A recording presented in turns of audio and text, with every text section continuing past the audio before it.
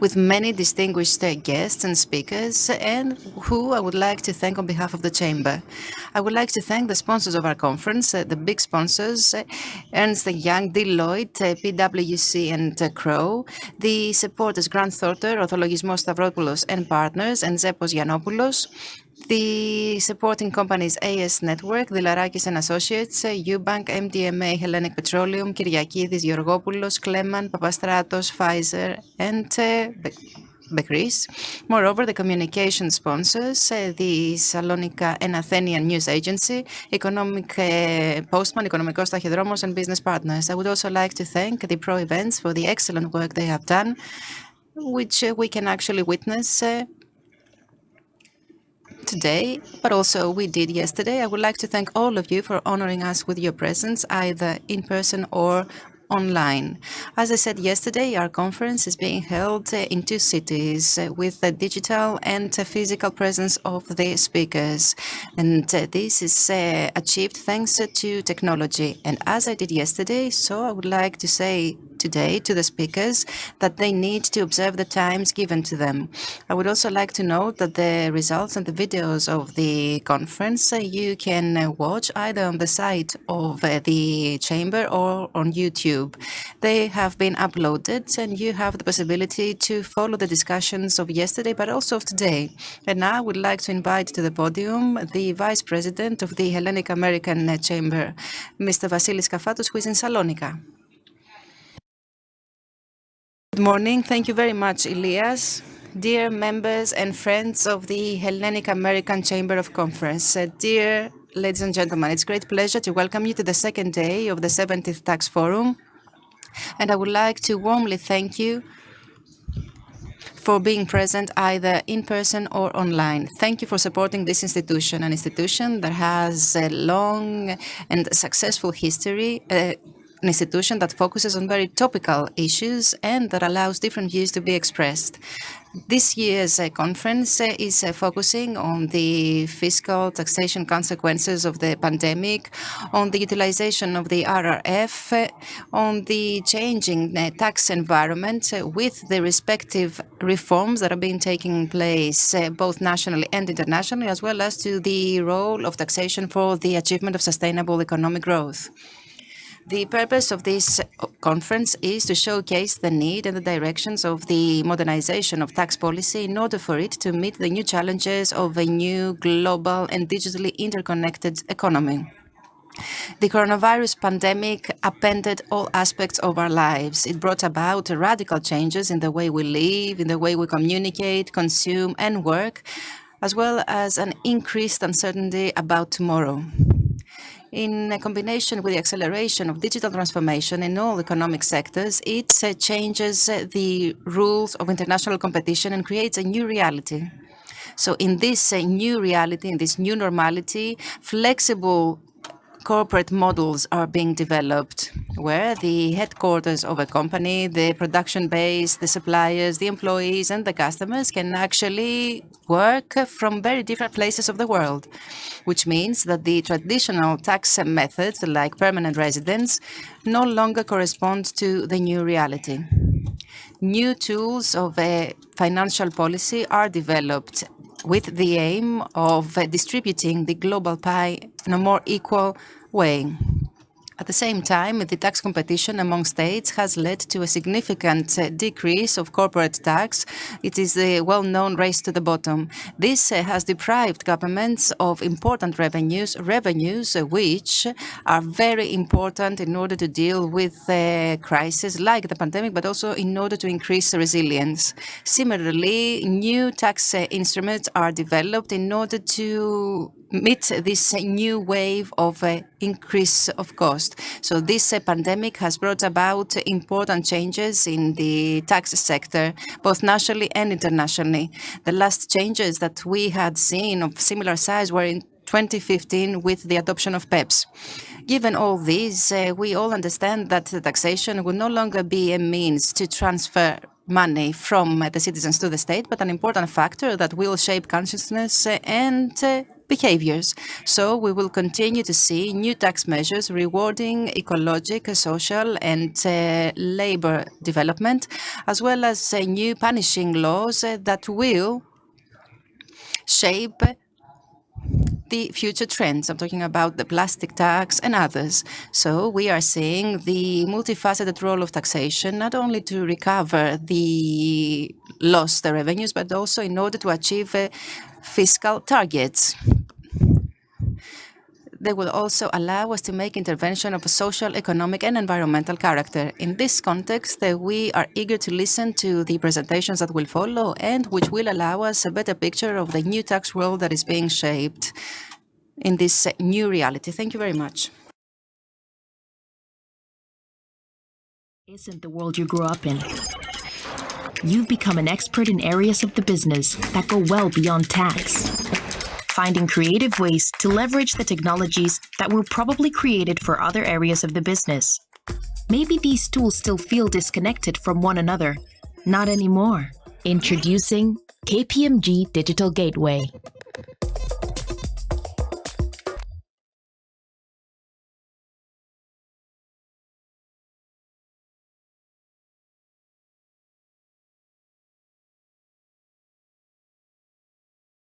My name is Dimitris Iliadis, a partner of KPMG and heading the Thessaloniki office. I'm greatly honored, and it is a great joy for me to moderate the first panel of this day with a view on the subject of the perspective of Northern Greece and the companies up there, in continuation of the approval by the European Commission of the National Plan, Recovery and Resilience Plan. I welcome, therefore, the two distinguished speakers and representatives of the local business community, Mr. Aristidis Zervas, who is Group CFO of Kleeman Group, Hellas, and leader in the field of lifts with important presence, and Mr. Eftimis Kostadopoulos, General Manager of Akritas SA, one of the most important companies of the domestic wood industry. So I will address the same 4 questions to both discussants, and I would warmly ask you not to exceed 4 minutes per answer, so as to be able to observe the half an hour allocated to us. So I start with the first question from Mr. Kostadopoulos. Let me start with the first question. Do you consider that the Recovery and Resilience Plan, as proposed by Greece and approved by the European Commission, responds to the current social and economic situation of Greece? Good morning. First of all, allow me to thank for the honor bestowed to me to be amongst this panel in this forum. To be honest, 2 years ago, we were again with Aristidis in the very same forum, but the whole venue was open. Unfortunately, due to the pandemic, we cannot have this physical presence. I believe that I can express certain views which more or less will cover the other friends of the co-combatants, the combatants in entrepreneurship. I consider that, yes, it is towards the right direction, this specific recovery plan, because it lays the foundations to correct whatever was wrong in many sectors. We know that the Greek economy has many structural problems having to do with infrastructure, justice, the operation of public administration, the tax regime, education. Therefore, all these are extremely important for the day after. This framework, this new framework coming along, will help those structural problems, and along with investment incentives and financial instruments, will give a great boost to the Greek economy over the next years, starting immediately. Thank you. Thank you. Same question addressed to Aristidis Zervas. Good morning, Dimitris. Good morning to all of you attending us. Thank you for inviting me to be here today. Now, recovery fund and whatever is embraced in that, it's an excellent initiative, an excellent plan. It was very much needed following the pandemic, so as to help the country boost it to go take one step beyond. But because because the enemy of good is the better, I would like to underscore certain things that could also be integrated. I think, first of all, that big companies, which, as it has been said, and I agree with that, are those that are more productive, more competitive, more efficient, and can be competitive in an international environment. And through the plan, there is an incentive for companies to grow even more. Those that are already big, they do not take a fair share from this plan. In other words, they could definitely get lower interest loans for their investments, but that's all. Subsidies, therefore, money gratis is minimal. Of course, it's very nice to have it allocated to green energy, IT, important things. But if we had something more for big companies, they would invest more because they will have the possibility, and therefore they would become even more competitive. And that will entail more jobs, which are very much needed, and more tax revenues because they would be more profitable. Thank you for the answer. Now let us proceed to the second question, starting the other way around, starting by you, Mr. Zervas. Could you please tell me how you assess the changes proposed by the Recovery and Resilience Plan vis-à-vis the tax reform? And I would also like a comment on the reduction of the tax bracket, of the tax ratio. Well, taxation, of course, is a long history in Greece for many years. Now we're definitely in the right direction with a lower tax rate. Why? Because we are in a neighborhood surrounded by countries with far lower tax rate. Bulgaria has a flat tax, 10%. It may eventually rise to 15% if this global agreement comes into effect. We are 22, which will come in 20. It's okay. But the neighbor is at 10%. It's only half an hour drive from the border. So we must be competitive in our neighborhood. We are not Germany with a big infrastructures and a big domestic market that doesn't care about taxation. It was also proven in the past that any time governments tried to increase the tax rate so as to increase tax revenues, they never attained that because the tax base shrinks. Therefore, when reducing the tax rate, we will have a broader tax basis. Companies will be able to invest, be more competitive, especially the big ones, which actually have to be absolutely transparent. We pay all the contributions, all our taxes, dues. Everything is in the light. Everything is clear. Finally, we would be interested on what the real tax rate is, the effective tax rate, so forth, which means that there are not many tax exemptions. We also have auditors that press us. So when we are under audit, in the past that was more potent but still valid, the specific budget that the auditor has that wants how much he will collect from the company. And he is always pressing for more from non-existent data. And I believe this creates a bad example. We should be frank, especially with the big companies, which we are not, of course, the devil. Big companies are not the devil. They pay higher contributions. Such a tactic doesn't help much. The ministry should view things and the service of revenues. There should be frankness from all sides. Thank you. Same question addressed to Mr. Kostadopoulos.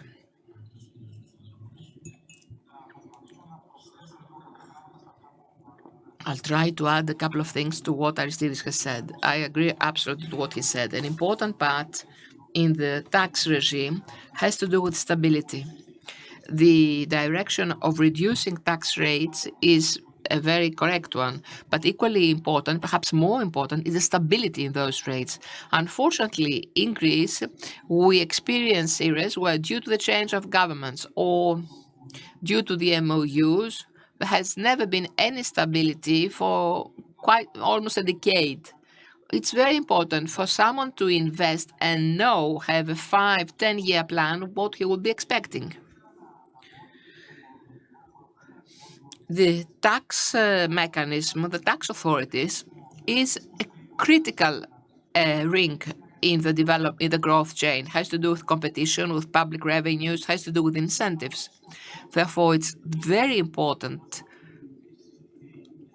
and I suppose has already been discussed and will be discussed in this forum, that technology can offer excellent perspectives, both with regard to the organization of tax administration, but also to become more client-centered, citizen-centered, if you like, and to improve the auditing mechanisms. This is important crossroads to exploit technology to the right direction. Thank you. And now we proceed to the third question. Starting with Mr. Konstantopoulos again. You see, I'll do it in alternation.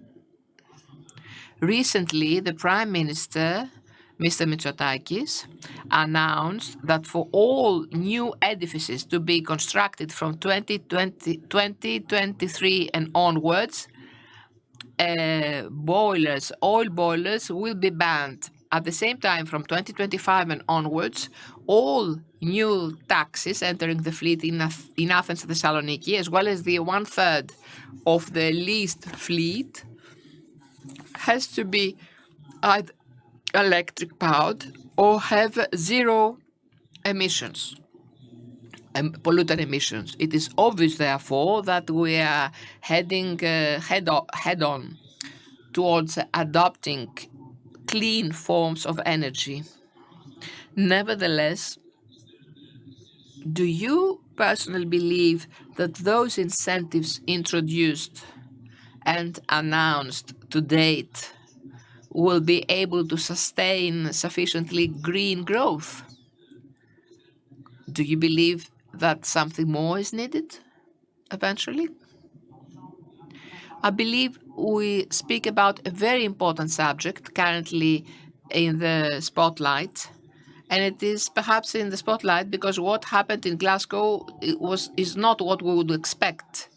The issue of climate change is a priority that should have been handled years ago because it regards our survival. Things are that simple. I consider that the RRF and the goal set are towards the right direction, but unfortunately it's something that cannot be limited in the Greek boundaries. In order for the appropriate implementation of a plan and have a successful completion, we must have examined all parameters. Technology must be there. Necessary investments must be effected quickly and directly. As I know, there's a huge investment gap to attain those goals, while technology is still up to the point. So all that leads to be faced with energy crisis, as we saw during the pandemic. It is important not to lose the citizen, the consumers, the companies in this struggle. If this whole cost comes to burden the citizen, I'm afraid that soon we'll have reactions on the real ultimate goal having to do with the climate change and dealing with phenomena such as this. So it's very important to see this globally and have a feasible plan with the participation, wholehearted participation of all stakeholders, all involved parties, citizens included, of course. Thank you. Mr. Zervas, could you please give us your view on what additional perhaps would be needed? Gladly. I believe that this plan is indeed needed, is very important, and it is well elaborated. Now, how it will be implemented and whether those measures suffice, either by the government or whether the citizens can stand them, I don't know, it's too soon to tell. As time goes by, I believe that all those technologies will become cheaper, and therefore natural gas boilers will be cheaper, and electric cars as well. I don't know what the incentives will be offered or what kind of subsidies, in order not to blame governments and be the seeker side, we should not reach the reverse. Ask for heavy subsidies that the government, no matter what government, Greek or other, cannot pay. So we must find the golden rule so as to move towards that direction and the society to be able to uphold it, and the government as well, and the finances, that is, of a country. Thank you. Now let us move forward to the fourth question. Again, we start now with Mr. Zervas, who was the last to address the third question. So, fourth and last, do you consider that the incentives announced, already discussed, in combination, combined with the transition of companies to the digital era, will substantially contribute to the enhancement of FDI in our country? Or actually both domestic investments or foreign investments? Well, definitely, yes. I believe that these incentives will be facilitating that growth. Especially the issue of digitization is extremely important. If any company does not follow this path, is doomed. We must forget how things used to be in the past, the tools we used to have and the way we used to work. We must keep up pace. We must invest heavily in digitization, perhaps leaving other things behind, because this is the future. Digitization will make companies more competitive, stronger, and resilient to the various crises. So I believe that each company, regardless of size, must exploit those incentives offered so as to proceed to the day after. Thank you. Mr. Kostadopoulos, would you like to give us your view on this question? I consider it given that it will greatly help. What we must see is how we will be able to exploit the current conditions, which are perhaps unique over the last years. What do I mean by that? There is the Recovery Fund, there's the Development Law, there's the new NFSR. We must see how we can fully exploit and in combination of that, so as not to waste a dime. It is a golden opportunity to make a thrust ahead, solving problems pestered in Greek economy for years and deal with the new conditions of competition, global competition.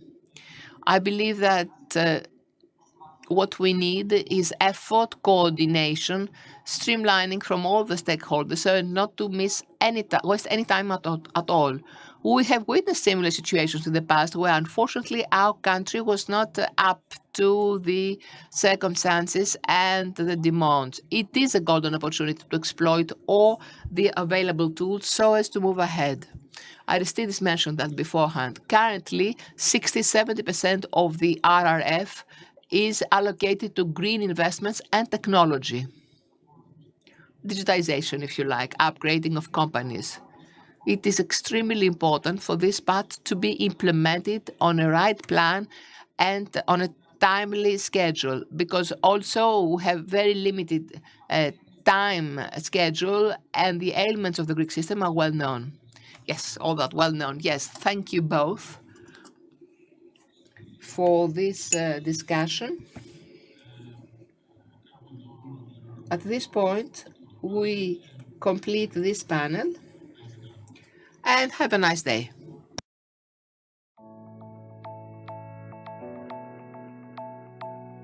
For tax leaders, risk often lurks in what's overlooked, and the sheer volume of data and pace of change can undermine confidence. But what if you could amplify your own insights?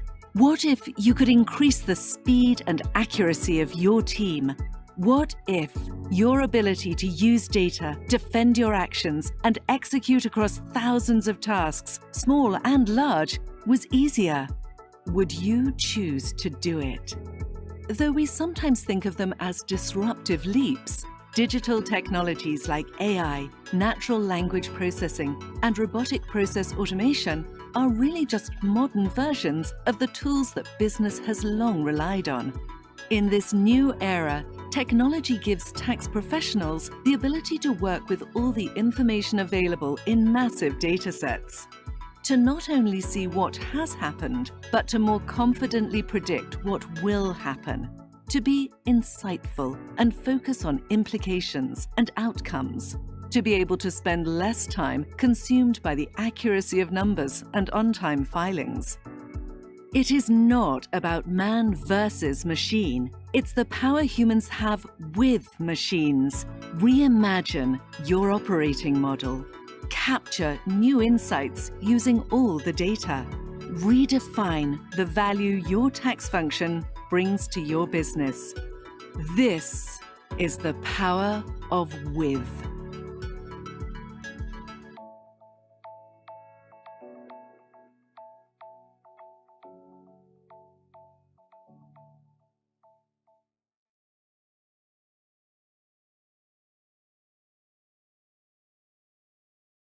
I would like to welcome the friends who are watching us from this room, but also online. I would like to thank the Hellenic American Chamber of Commerce for giving us the opportunity to discuss about the developments in the international tax environment and how these developments are expected to impact the economic activity in the country. And of course, could we have a more competent person to hold this discussion than Ms. Athina Kaliva, who has experience in Brussels. He has taken part in the permanent delegations, both in Greece and Cyprus, and she has also served in the European Commission. So let us all welcome the Secretary General for Tax Policy and Public Property, Ms. Athina Kaliva. Welcome, Ms. Kaliva. Thank you very much. It is an honor to be here today, and I would like to thank the organizers for the invitation and for giving us the opportunity to exchange views on all these developments that are taking place internationally and which, of course, have an impact on our country. It is our pleasure. Now, before we proceed to the discussion of the topics, I would like to ask you, you are heads of a newly established body of the Ministry of Finance. Why has this been this reorganization, and which are the basic competences of the General Secretariat for Tax Policy and Public Property? Thank you very much for the question. Indeed, the body which I'm heading is newly established. Two secretariats have merged. The one pre-existed, I'm talking about the Secretariat for Public Property, and the second one is the newly established that was decided in the context of the effective state. Now, why was this necessary?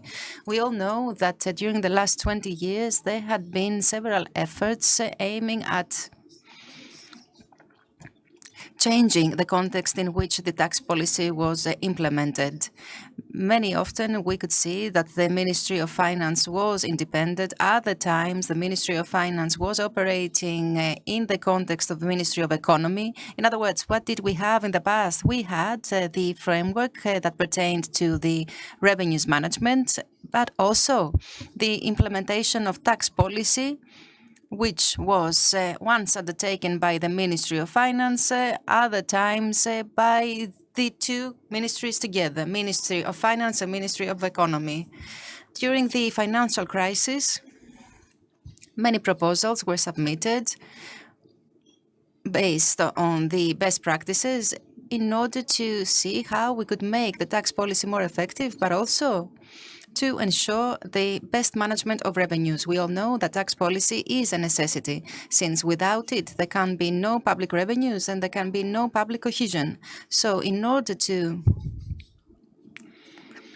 implement successful tax policy and have an effective management of public revenues, we propose the development of the independent authority, which will be competent for the management of revenues and for the implementation of tax policy.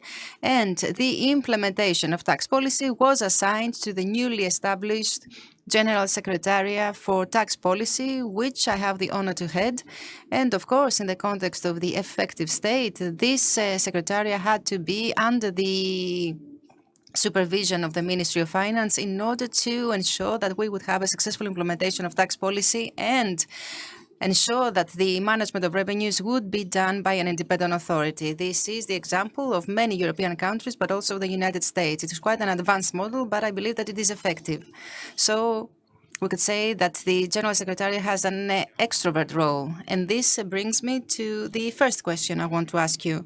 The question pertains to the agreement of the 6th of October in the context of the OECD. There was this important agreement regarding the development of a new tax framework for multinational companies, given that predictability is one of the most important factors to attract investments.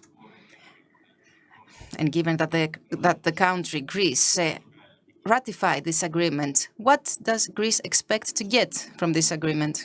Thank you very much for the question. Indeed, the agreement was indeed very important. We should not forget that the rules on the corporate tax, the basic rules, were established in the 1920s. Of course, some have been modernized, but their main structure dates back to the 20s. And some of the previous speakers talked about the permanent residence principle, which was the totem. You had a permanent residence. All the profits were connected to the permanent residence without any provision for the development of business models, digitalization that is very dynamic now. So there was this necessity to update the rules. We all know that the United States never agreed to such a change of the global system. In 2016, very slowly it started adopting the PEPs. This was the major step that was made. And then after the change of government in the United States, we had the successful opportunity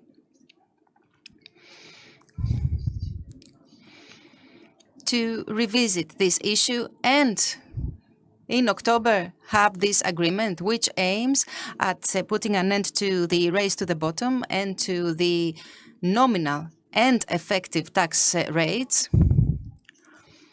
It aims at developing a fair global system, and the principles of this system will be based on transparency and justice. Of course, one could ask why didn't the European Union proceed more dynamically? A union that has 27 members, a union that could impose on European level a similar agreement. The European Union actually made some steps. It drafted similar directives with regard to the definition of permanent residence, taking into account the digital development and all the other legislative frameworks that would be valid at European level. However, and very wisely so, taking into account the competition that would emerge for the European businesses, it supported this agreement at the level of OECD, and this is why we are here today with this agreement. Allow me to say that this agreement has two pillars. The only thing is that it's complicated in terms of implementation. The first pillar refers to the allocation of tax rights, and the second to the minimum tax rate. The first pillar, of course, always has as a base the profitability criterion. It refers to multinationals that have over $20 billion turnover, whereas the second pillar refers only to the turnover without taking into account the profitability, which is included in the first pillar. The agreement on minimum tax rate is 15%, which is, of course, the result of a compromise. And we should also keep in mind that 137 countries have ratified this agreement. So you understand the importance of this agreement for international competition. I said that it is simple in theory, simple in understanding, but rather complicated in implementing. Of course, there will be some technical groups that will be responsible for the implementation. Now, some initial researches that have been conducted by the International Observatory have shown that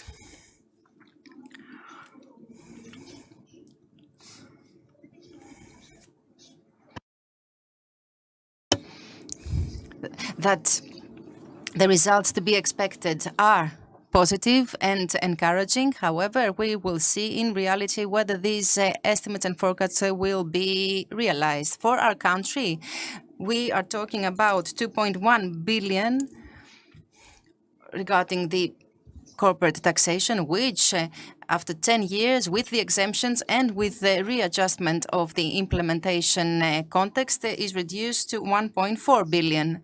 However, at the moment, it is not important to focus only on the size of the benefit, because everything will depend on the implementation. What is important is that at political level, we do have this agreement and that the trend is positive. For me, it's very important the fact that Greece is in the table of global discussions. And this is a new development, we could say, a development of the recent years. And those of us who are active in the country need to make the most of it. Now I would like to talk about a different issue that shows this change of mentality of public administration. The country, in a rather unstable global environment, makes leaps in terms of economic growth. On the other hand, the deficits of competitiveness and investments continue to be a problem. Of course, there have been some positive developments, but the problem remains. In this environment, the Ministry of Finance made some announcements 2 weeks ago about tax incentives aiming at attracting investors and human resources in the country. Do you believe that Greece can become a taxation residence for groups of people like the digital nomads? Of course. And we didn't announce our intention to introduce tax incentives. We have introduced them in practice. We followed a holistic approach. We had seen that the tax rates in the European Union didn't have large margins of change. So that is why we proceeded to the taxation of physical persons. And since I have experience in the public administration and I know how difficult it is for someone to become tax resident of Greece, or even to change tax residence, I know that these new developments are in the right direction. Now, enjoying the trust of the Greek state, and I would like to thank the leadership of the Ministry of Finance for showing me this trust, I would prefer to have a different approach. I have always believed, since I have studied all the national reform programs, that in order for a reform to be successful, you need to have ownership of it, to have the time to implement it, and a body responsible for its implementation. Taking into account all the taxation policies that I had examined, I wanted to focus on those that would increase the GDP. In other words, policies that would impact the growth rate of GDP through employment and investment. So, touching upon these two, introducing these two incentives, we have reached an income tax for investors. We introduced for the very first time the non-dom for investors. Anyone who invests over 500,000 euros in a 3 years' time can change the tax residence. And of course, for all revenues coming from abroad, he can pay 100,000 euros and be done. And it was a great pleasure to hear yesterday that many people perceive this reform as unprecedented, but at the same time, others say that these reforms are addressed to high net worth individuals. The amount that was determined, the threshold that we have set, was done in purpose because we have a more extrovert, if you like, approach. We are not limited in our microcosm. Now, with regard to silver economy, we made the most of it and we introduced the beneficial tax regime. I don't like the word regime, but still I need to use it, where with a tax rate of 7%, we invite residents of abroad to change their tax residence. The third is the reply we give to brain drain. The third incentive, the 5C, is referring to the brain drain, where we're going to have beneficial treatment of the 50% of the taxable income of those who want to come back to Greece. And again, the response has been more than positive. During the first year of implementation, we have received over 1,000 applications. So you understand how warmly they have welcomed this incentive. And the framework is flexible for the digital nomads that you mentioned. Of course, many people say that being digital means that they don't have the obligation to pay. This is not true. You need to have a tax residence somewhere. And moreover, some time ago, we established the special purpose companies, the so-called family offices. The well-known family offices, and I'm using the description well-known because a lot of discussion has been held on these. So we are soon to complete the secondary legislation with regard to family offices. In order for you to understand, we established new rules for the taxation of family offices on the basis of the expenses. They need to make 1 million expenses in order to be able to be called family offices. So you understand how much income we can have in Greece from family offices, which until recently were operating in tax havens. Now, all these regimes and all the incentives given were given with full transparency, with harmonious cooperation with other member states without damaging tax competition. All this, on the contrary, allowed Greece to have a place on the taxation map. This is the required, actually. And I'm sure that we will get very positive results. Now, let's talk about the European framework and the European directives that are under revision, starting with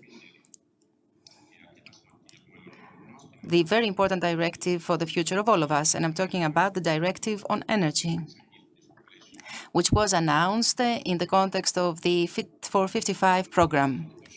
I would like to ask you, many people actually expressed hesitation with regard to these ambitious measures announced by the European Union. And many people talked about the deficit of competition among the European member states. Do you believe that this is a risk that is real? And how would you relate this to the works of the COP26 works that took place last year in Glasgow? You mentioned Fit for 55, which is actually the result of the Paris Agreement. It pertains to the Europe that we want to have in the future. What we want is for Europe to be environmentally neutral by 2030, which of course entails a cost.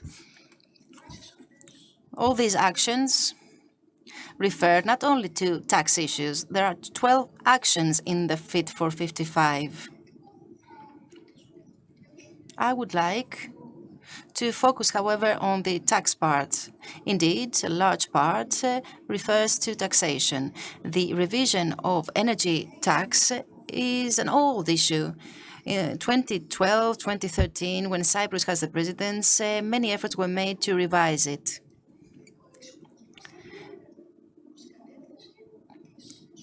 However, the modernization wasn't achieved.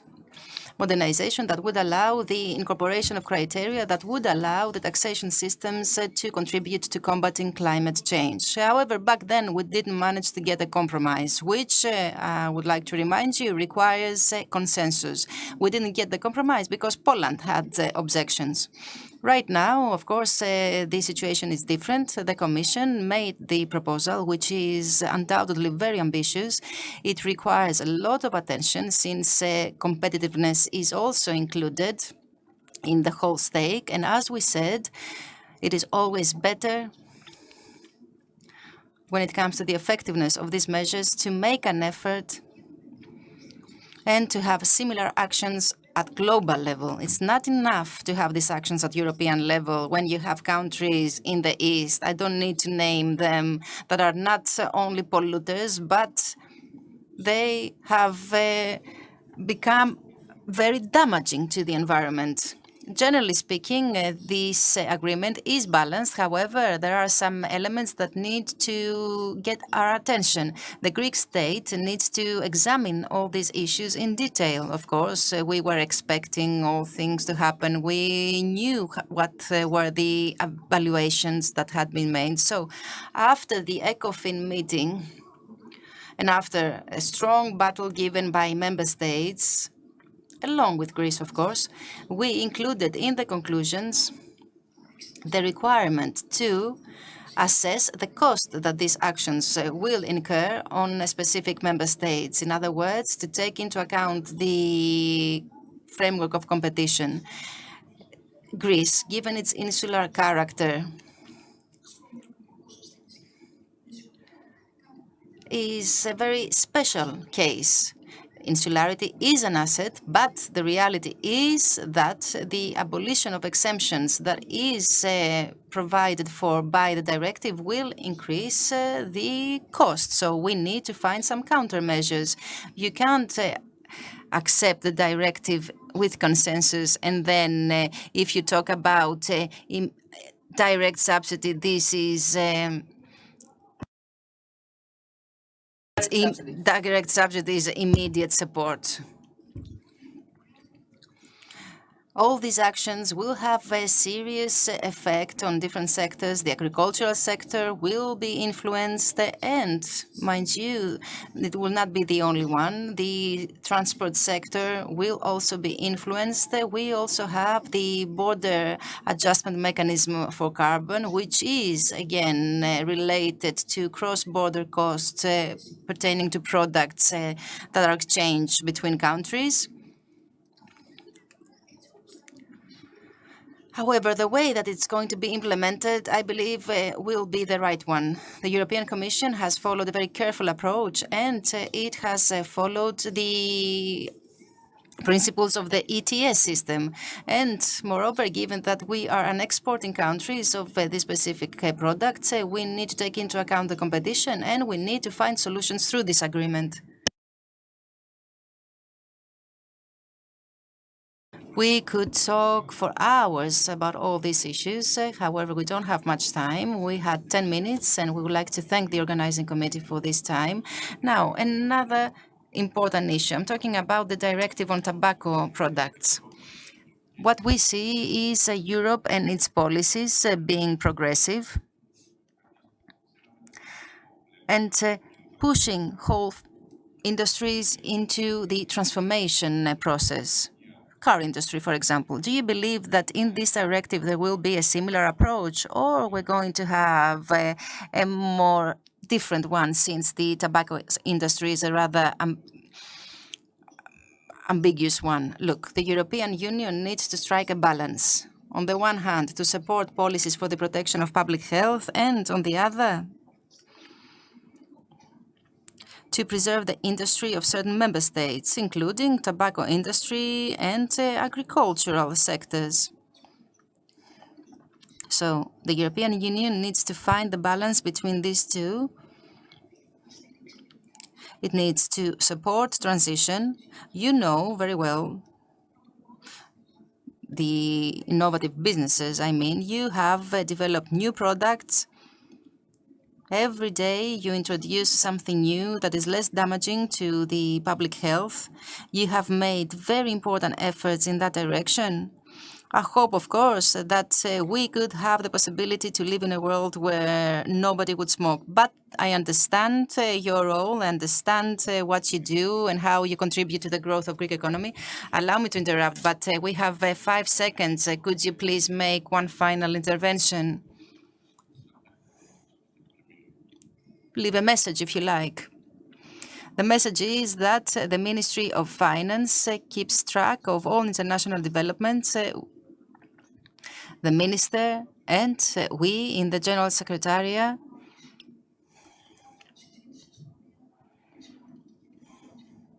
constantly keep track of the developments and constantly take part in discussions that pertain to all these issues. And we do that not just to take part in the discussion, but in order to protect the Greek interests and the economy of our country.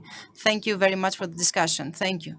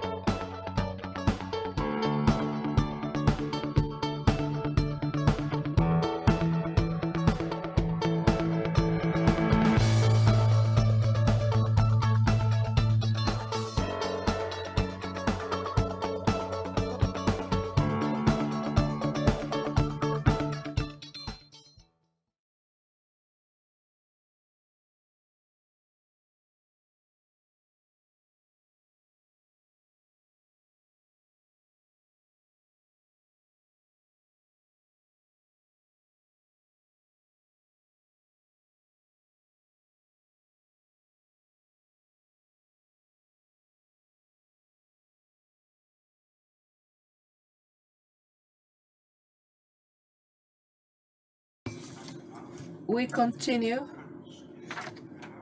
with the current EU business tax environment. Is it fit for purpose? And we have the joy to have with us Madam Katerina Savaidou, who holds the seat of Jean Monnet, the chair of Jean Monnet in the EU Tax Policy Administration. Good morning. I'm glad to be again together.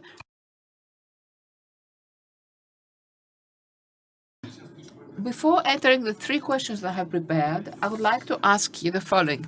Due to the fact that you hold the Jean Monnet chair, you have definitely a better idea of the evolution of tax issues in the European Union. How do you view this evolution?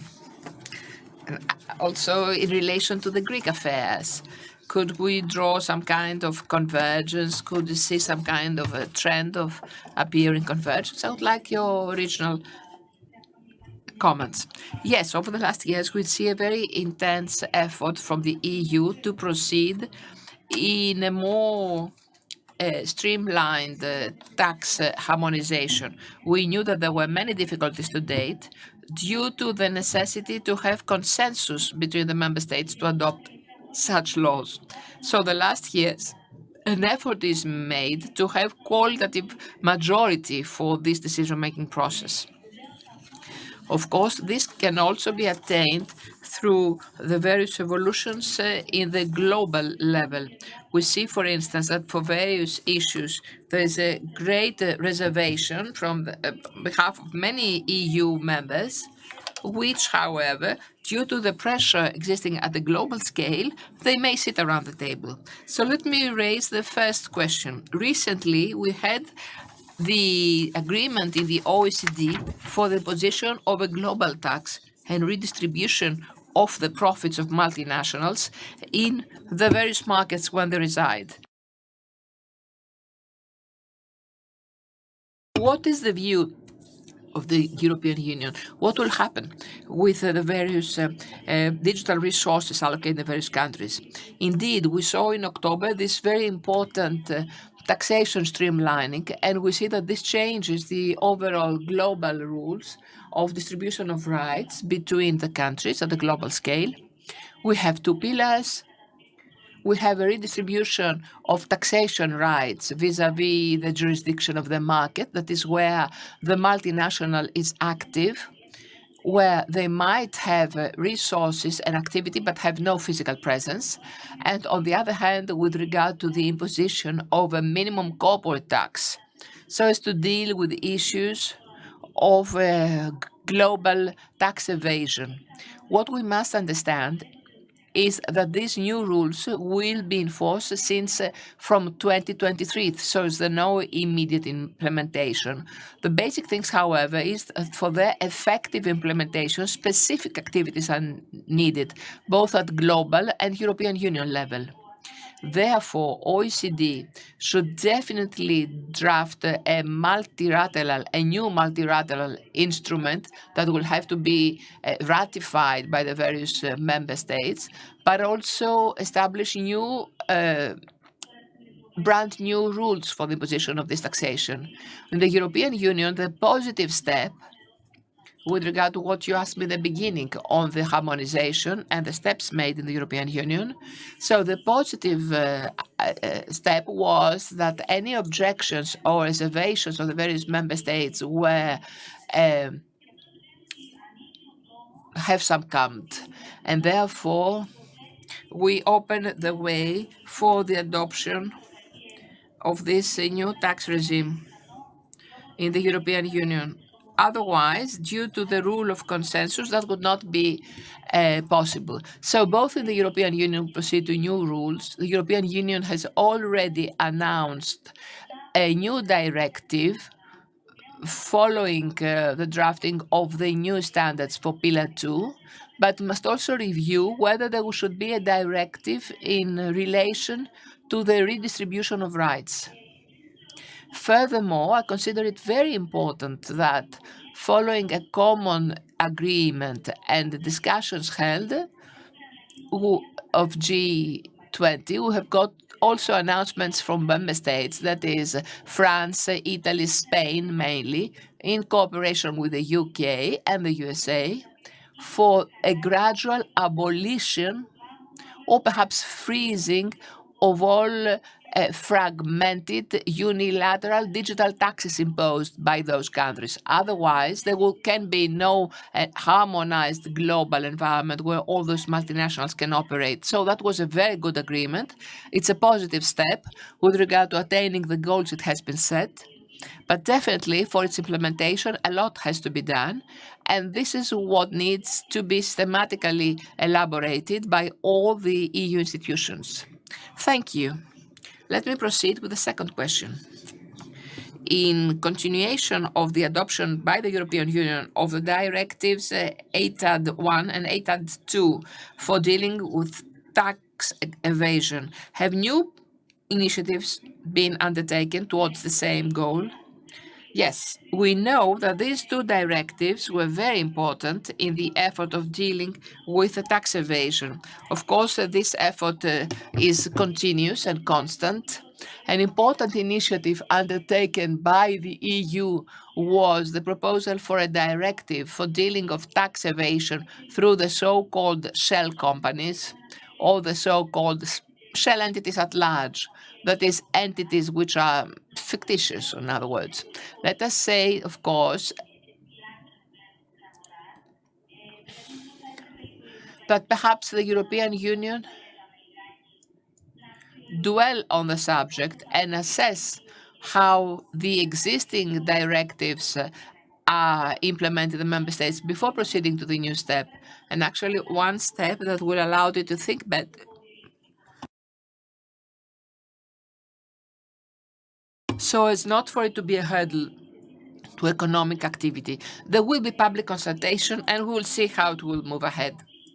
An equal important issue is the updating of the list of the non-compliant countries. We saw that the last updating took place by the European Council with the addition and deduction of a lot of countries, but even at this level we've got reactions, especially from the side of the European Parliament, following the leak of the Pandora Papers, a new tax scandal, if you like. And therefore, this is the whole discussion on the real notion of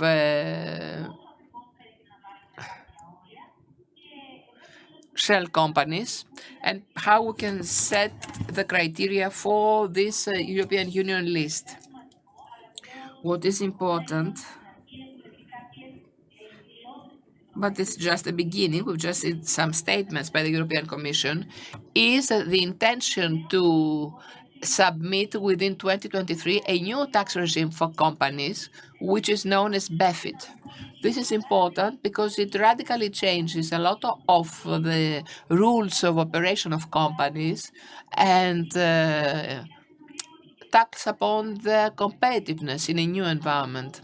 But of course, it also helps in dealing with any aggressive practices, takeover practices, or the effort to reduce tax burden. Anyway, to cut a long story short, it is important that in the program of European Commission for 2022, dealing and facing the issue of tax evasion is at the center, both what we said on the agreement beforehand, the new global tax reform and the necessity for the existence of a new directive, but I also see other thoughts, such as the publication of a new directive and announcement of the effective tax rates in the European Union, which of course will be connected to Pillar 2. So tax evasion still is at the center of commitments and the political agenda of the European Union, but rests to be seen how the implementation will be affected in the member states.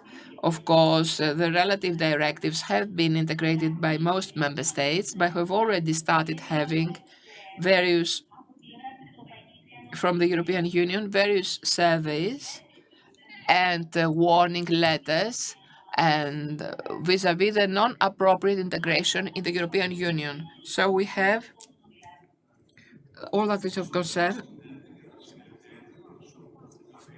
in the next year. So let's move to the third question. Would you expect that this new directive would start from the USA, from the Biden administration, Madam Yellen? How come the European Union didn't make the first step? We were surprised, positively surprised. That's why I mentioned beforehand. In the joint announcement of the European Union countries, the UK and the USA, we see there the necessity identified to proceed in the abolition of the unilateral digital taxes, which will indeed lead to the effective implementation of the agreement. Third and last question. We saw some days ago in Glasgow the summit of the UN on climate change, the COP26, which aimed at discussing policy proposals on the climate. What was the reaction of the European Union in this effort, and what specific activities have already been affected or will be affected for the implementation of the European Green Deal? Yes, indeed, we have all followed this meeting, and we saw the various countries participating in the COP26 in Glasgow. A lot of interesting things were heard, perhaps a little bit a slight step back. Anyway, there was a commitment, that's crystal clear, for the need of dealing with the climate change that has such a dire impact on both economic and social life. Now, as far as the European Union is concerned, first of all, we saw that in the framework of that summit, the president of the European Commission announced the intention that we had also learned before in relation to the new trans-border mechanism of the adjustment of CO2 emissions.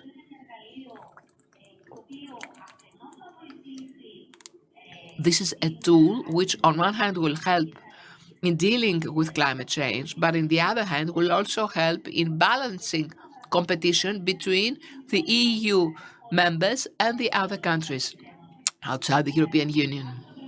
I heard beforehand in the discussion held with Athina Kaliva, and I had the concern to what extent those measures and the need of the European Union to become a neutral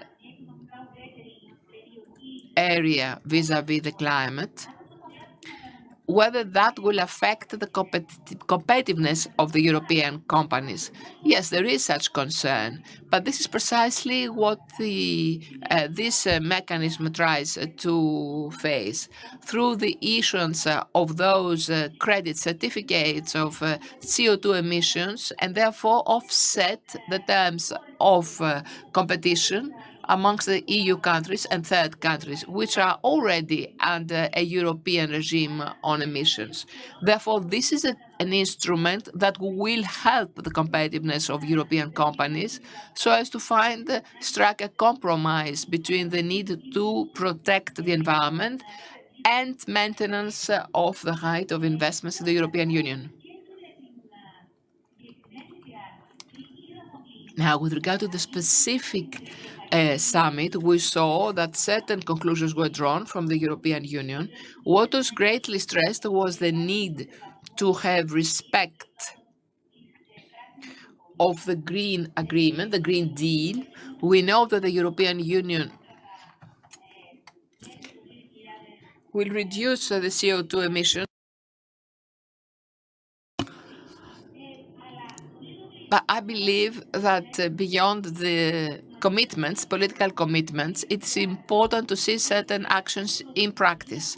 And for the time being, what the European Union mentions is they will try to put all climate policies and all those related, therefore, with tax policy, both in the branch of its macroeconomic policy and its fiscal policies.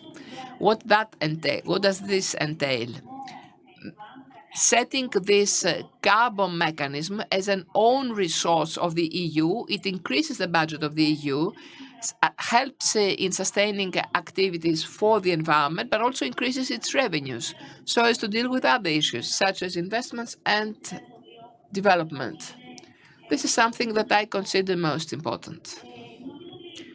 I believe that the other subjects have already been tackled upon. Quite important is the proposal for the review of the directive on the energy. We know that, generally speaking, both the change of the tax rates is envisaged, as well as the tax base, so as to attain the goals related with energy and climate change. So we definitely have seen good intentions in the European Union, but of course it has to be seen what will be the final result and how all this will eventually contribute in attaining the goal of dealing with environmental protection.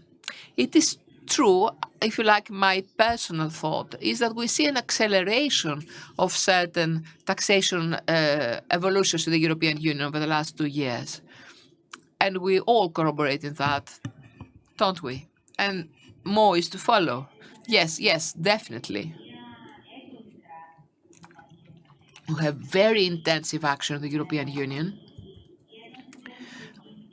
The union was not created neither as a fiscal union nor as a tax union. It was purely economic and monetary union. We know that the harmonization process has been extremely difficult.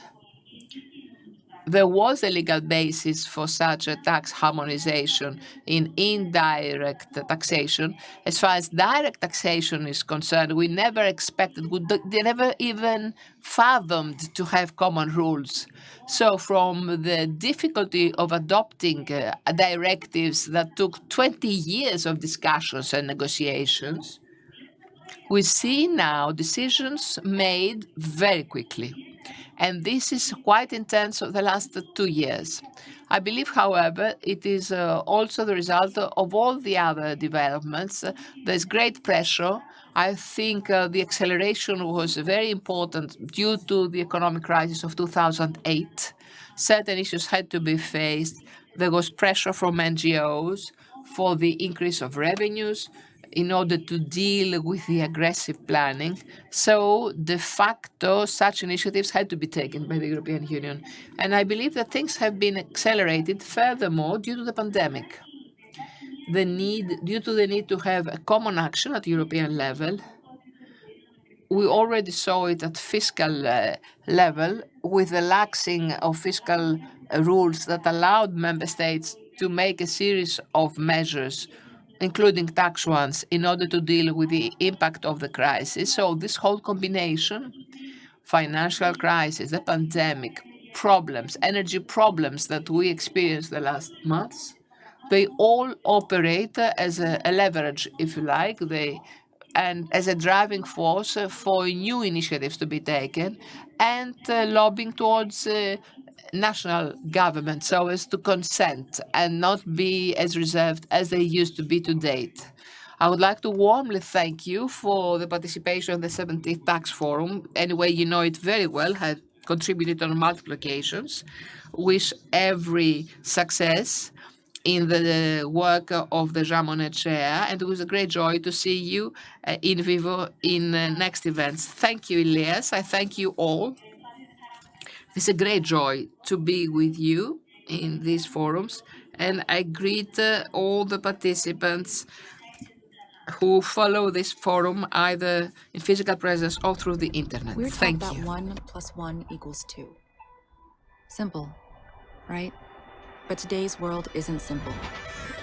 So what happens if we look at it from a new angle? Could we make something greater? If we bring together human ingenuity, passion, and experience with the latest technology, we start to make something more. Something we can see in people's lives and feel in the world around them. Building trust for today and tomorrow. And that's the thing. We all know the math, but we need a new way to put it together. which means we don't just find answers, we never stop looking for them. A passionate community of solvers, creating new solutions for a new day. That's the new equation.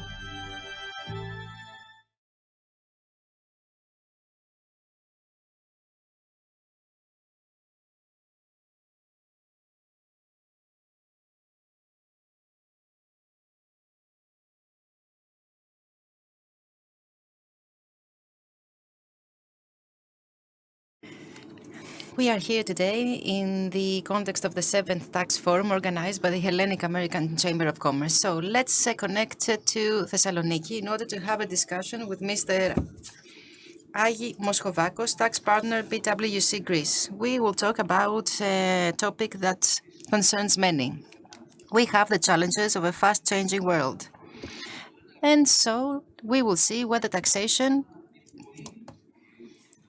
can facilitate businesses and their activities or whether it will be an obstacle. Good morning, Mr. Moschovakos. Good morning from Athens.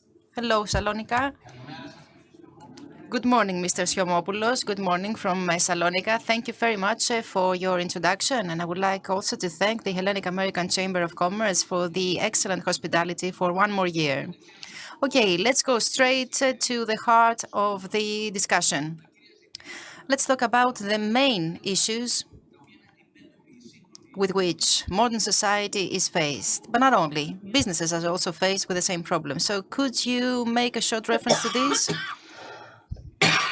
In PwC, since 2013, we have started research which actually led to the publication of a book entitled 10 Years to Midnight by Blair Shepard, who is the head of strategy of our network, who identified 5 main problems, as you described, Mr. Skiomopoulos. And he named them ADAPT. So ADAPT stands for A, to asymmetry, that is the unequal distribution of wealth, which basically creates a pyramid with a very large base amounting to 89% of adults who don't have wealth over $100,000, whereas a percentage of 1%, that is, of the global population, holds 45.8% of the global wealth. And these are data of recent research conducted by Credit Suisse, which is an acclaimed organization. Moreover, the IMF, with regard to asymmetry always, gives another concerning estimate, and that is that the debt of the middle class is approximately 60 to 70% of GDP, even in very developed economies. Now, what does this mean? It means that prosperity is based to a certain extent on loans, with all the consequences that this may entail in the context of a recession or of a global crisis. Now, D stands for disruption. And it describes the disruption of balance that will be the result of the entrance, the fast entrance of technology in the different sectors and climate change.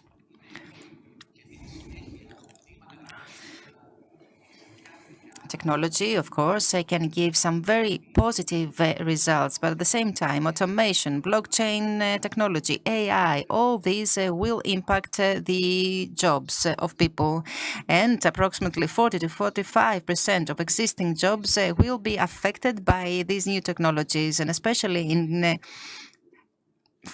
this is true for populations with a low or average education level, which in turn will have very negative consequences, even job loss. At the same time, climate change.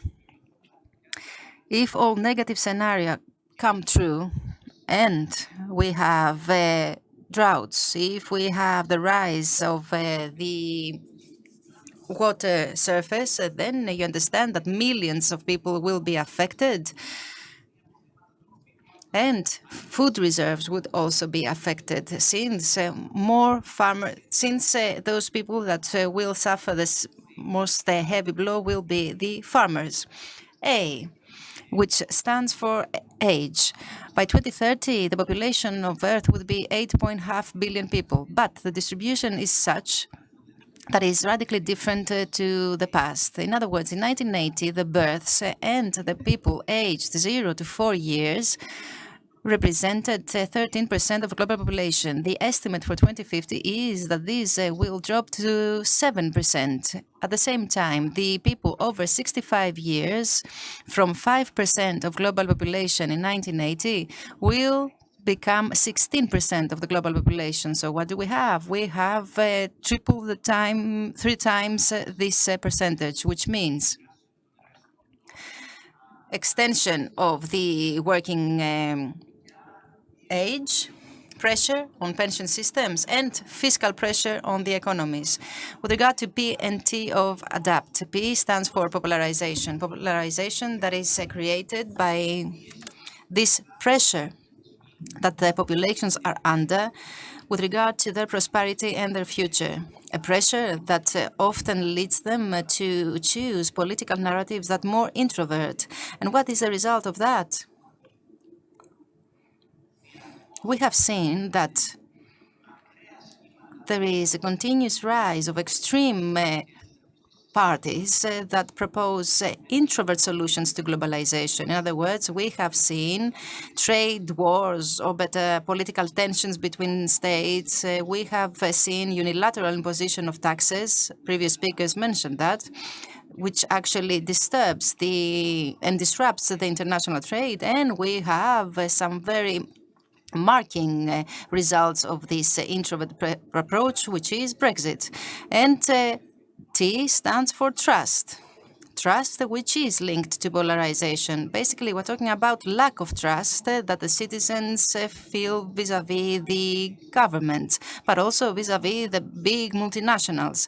And although we could use technology in order to establish a dialogue with the citizens, and even more so a customized dialogue, we see now technology having some negative results.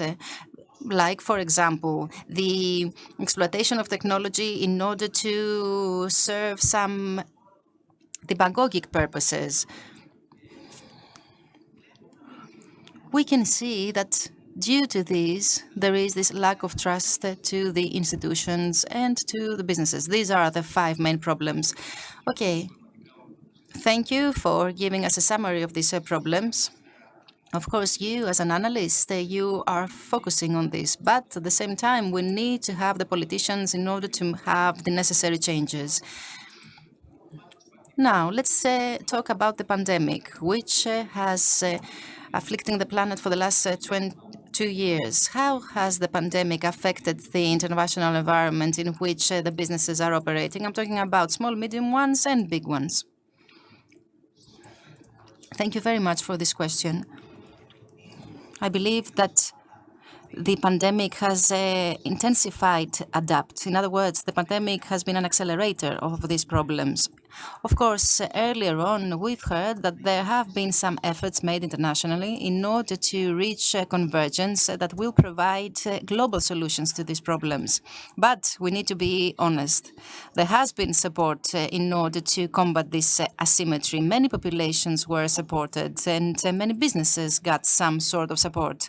We had the lack of being a member of the European Union, which quickly realized the importance of having targeted solutions and thus established the Recovery Fund. This was not the case in other parts of the world. Now, with regard to the disruption of the environment continues to be a main priority and creates lots of uncertainty. Of course, we had the Glasgow summit, but you know even better than I do that the conclusions of the summit were rather mixed. And based on the results of research conducted by Net Zero Economy Index of PwC, what we need is 8-time reduction of CO2 emission in order to become environmental neutral and in order to prevent the warming of the planet now. We also need to acknowledge that when there is a recession, there is a serious impact on demographics, but also on pension systems. This is true for all economies, being developing or developed. Moreover, when it comes to disruption, allow me to say very briefly that There has been huge disruption in the global supply chain. The United Nations, the IMF have repeatedly talked about this disruption, which is related to the increase of transport costs. Why? Because many industries had to close down, unemployment rose. This, of course, had an impact on the cost of the goods, which led to inflationary trends.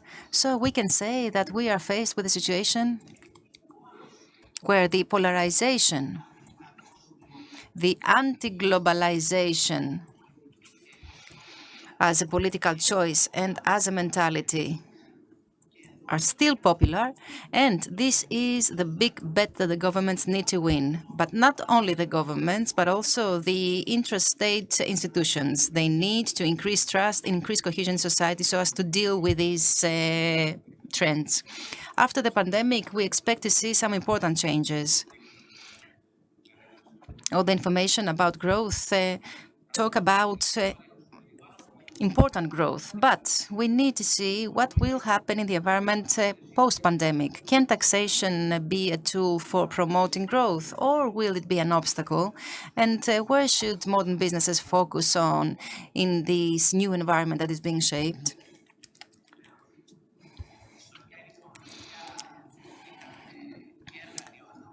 Taxation has always been a growth tool, but at the same time, an obstacle.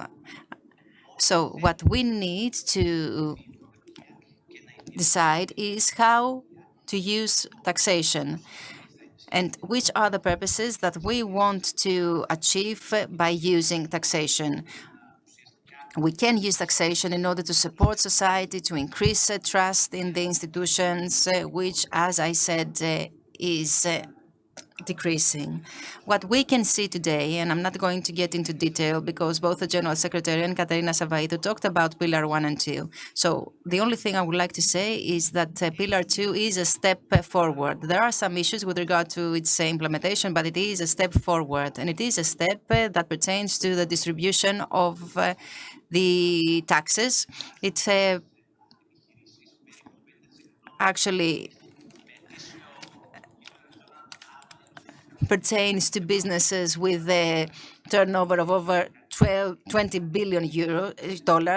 So basically, we're talking American enterprises and other enterprises that are operating in China or in the G7 countries. So all the member states will get some benefits because the market jurisdiction basically means that as long as there are additional profits, this will be distributed to the countries where these businesses are selling, where they have a customer base, not permanent establishment, but where they sell their products. This is a step in the right direction.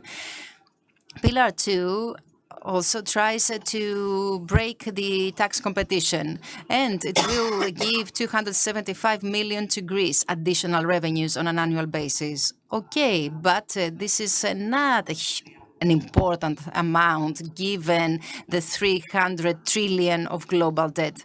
So if we follow the rationale of using this money in order to cover short-term gaps and deficits, then the whole effort will fail. So what needs to be done? We need to have a developmental approach to all this. In other words, we need to introduce measures that will strengthen growth, that will give a boost to the economy. And what we can see in our country, and this is with regard to what businesses can do, is something in the right direction. Yesterday, for example, we talked about the law of corporate transformation that allows business to have access to cheaper financing.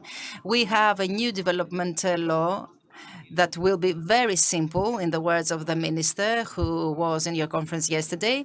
And of course, we have, for the very first time, a climate law. All of these measures are in the right direction: circular economy, green economy, but these need to be addressed to all.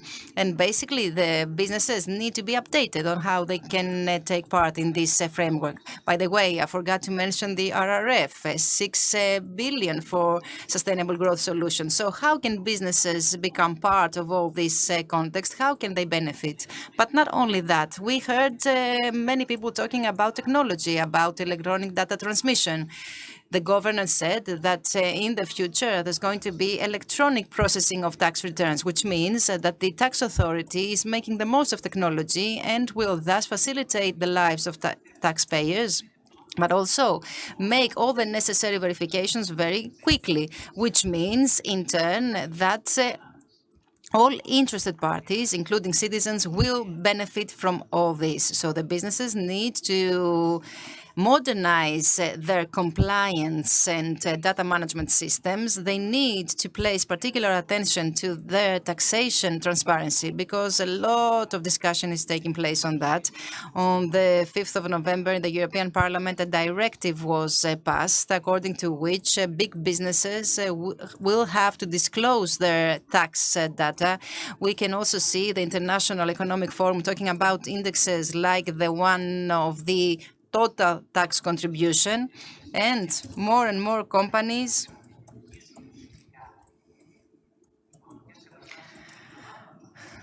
use these indexes in their tax returns. And they also submit some reports of tax transparency. Now, all of these mean that there has to be a reorganization, a restructuring of the accounting departments, of the taxation policies followed by the business, and of course that there is a need with regard to the transparency that is required in the tax returns, in their compliance, and of course something else that is very important: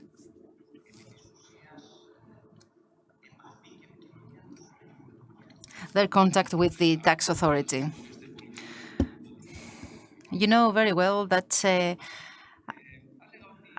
I know very well all these issues, and I can see that you are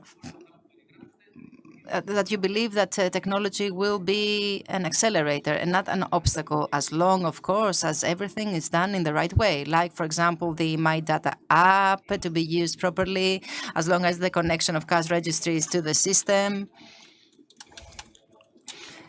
You didn't talk about the 15% tax rate, and that's why I would like to ask you this final question. What do you have to say about that? Many people talked about it earlier, but since you asked me, anything that reduces an unfair tax competition is in the right direction. And moreover, anything that creates additional revenue that is used in the right way in order to boost the economy is again welcome. So I understand that you would like to have this single tax rate eventually, just as all businesses would, because a drop from 22 to 15 would be very beneficial. Look, there are going to be winners and losers. Our country can use this global corporate tax in order to be in the side of the winners, because, of course, there are still countries with very low tax rates, but the difference between the different countries are becoming fewer and fewer. And if this is combined with a better organization of the public sector, then we can all expect some very positive results for the country. I believe that our country can benefit greatly. But we have a long way to go, okay? First of all, I would like to thank you. It was a great pleasure and honor to have you with us today. And indeed, in 15 minutes, you managed to describe a situation that all people should be aware of: politicians, businesses, citizens, because this is the only way to prevent some unfavorable scenario unfolding in the future. Thank you very much. Thank you, Mr. Siomopoulos. Thank you.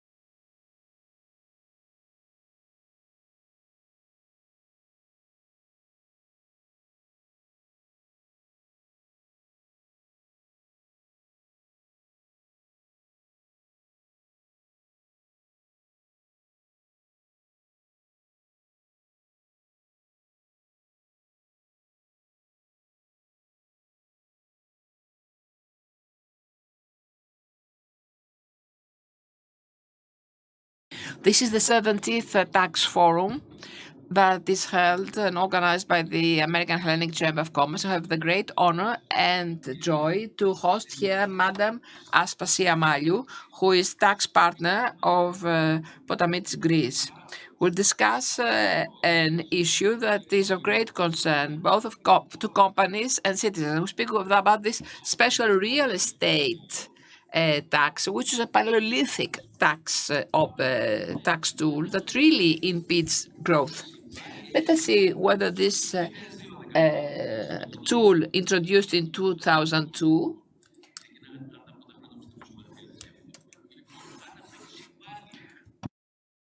whether this has contributed to the development. And here lies a problem. It should be changed in a way. Thank you, Mr. Schiamopoulos. And I thank the Chamber for the opportunity. This is a very good conjuncture to speak after the friend, Mr. Moskovakos, who presented the day after. Taxation as a tool for growth, not as a hurdle, to be taxation thriving in a very modern technological environment. So it's very apposite to say that this law is the past, not the future. In 2002, it's true, this taxation was introduced and it was radically reformed from 2010. And thus, we have a 15% tax on a real estate property of a company if the real shareholder does not come forward. What is interesting of this tax is that it does not serve the classical definition of tax. It has not been introduced so as to collect, to have tax revenues. This tax is a counter-incentive as it was introduced in the recital. It is a counter-incentive so as to limit the lack of transparency of the offshore companies. The fact that it is not a collection measure, it is proven by the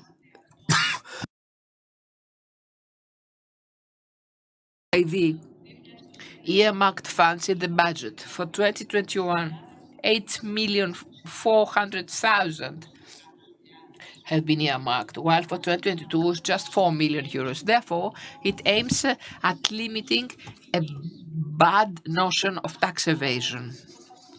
Let us try to elaborate on the matter. What is this tax evasion that this law tries to face? Of course, it's not tax evasion due to the business activity, because either the company has its headquarters there or if it has its plant or that, company profits are taxed here. It doesn't regard ENFIA because ENFIA follows the edifice, not the business activity. So we have the suspicion that this is an indirect tool for limiting tax evasion, where probably of an entity.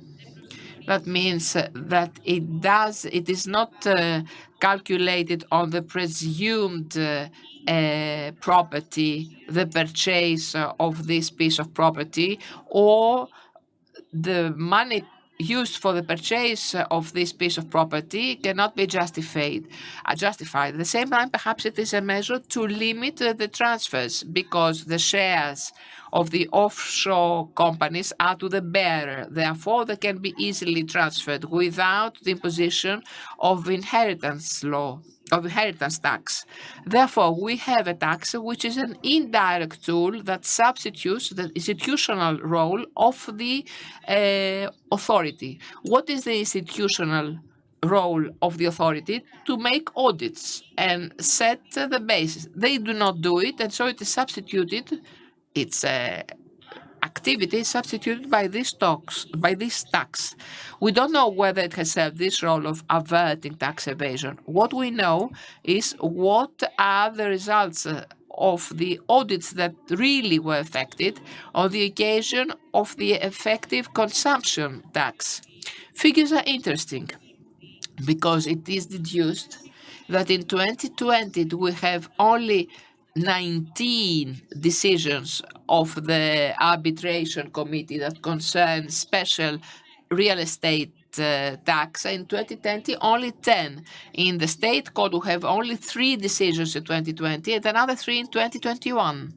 Nevertheless, out of the study of those cases of 20 years, what do we see? We see that the interpretation and implementation of this legislation is not limited to the extremities of non-transparent capital flows in offshore companies.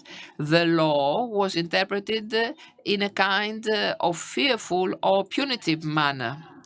I can characteristically mention, first to make myself clear, that despite the fact that we had a Greek tax registry and we could see the company's share of the piece of property, nevertheless, it was not exempted from taxation in cases where, in the series of the purchase of the property we have trust, where in foreign countries we not have the Greek registry of recording companies. When we have maritime companies that do not use this piece of property, but nevertheless the owners have Greek registry number, tax registry number.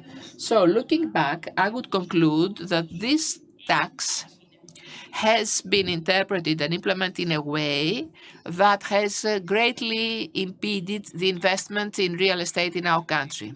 So therefore, is this a hurdle to development? Could we perhaps abolish this special real estate tax without enhancing the trend of tax evasion? What's your view?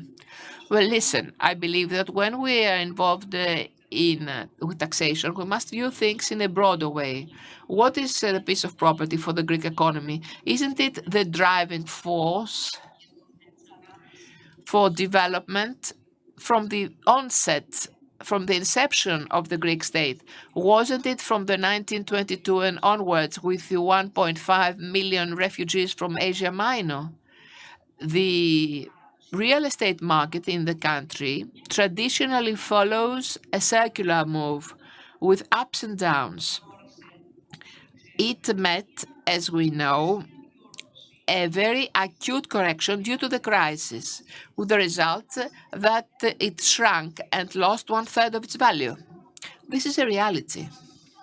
But it is equally a reality that from 2019 and onwards, we see an ascending trend. We see, therefore, an ascending trend of the cycle, but not from the small-scale piece of property. The market started moving because foreign capital realized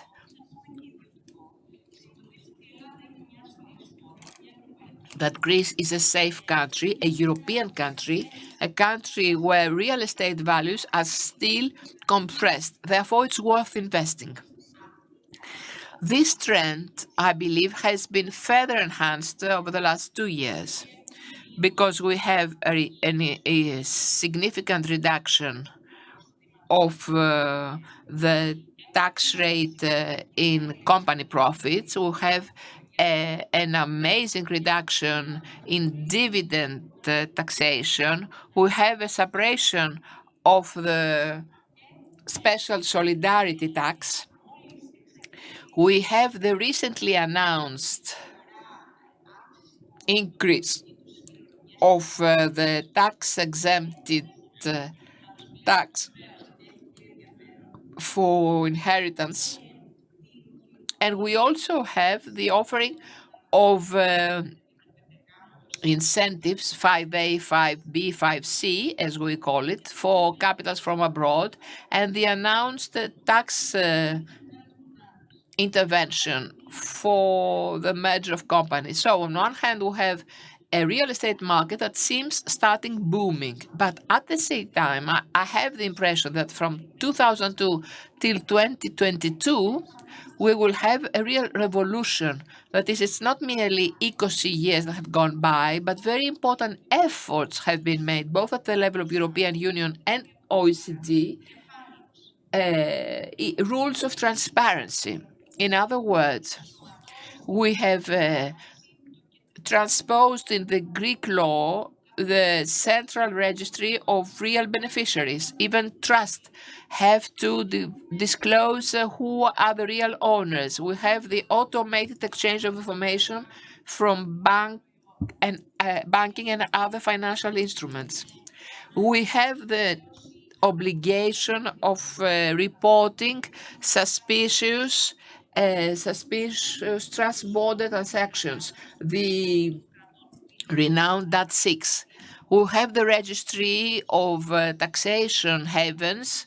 Many countries decided to conduct and make contracts of judicial assistance. So we've got a brand new and global environment promoting transparency. At the same time, the struggle of the states that have rich resources and produce wealth, and those who do not have and try to attract them, have an exacerbated struggle. For instance, Greece or Cyprus or Malta. But see also what happens in the Portugal or in the Belgium or even in the Netherlands and Italy. See what measures are taken so as to attract foreign direct investment and rekindle local markets. So it's a brand new environment.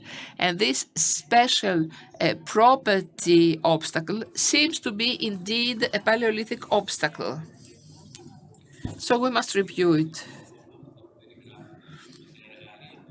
Yes, whatever you describe and the tools existing, indeed the state can easily find the owner and see whether they've had the income, verify whether they had the income to make this purchase and so forth. But as you say, perhaps the state should occasionally listen to you with your arguments to view if something's gone wrong and therefore change things. I hope that following this presentation, the politicians or the legislators will understand something and proceed to changes. But additionally, on the basis of this change, this 800,000 exempted, and it did hell in IRS. They all want to make inheritance transfers and so forth. Thank you for the question, because I believe that the great opportunity is not solely that. There has been reaction, as you know, for the LIM saying that the average piece of property is far lower and so forth. And it was a field for political struggle. But let us view the broadest picture. Where can this measure help? It can help in upgrading, in refurbishment, the gentrification, whatever, of all family company structures, which is more or less 90% of the Greek enterprise. What's the classic model?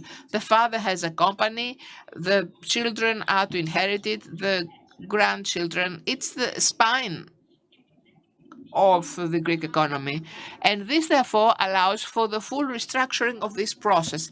Now the children can acquire the shareholding rights, companies can be reshaped, and we may have a brand new, healthy business reality. Let us not just limit ourselves in viewing the transfer of a small, petty piece of property of 50,000 euros. So you say that it would more rekindle entrepreneurship. Yes, I understand. I would like also to ask you about this complementary tax to Amphia, which may be abolished or re-enhanced. Well, listen, many of us have staged a huge war in the state court at the time of the big crisis, so as to recognize it as an anti-constitutional law. That is, one cannot tax a piece of property if it doesn't produce anything, if it doesn't yield, therefore, anything. The solution, so as to do away from this great burden, is to integrate all the real estate taxation in Amphia. A big group of real estate should not be excluded. So if we have the possibility to make this decision, which is purely political. You speak, of course, of fields. Yes, taxation is a political tool par excellence. So if we decide that this should be the day after, then it is clear that we will be able to alleviate this burden from entrepreneurship. So you said we will pay far less, more of us, and this is far more just. Yes. In conclusion, I would like a comment on the rationality, the presumed property value. We must be unique as a country who have that. Well, yes, this is another very interesting story. What happened in reality before the big crisis, the MOUs and so forth?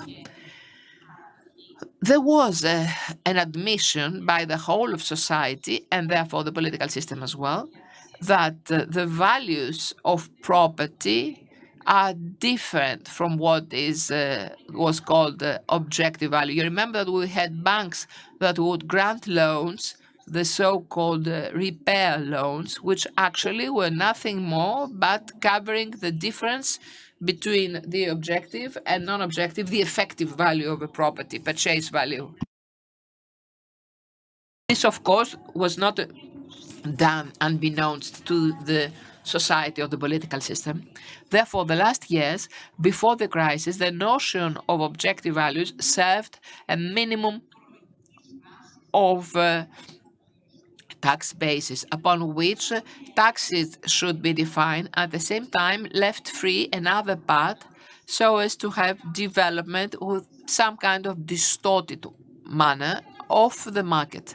This has changed now because on many occasions the objective value may be far higher than the effective one, another rationality, because we had a great drop of the real estate market.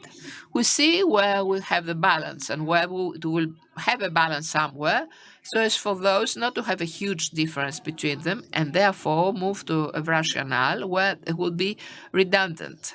I see. Thank you. We actually made a full coverage, a full tour de force of the whole real estate market. I warmly thank you for your presence. Thank you. I believe for me it was a very useful discussion. See you again. Thank you. This time of change allows us to look ahead through a new lens. A chance to reframe the future, to uncover unseen opportunities, for organizations to ask new and different questions and create unexpected answers. How can you transform at speed to build value that lasts? Is your transformation plan radical enough to thrive? Has this moment changed customer expectations forever? How can technology help you reimagine your working world? Redefining how we live, work, learn, and consume. Rethinking the role of enterprise. So ask yourself, are you reframing your future? Or is the future reframing you? Transforming to create long-term value for business, people, and society as a whole. Building an even better working world. Find out how we can help you with end-to-end transformation to uncover opportunities now, next, and beyond.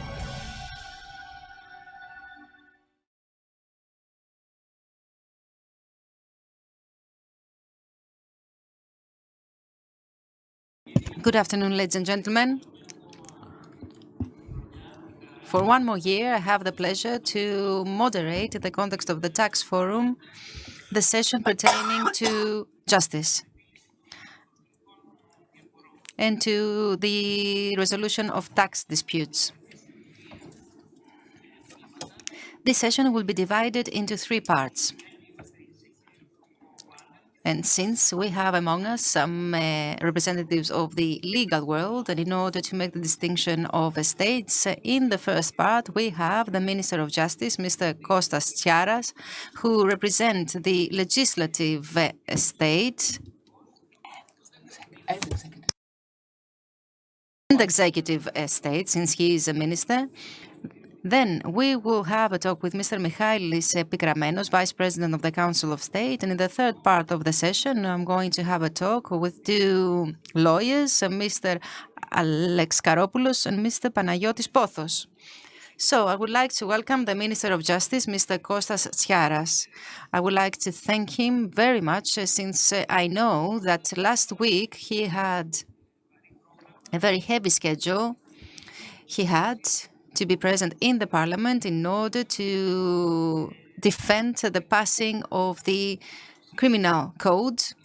So thank you very much for accepting our invitation. Mr. Tsiaras, even though not a lawyer, which, as he says, is why many people deride him, has a lot of laws passed during his tenure.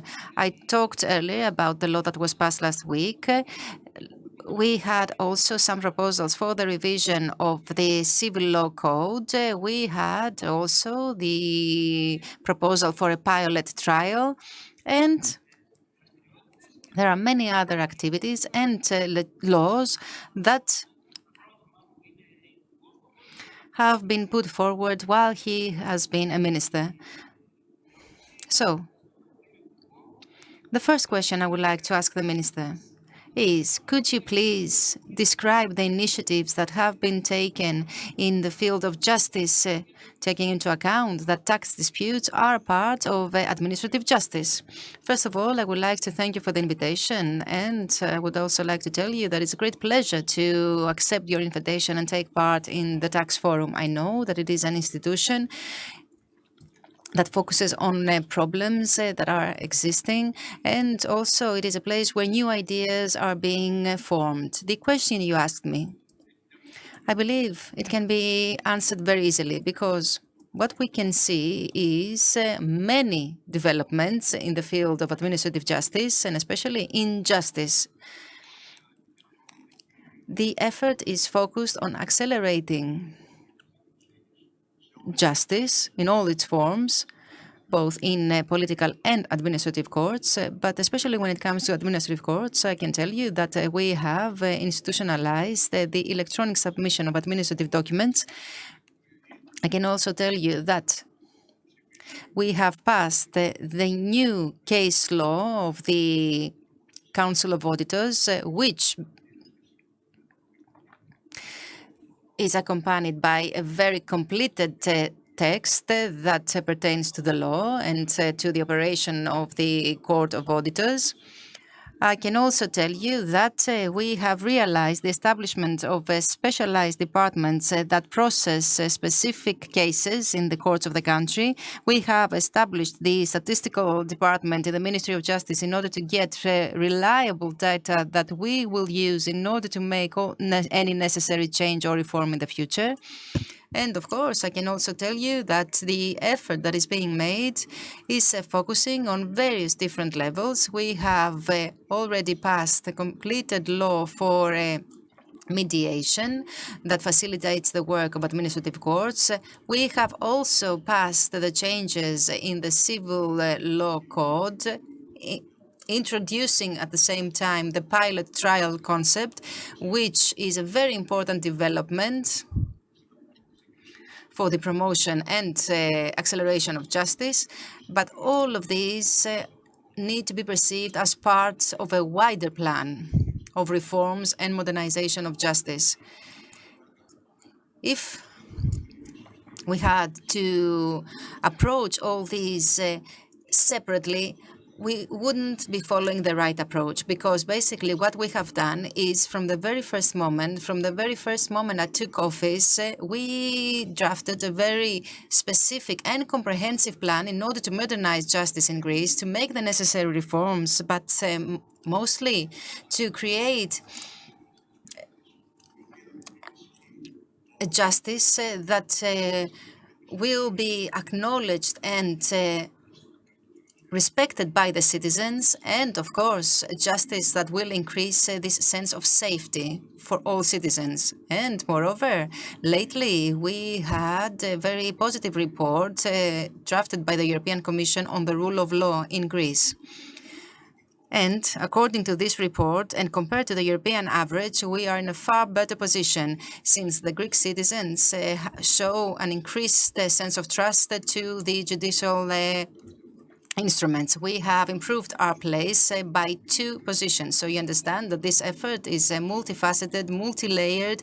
It is an effort that needs to be carried on in the future, since there are many challenges and issues that we record and we try to resolve. First of all, by taking legislative initiatives, and secondly, by following a specific direction that has remained the same throughout all these years and is related to digital justice, because this is the only way in order to change the Greek reality. And one last thing I would like to say with regard to that. As the BB1, which is the integrated system of penal and administrative cases, and as DD, which is the system pertaining to administrative justice, thanks to these 2, we have accumulated valuable experience that has allowed us to understand that all these interventions will make all processes more objective, faster, and transparent. And by doing so, we will create a completely new reality in Greece. Next week, along with the Minister of Digital Governance, we will present the so-called electronic table, which is a very important step in the judicial sector. Moreover, there has been another very important initiative taken by the Ministry of Justice, which again will contribute to the change of reality. Moreover, the digital transcription of the court proceedings is another major step. The digital penal registry, the teletrials, all these are challenges of a new era, of the digital era for justice. Thank you, Mr. Minister. I can say that some of these changes are in the right direction, since as the lawyers, we have already started using some of these, like electronic signature. Of course, these signatures need to be checked and verified every year. Maybe this will change, but the point is that I have used solutions like the ones you described, and we can see that these solutions are in the positive direction. Now, I would like to ask you about the future. What do you plan to do for the future? We know that you have already started the public consultation for the School of Judges, but please tell us a few things about what you are planning to do with regard to the RRF. Look, whatever is planned for the short or medium future is inextricably linked with what has been done to date. There was the rationale to update the codes. That is why we passed the code of court officers, a new civil law code, a new case law for the Court of Auditors, and the major challenge is ahead of us since it pertains to the reorganization and restructuring of the National School of Judges, as well as the Code for the Organization of Courts and Court Officers. So these are 2 chapters that need to be closed once and for all by passing laws which are modern and which can be a tool in the hands of judges and thus do what they need to do without any hindrance. Indeed, the National School of Judges and its reorganization is a major challenge. We have already started the public consultation for the bill of law. You know that there are certain chapters that refer to the subjects that need to be included in the curriculum, since this will make the judges knowledgeable of the current reality. You know that many things have changed since 1985 until to date. 1985 was when the curriculum in the National School of Judges was decided upon. So apart from all these, there are going to be also seminars that the students can attend, and then there will be some placements that will allow all the judges that are training the young judges to evaluate them. And this will be a major innovation and the proof that there's not going to be an one-off process, but that it will be a lifelong learning that these judges will follow. And this, of course, will be important for the judges as well. However, we can have this discussion at a later stage, since I'm willing to have a discussion with the Association of Judges before we pass the bill, before I present the bill or law about the operation of courts. But the point is, as I said, that altogether we can get the best possible results. And that is why I believe that this is the major bet that we need to win.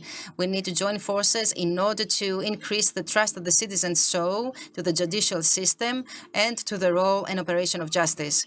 The RRF is a huge opportunity, and we need to see what is the effort made by all ministries, but also by our ministry, the Ministry of Justice. It is an opportunity and a major challenge at the same time, since we will have the possibility to draw resources in order to train and educate the judges, but also to establish new structures. For example, one of our objectives is to establish a school of court officers, which means that we will have some court officers that will be of very high quality,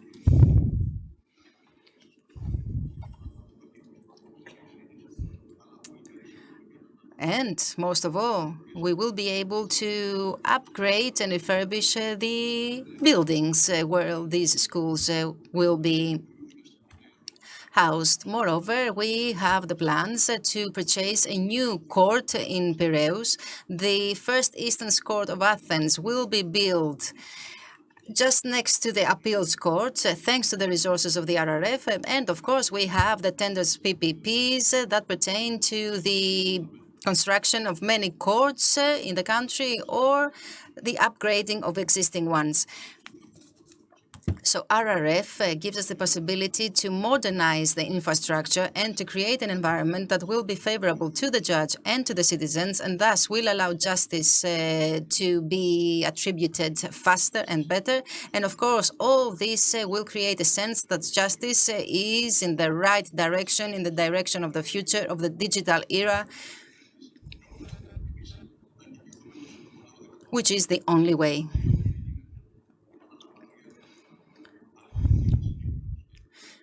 Allow me to repeat. We have a specific plan for changes and reforms, a plan that we have drafted from the very first moment.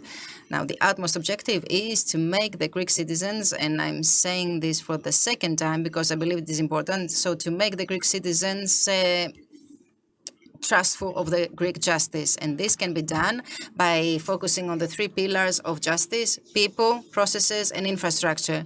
We plan to support, modernize, reform all three pillars by following processes which are, of course, in the direction of creating a justice that will be independent, constitutionally guaranteed, and ready to face the future. Okay, very interesting, everything you said. The training of judges is indeed a very important issue. Moreover, the spatial planning of the courts is also very important. One last thing. Are all other partners ready to assimilate the changes you are promoting? I will give you an example. The electronic submission of documents to the Council of the State. Although it has become compulsory, now there is a revisit of this issue. It won't be abolished, but the point is that there is some resistance. No, we cannot talk about resistance. Look, changes always create difficulties. We need to accept that. And they create difficulties to people who are accustomed to a specific process or method, and they are used to follow this process. So that is why we need to make a huge effort, all of us. And this effort needs to be cohesive, concerted, and very strong.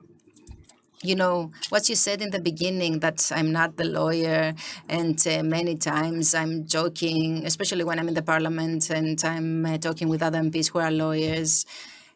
I believe that justice is not a field that pertains exclusively to judges or the parties of a trial. It is something that concerns the entire society. So if we manage to leave this mentality behind, the mentality according to which justice concerns only specific groups of the society, if we manage to revisit the role of society, not the role of justice for society, then we will be able to make the necessary steps. I understand, I respect that there are difficulties, that there are reactions, that there is the human inability to follow some new processes, but still we need to understand that we all need to make our own small contribution if we want to have a justice that will play its role.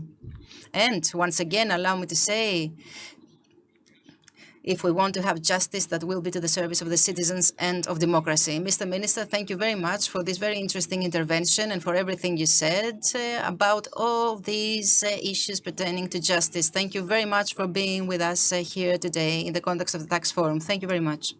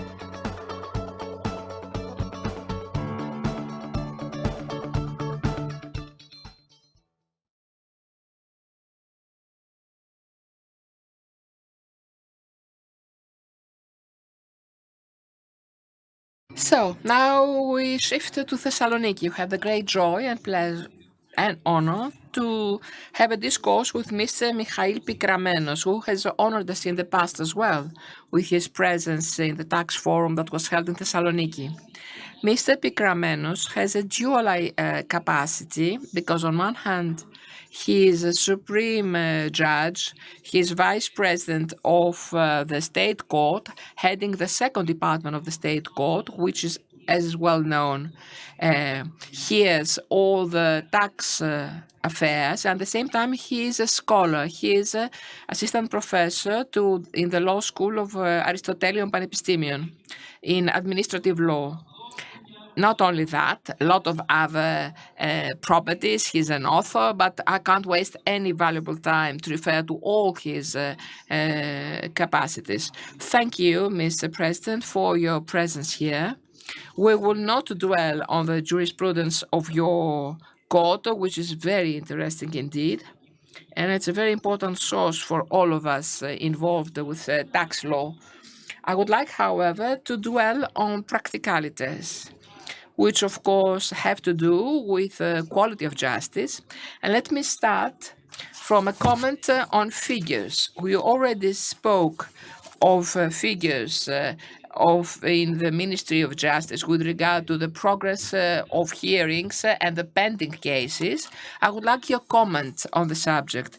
From what we see, the pending cases which have to be heard in the State Council from 2012 to date have shrunk by 60%. Respectively, we've seen a reduction with the various interventions in the administrative courts also up to 50%, in administrative first instance courts at 90%. In your department, however, that is the tax affairs, the tax cases, there has been an important reduction of the pending cases, but this does not exceed 30% in the reduction. That means that your division has too many cases, and the ratio with the other divisions of the court state is to the detriment of your division. Do I read things accurately? And if is that so, should something happen? Well, I warmly thank you for the invitation. First of all, it is the second time that I participated in this forum, and I have the opportunity to voice certain things on the operation of the court and this specific division of the court.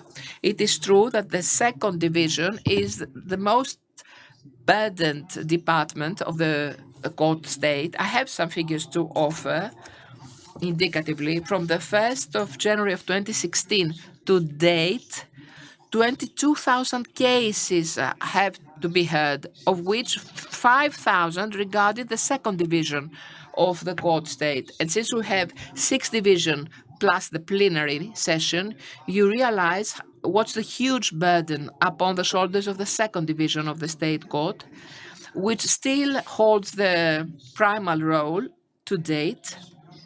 Suffices to mention that previous years and the pandemic year and this year, it's still far more burdened than the other division and with greater production. This is due to the fact that the subject, the taxation, is of huge interest for the state, of course. We have a series of demands for annulments on behalf of the state, which perhaps should perhaps not be heard because we have jurisprudence on many subjects. This is an issue that is the state having recourse to courts on cases that could be solved through jurisprudence. Furthermore, the second division is also the annulment department. I give you characteristically, we have the offset dues of local administration organizations that is in charge for us, and the issue of objective property values. There are also teams of cases which is still of concern under certain versions. The principle of mild penalty from the EU also appears in various cases. The complementary elements are also an important part. The offset dues also cover a big part of our activity. All these are cases introduced to our division constantly under various forms. And this creates a responsibility for us, a responsibility for a more effective hearing. Suffices to say that last year, our division issued 1,122 decisions, an important number if we bear into consideration there was also the pandemic that had started. This year have already reached 600 cases, always taking into consideration the parameter of the pandemic that has led to a great reduction of the hearings in court, because for large periods we were not come in session. That is, cases would be introduced, but the lawyers would not come, the barristers would not appear, and therefore there were postponements.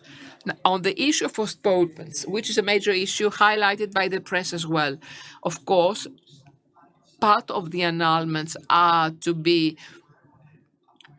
we are accountable for those annulments due to the great workload and the degree of difficulty of the cases. It is a technical division par excellence with very difficult concepts we handle, deriving both from the European Union and our Constitution. But part of the responsibility and accountability is of lawyers. They ask annulments very often for reasons regarding perhaps the relations of barristers and solicitors with their customers on how they see a case evolves. And therefore, the burden for an effective operation of the justice lies on through 3 parameters. The first is the state. It was mentioned beforehand by the minister with regard to the evolutions that are in track. The second parameter are the judges. And the third parameter are the solicitors and barristers. And each parameter has an independent and heavy contribution. That means judges cannot say that since we do not have all infrastructure, we cannot produce work. Nor can lawyers say that since judges do not operate as they should, or the state doesn't offer what is necessary, we will not produce more work. Each one has one's own independent contribution and responsibility, and we are obliged to extinguish all the margins we have offered by the state and our potential. Thank you, Mr. President. Indeed, therefore, it's commonplace that the second division of the court is burdened with more cases than the other divisions and far more demanding cases. This is something that we have to keep in mind. We are not experts to offer solutions, but as you said, the cases for annulment, as it happened with the cases of competition, were diverted elsewhere. Perhaps the same should be done here so as to disperse the load, the workload. We absolutely agree. And with regard to postponements, lawyers as well understand part and share of our responsibility because we have witnessed indeed preposterous demands of for annulments by colleagues, and we must show the necessary spirit of cooperation so as to have progress in hearings. Now, let me revert to another issue. We know you have a very rich experience from participation in work teams. You have participated in the survey conducted by Dianeosis for the renewal of the justice system. You have been the author on the time management in administrative courts. Could you please give us your condensed experience and a taste, if you like, from all the survey you have conducted and your participation in work teams? Thank you for this opportunity offered.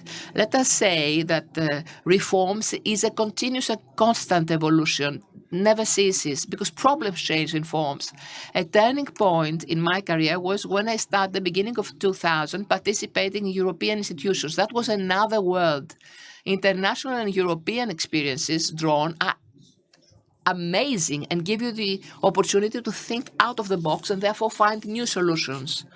Quite important also was my mandate in the School of Judges, where in the last address I made in the Megaron Musikis, I said that the necessary element is the continuous lifelong training of judges. 16 months in the school does not suffice. A real judge's profile can be created when we have lifelong training and all degrees. The 30-year-old judge has other kind of life experiences than the 40-year-old or the 50-year-old. A seasoned judge perceives and grasps reality quite disparately, very differently from a young one. So that was an important step with the current bill for the School of Judges to have a lifelong training and focused on specific subjects, as is, for instance, the issue of the code of ethics for judges, which is extremely significant and has been greatly developed at global scale. Many countries have specific maps of code of ethics, and we follow suit at the right direction, I believe. The second point that I would like to underscore are infrastructure, and especially the clerical personnel. We're amongst the worst countries in the EU in the ratio of clerks to judges, far more judges than clerks. We need definitely a boosting, not at large, of administrative staff. We need employees in IT, where digitization, in order to be supported, must have the appropriate infrastructure. That is, employees that can really handle IT. Now, with regard to the layout and spatial planning of courts, I participated in a study in 2007. Following my exposure abroad, modern evolutions dictate that we must have very strong and effective courts. The time of scattered small courts all over the sovereignty is obsolete. We want very strong courts that would be operating through IT as well and have video conferences and therefore have video hearings. I cannot forget an experience I had in 2014 where in the Council of Europe, I saw a venue, a court venue, with screens. Therefore, the venue was in Athens and the barrister was in Thessaloniki or Kos or Castellorizo or Crete, or you have it. We can save time and money and really contribute to the development of justice, exploiting the available means and giving the opportunity to implement the principle of vicinity through IT. Steps are already positive. I've heard from administrative courts using already this method of teleconferencing in order to come in contact with litigators that are in different cities and have no transfers. Another important element is the issue of the evaluation of judges. I suppose in the new code proposed there will be such a notion introduced. And the evaluation to date is very stereotyped, does not give the real picture of every judge. To my view, the evaluation should not be on a penalty basis. It should be primarily corrective and offering incentives. That is, the inspector should point out the positive and less positive elements and give a boost to younger judges to produce work. And last but not least, we're not interested only on numbers, we're also interested in quality in the justice. Therefore, the difficulty ratio of the cases handled by each judge is very important. And usually it's the tough cases that solve problems of broader interest and create jurisprudence for the case law, if you like, create case law for the broader society. Thank you, Mr. President. I keep the optimistic note that all these new technologies, the new spatial planning, digitization at large, will improve the performance of the judicial sector. I hope we will soon reach the goal set by the European Commission as well on the effectiveness of justice, as proclaimed by the Council of Europe. They do not want more than 2 years of hearing for any case. Let me greet you goodbye with a specific question where I do not expect your answer. It could be a subject for a new conference. The question, however, is whether we have the danger from too much of IT and automation for justice to lose its human face.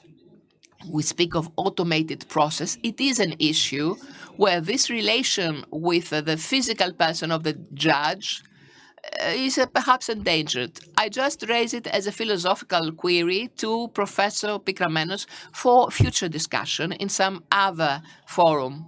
This is an excellent question. This concerns mainly the AI department. Artificial intelligence is a next step, and there's a major issue to what extent we might be led to automated solutions and decisions. I know they work on this subject in the Council of Europe, and they try to find safeguards so as to limit it.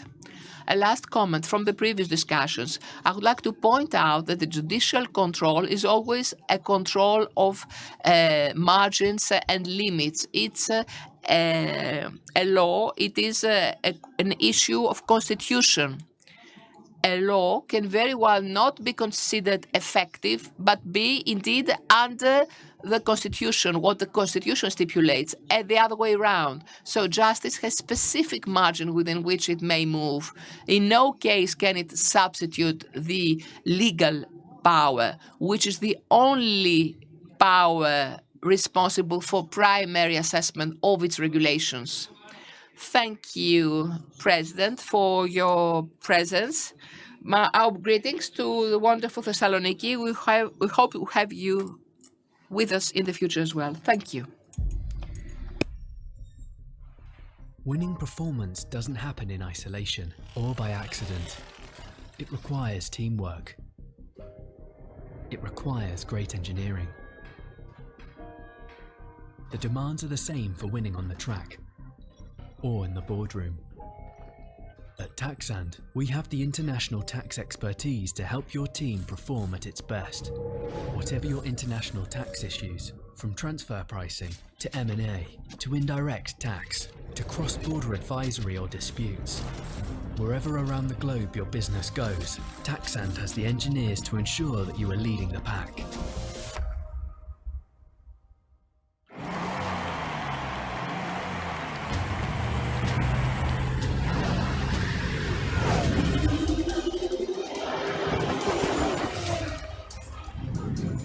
Get Taxand's experts in your garage.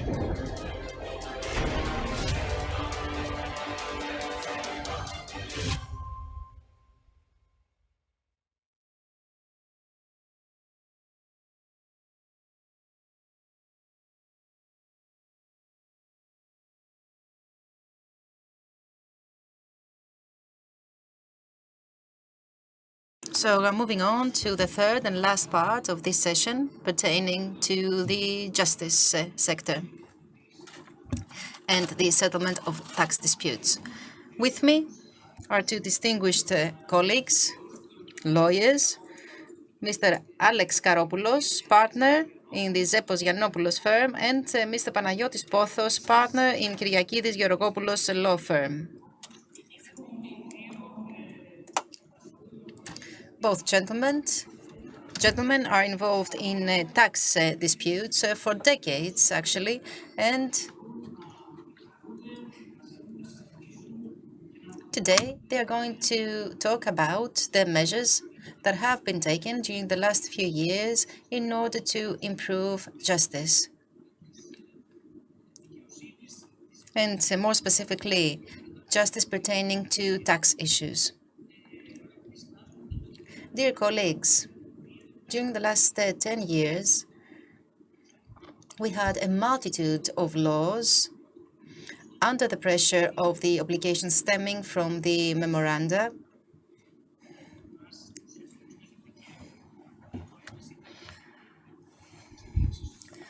We have many developments, for example, the developments in the substantial law and procedural law, and with regard to the tax disputes, we also had many changes aiming at accelerating justice.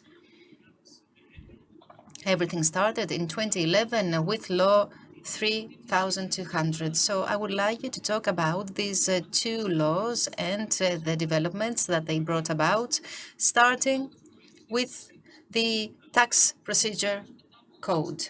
Alexis, after 6 years of the implementation of this law and of this code, how do you evaluate it? Thank you, Yannis. My personal view is that it is a positive evaluation that we can make. I have identified two main positive issues, two main positive points of this law. The first one is that it gathered all the scattered laws and which pertain to the different taxations and united them into one. Now the taxpayer can know better and far quicker what stands with regard to taxation. The second very important change in the tax procedure code is Article 9. Article 9 stipulated that when a taxpayer follows the circulars of administrative taxation, then he is not burdened by any tax or fines. This is very important because we know very well that in practice there are many tax auditors who are not abiding by the circulars. For example, in the last few years, we had the stamps for fixed assets. The circular was talking about one thing and the practitioners were doing another. So this tax procedure code has brought about very positive changes. Now, if we proceed to the issue of appeals, I have some mixed feelings.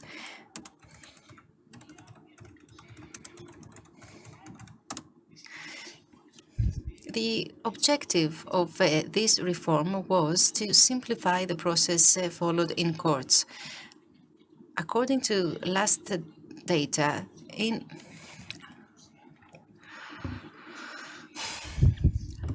ever since this process has been applied, only 40% of cases has ended up in court. So we can say that a lot of filtering has taken place. Moreover, we can also see that 25% are positive rulings, which of course is not a great percentage, but it is important to take it into account. The cases that can be considered as difficult or complex will not be handled by the General Directorate of Disputes.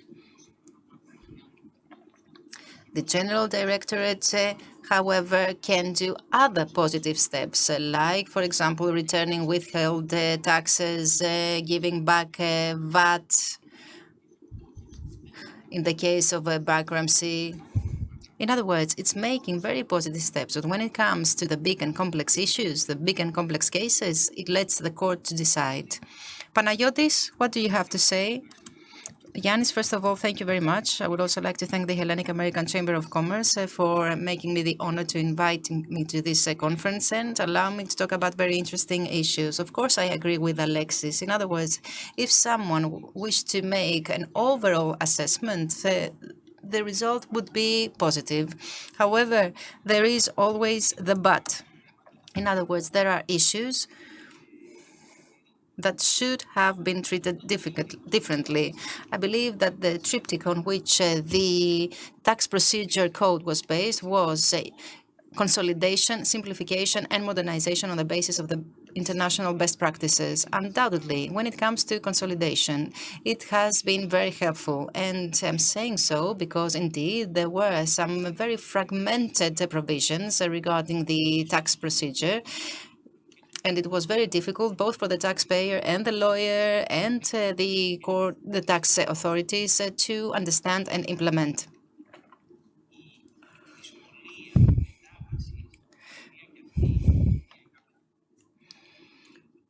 The only difficulty that I can mention is the terms and conditions that governed this code, terms and conditions that hadn't taken into consideration the concepts that had prevailed for so many decades. And this is why some problems were created. And even now, I believe that when it comes to terminology, there is an issue. We are not 100% familiar with the terminology, and this creates a huge problem now with regard to the appeal, to the administrative appeal. Obviously, the objective was to leave behind a system according to which there could be an out-of-court settlement, which basically was a settlement, a give and take, if you like, a negotiation. We were checking which were the damages, how much money was owed, and we were reaching a compromise. And we left that system behind and we moved to a system according to which there's going to be a court in the context of administration in order to have this checking of facts. So we needed more time in order to ensure this successful transition.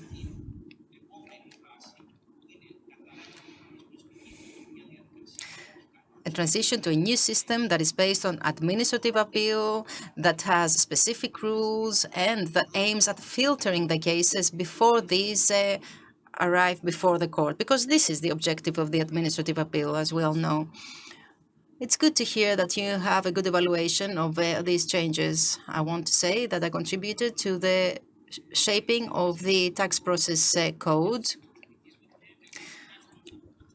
I agree with what you said. I agree with what you said about the terminology and the different concepts. And I agree about the problems that they created.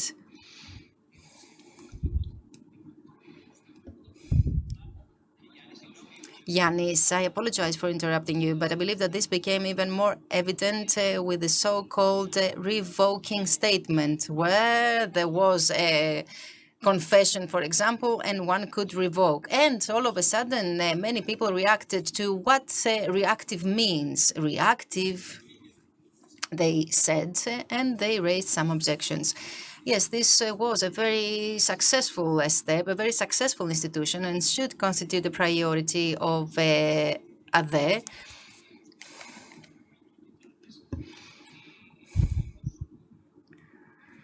Because indeed, the filtering, as you said, the assessment of the cases reaching the courts are very important issues and very innovative at the same time. Yes, Yanis, during the last quarter of 2021, 57% were positive rulings, which is a very important percentage, and we need to acknowledge, yes, of course. It's what you said, actually. Before, you mentioned about the two basic axes, which are acceleration of process and thus of justice. But I also believe, and maybe we can discuss about that later, We need to focus on qualitative justice or qualitative administrative appeal. And I believe that it is more than obvious that when it comes to big and difficult cases, and when there is anti-constitutional law, other parties need to get involved.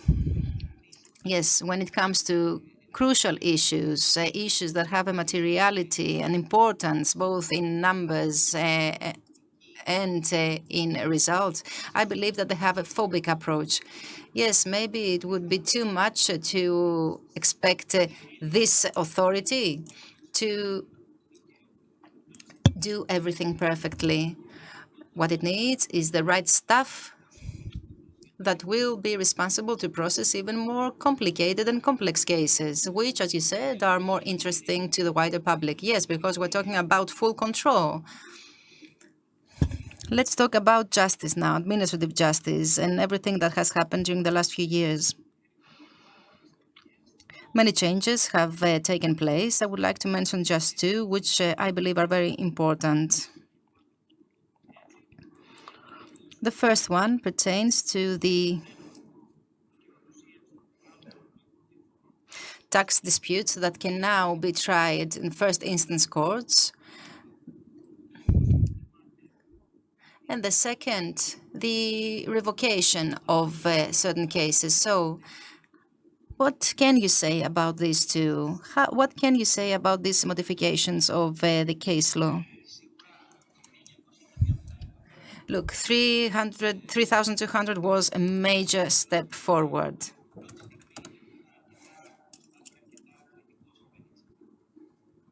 In the beginning, I was rather skeptical about it. Because, and since we're talking in the context of this forum that is addressed to businesses which want acceleration, and we all know that the investors are interested in acceleration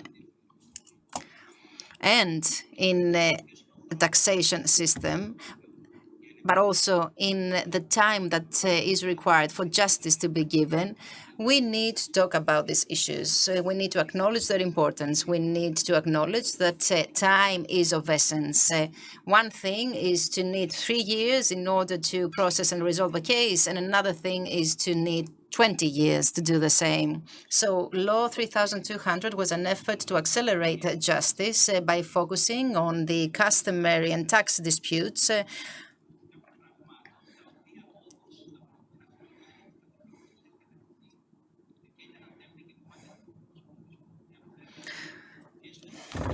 by abolishing certain concepts that had prevailed for decades. And I'm talking about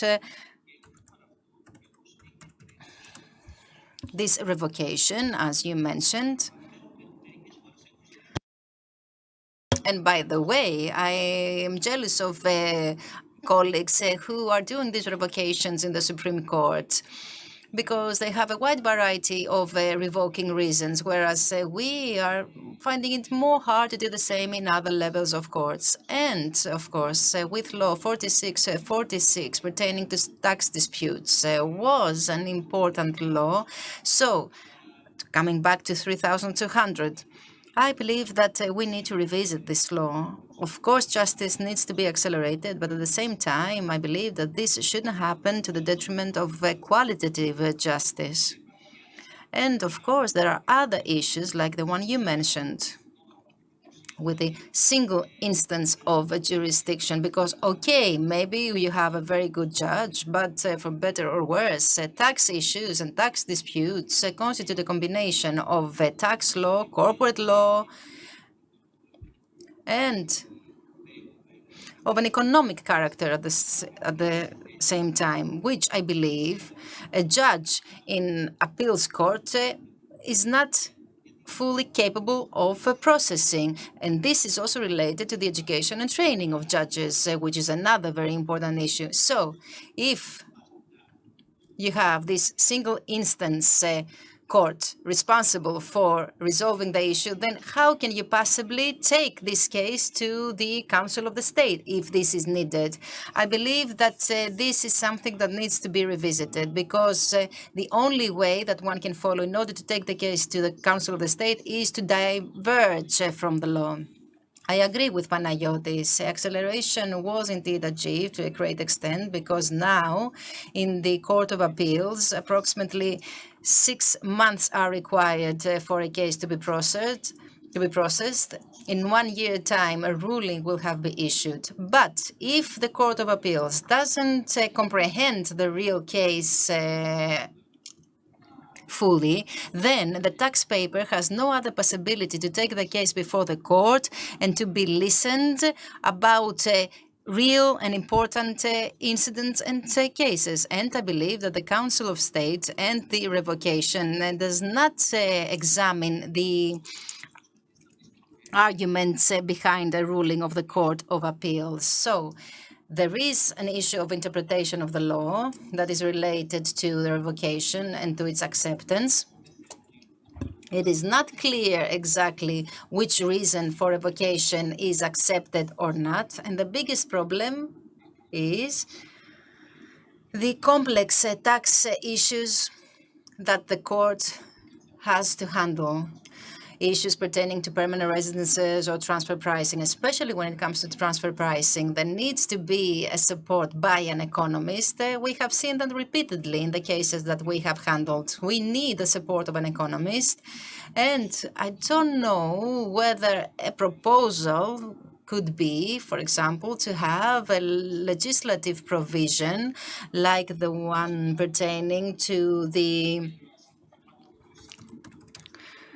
return of a tax.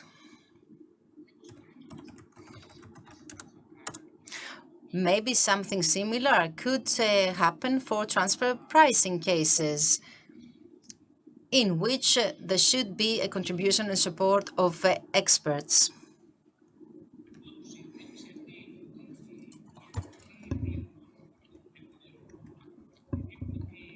Yes, the latest figures show that the pending cases have reduced considerably. We talked about that with Mr. Bekramenos earlier on. However, we have reached a point where the procedural law has been limited, and maybe this is something that should be revisited. For example, maybe we should revisit the thousands of revocations on behalf of the public sector. Right now, if you have 3,500 cases in the secondary department pending, and you have 20 judges to rule over them, you understand that it is impossible for them to do that in 2 years' time, since we're talking about a huge volume of cases. So we need to follow a different approach and have a different organization, because for the time being, the courts are not in the position to handle all those cases. And many times, the first instance court is doing its best in order to meet the deadlines. But apart from that, there is also the Council of the State that needs to be examined and with regard to its performance. Now, I would like to ask you about the out-of-court settlement, which will be the responsibility of the newly established committee. What do you have to say about that?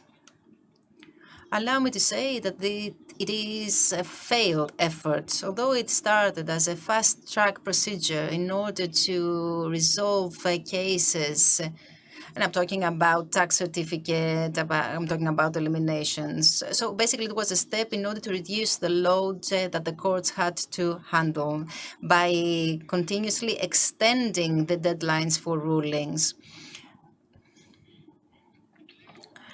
Now, addressing to the committee of out-of-court settlement means that maybe you will need even more time than the one required if you had taken the case before the court.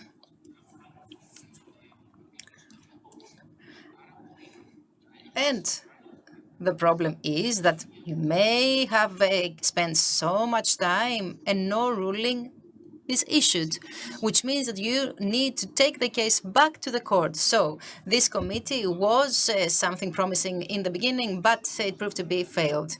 Just yesterday, I informed a client of mine that he would get an extension. He didn't quite understand, and he thought that this was good news. I explained to him that it was not the case. So we are trapped, basically, expecting the developments. Yes, Yanis, and this in combination with DED, where there are 9,000 pending cases in DED. There has been, of course, an extension given for the issuance of ruling. Now we have many silent rejections issued by DED. So again, what we can see is an overload of cases for which measures need to be taken. Yes, you are very right. And generally speaking, there is this feeling that the DED is understaffed. So, as I said earlier, maybe we should give priority to that, because it's a shame for an institution that has been so effective and has made so many efforts to not enjoy the trust of the taxpayers because it is understaffed. We don't have much time. We have 30 seconds. So if you like to add something, would you like to say anything about the case law, about laws in general? Last year, I had talked about the ruling of the Council of the State about the stamps. Last week, I was in the Council of the State, and I talked about stamps on cash pooling, something that is of interest to many multinationals and groups. Again, we follow the rationale that it is out of field VAT, so it does not require a stamp. In 2022, we will have the ruling, so this is an important development, and we will inform you when we know. As the President said earlier,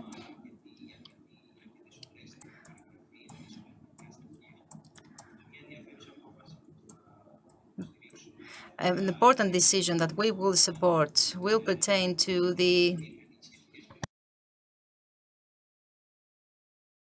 complementary documents,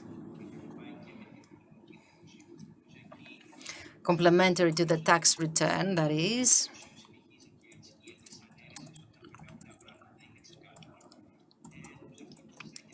I believe that this will be an interesting development, and generally speaking, this is what we have been talking about for so long, this constant battle against the legal issues and legal requirements. I believe that the developments that will come in the near future will simplify the process and will minimize the intensity of this battle. Yes, we're going to have some developments with regard to the revoking statement, so we will meet again in order to talk about it. I would like to thank my dear colleagues for being with us here today in the context of the Tax Forum, and I would also like to thank you, ladies and gentlemen, for being with us. Thank you very much.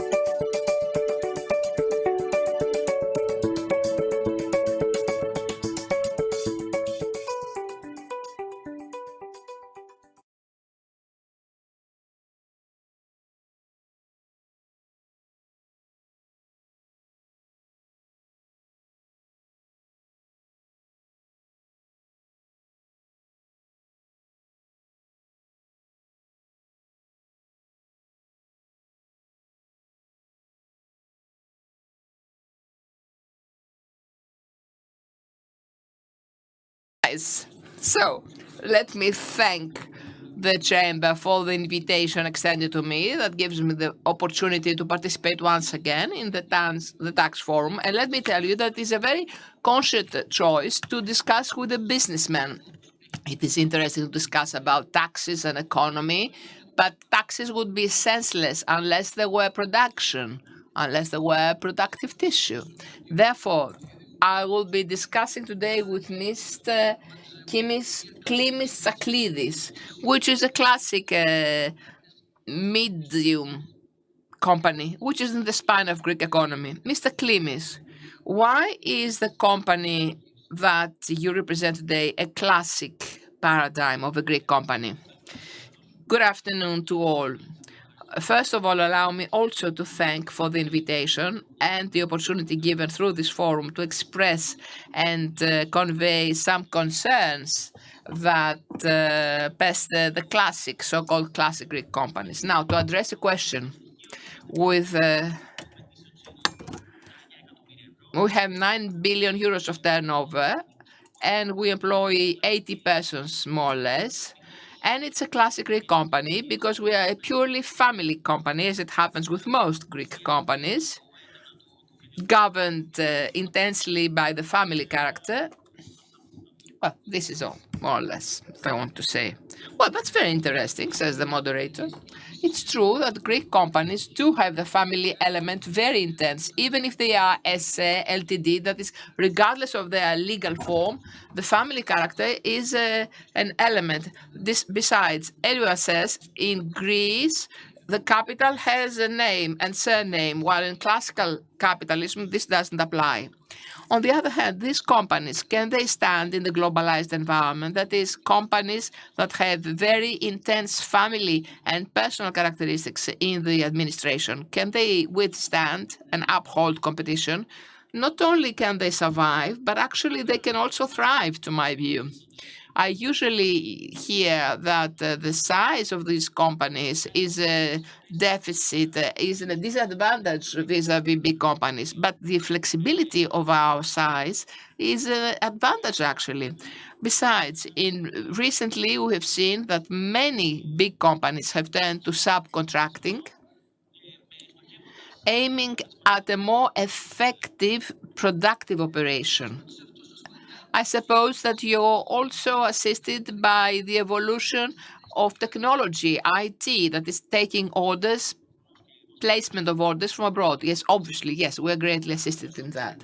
Let me ask something else, however. I know, I say it on the air, you made a special production as a company when COVID was launched. You are the ones that produced the masks, regardless of if someone knows it or not. This was an evolution which I suppose greatly served Greek economy. In what way did you manage to do so, however?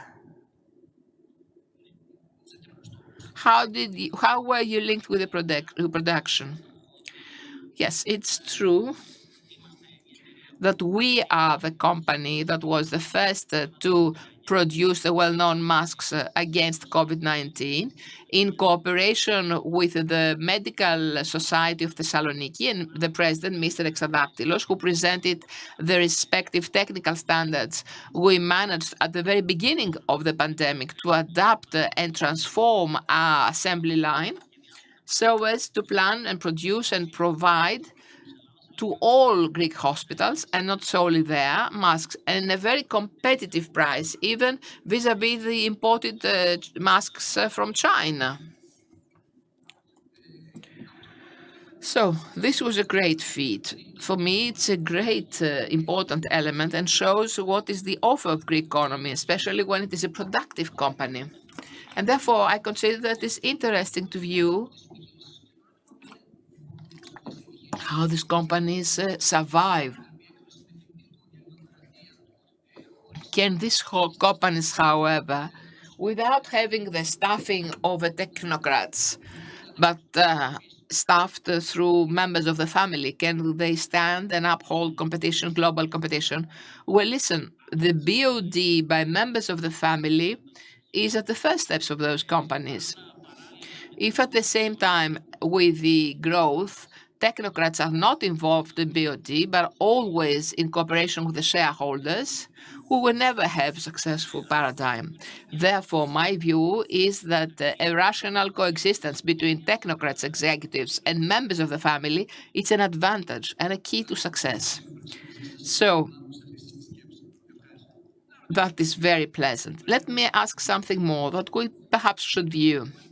It is only not logical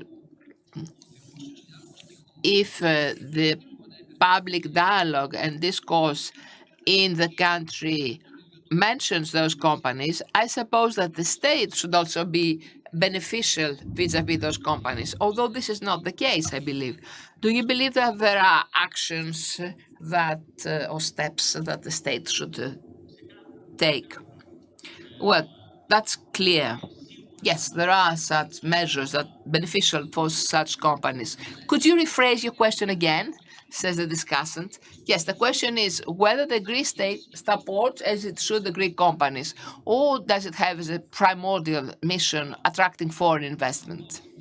Well, they must give attention to companies of our size and not underestimate them vis-à-vis foreign investment. Of course, FDI is very important for our country, but imagine if we have in the future foreign companies and having the existing Greek companies closing down. That would create a negative balance on many levels, and especially employment.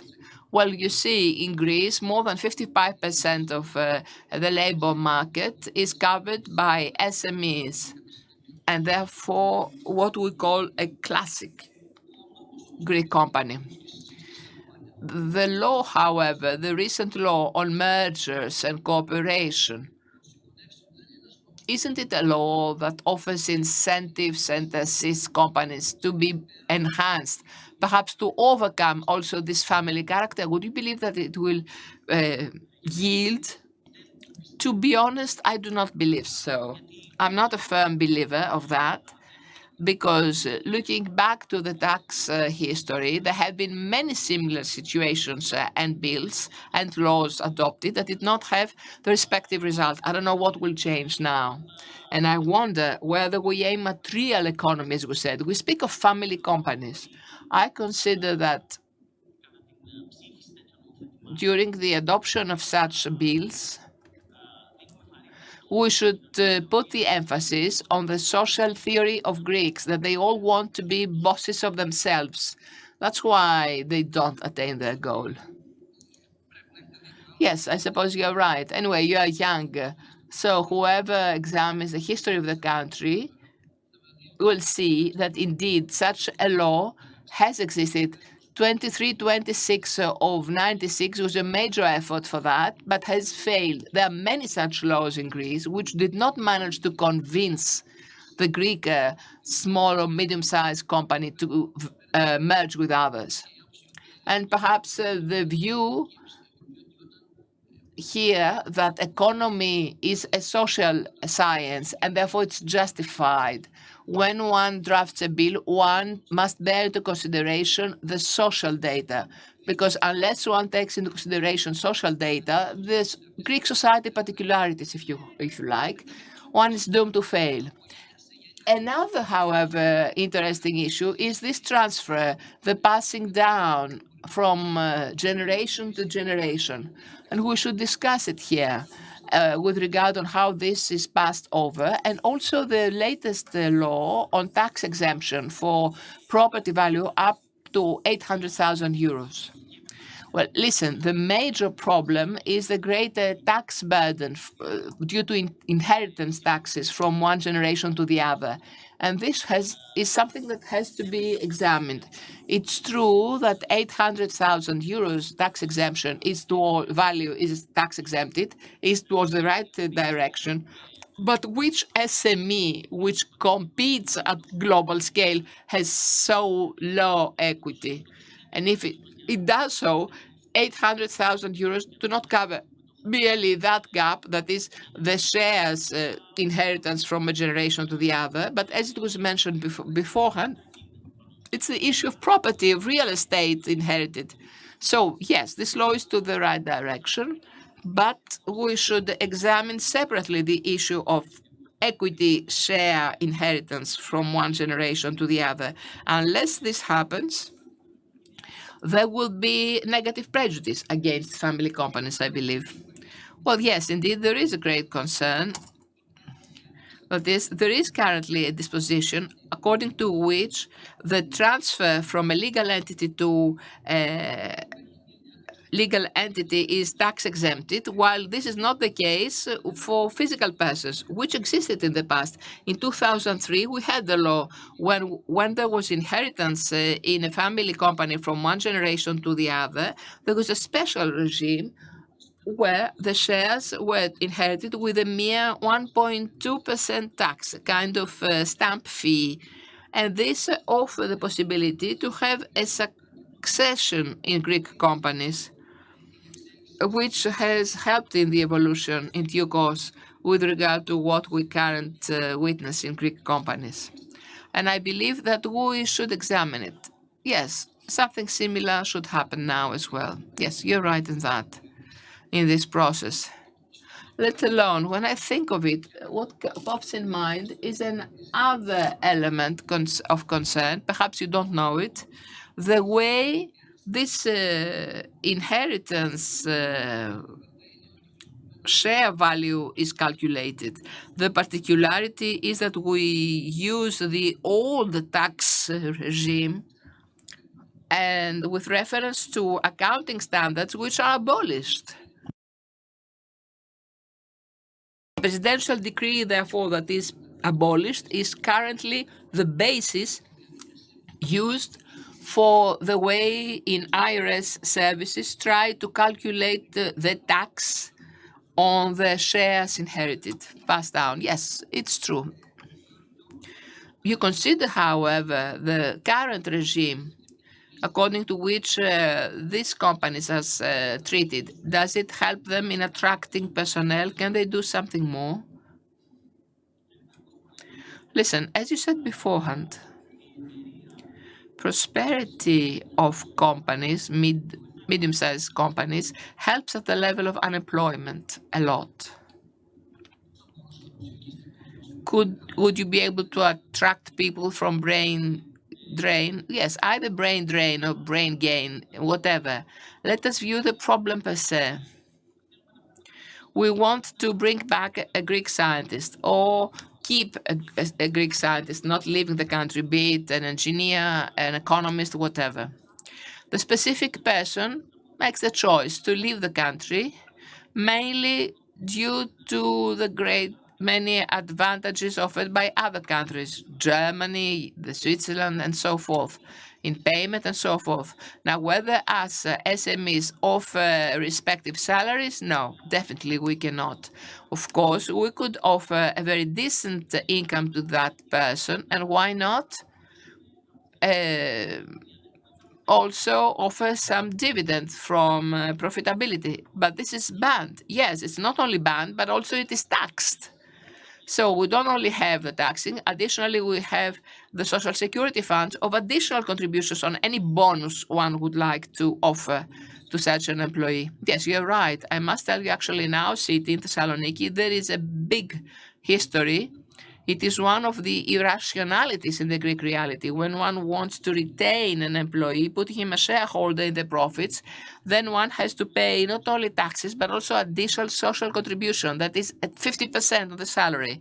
That is, of the 10,000 salary, the person has 5,000 in pocket. It's inconceivable, and this does not go hand in hand with current reality. That would be a tool, that is the possibility to participate even in the form of bonus in the profits without additional social security benefits, would be a great tool and would act as a brain gain, because the reduction of tax at premises for someone at 50% is not so effective. Through the profits sharing, one could offer such kind of prerogative. The truth is that the legislator offered such a right that is the discretionary power of stock option. But the question is whether a Greek family company would offer shares to a third party. No, I don't think that that would happen. It's not the way, this modus operandi. Actually, when I read this disposition, I thought that this is an excellent disposition, but it is copy-paste from foreign countries, and it is not adapted to the social data of the Greek society. That's why you said the participation in the profits without the burdening of social security contribution would be rational move, and will give an incentive to someone to come back from abroad or not leave at all. Let me say something else, however. As far as I know, you have a plant at Kilkis, close to the border. So that brings you close to the neighboring countries with a lower social contribution rates and so forth. Yes, that's true. As you said, we are at Kilkis. And it's very easy for any company to take its equipment and be relocated to a neighboring country at a lower taxation rate. The non-pecuniary cost is lower, the contribution is lower. As for in Bulgaria, for instance, only 10% of calculation, 32% of social security instead of 36, and they're far more competitive than our companies.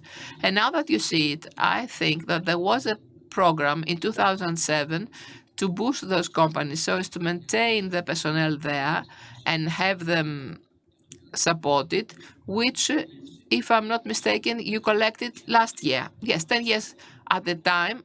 In 2007, I was not in the company, but I know that we collected last year. That is 13 years to collect the payment. Yes, it's to the right direction, but things should happen on a timely way. It's true, because as you said, all companies which are neighboring to countries of a far more beneficial, more flexible tax regime do have an issue. And actually, we must also assess that all our surrounding countries are like that, unfortunately. It's not like in the mid-Europa where tax rates are higher. Yes, let me also raise another issue on what you said. It does have to do with social security contribution and taxation. It has to do with the fact that we are in Kilkis, neither in Thessaloniki nor in Athens. And in the industrial park where we are, there are many significant companies that I could mention. And an important, simple but important issue is infrastructure, dominant issue. The internet that we have in our area is ancient indeed, and I wonder how can we compete current reality on such slow internet? How can we expand in e-trade, have a modern CRM program, and why not? How can we work with my data and any new thing coming in the market currently? Yes, now that I think of it, you're right. With such infrastructure, it's very difficult to keep up with the pace, even the desired growth that the state wishes, be it my data or anything else. And because I've had the previous panel of lawyers speaking of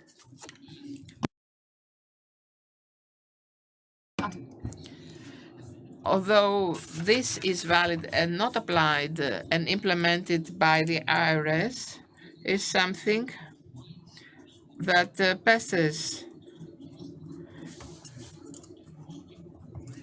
I believe that such an issue would facilitate you. Well, in conclusion, is there something else that you would like to point out? Well, another concern, quickly, since we are an export company over the last 15, 20 years, and I consider that this is something that should be boosted in our country, in the recent tax incentives introduced, they were offered for advertisement campaigns within domestic, but not for information campaigns and advertisement abroad.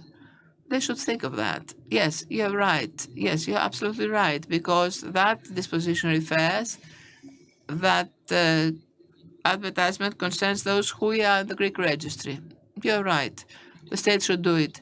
Well, time expires, Mr. Klimis. I don't know whether you want to add something. So, helping you, I would like to say that what we should retain from such a panel is that Greek companies are mainly medium-sized companies, as yourself, which, however, are the spine of the country, and this is the real economy. And the state must bear in mind that when they discuss economy and taxation, they should not make a merely copy-paste from abroad. They should be adopted to the Greek reality. Thank you for the invitation once again.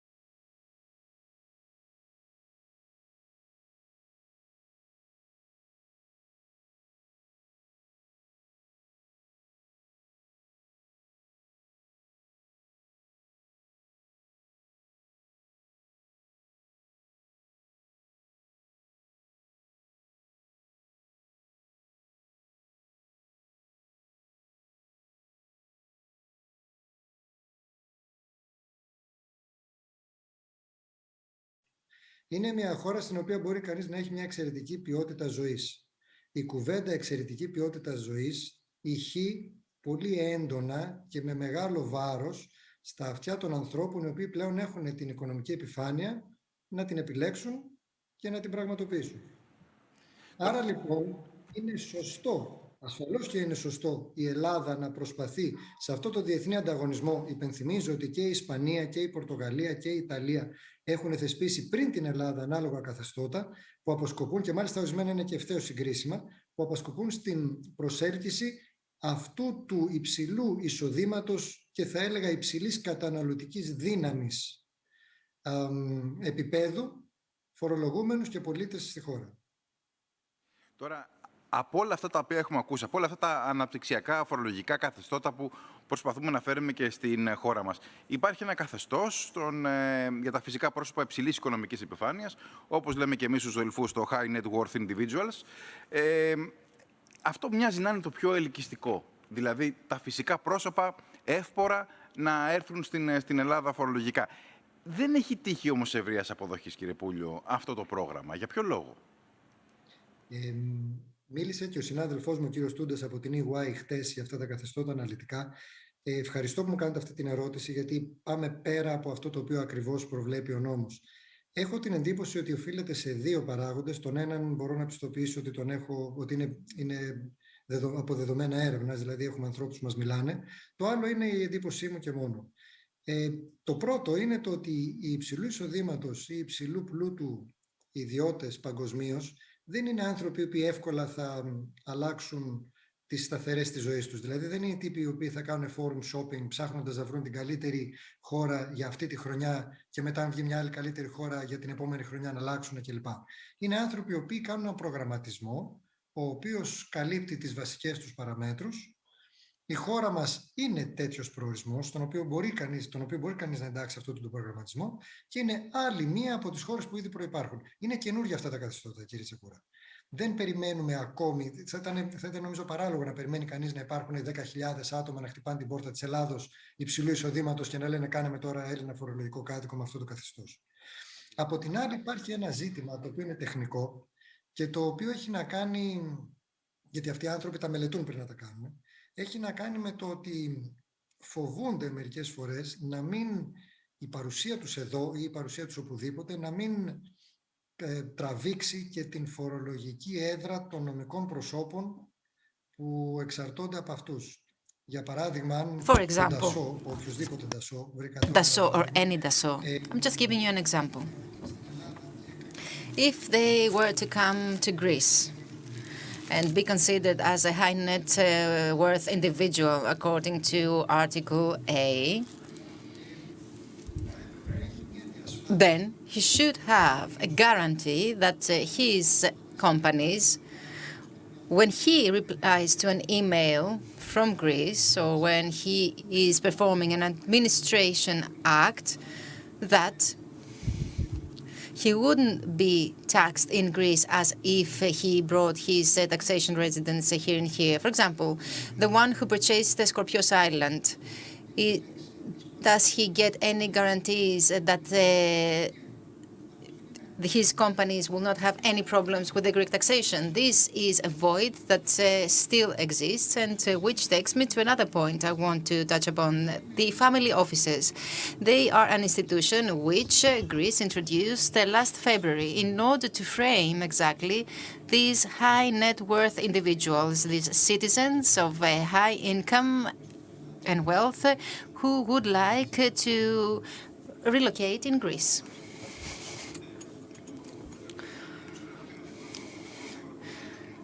We have heard all these things, especially as the journalist. However, I would like to ask, is there the framework that will allow the establishment of a family office in Greece? Mr. Tsakouras, there is.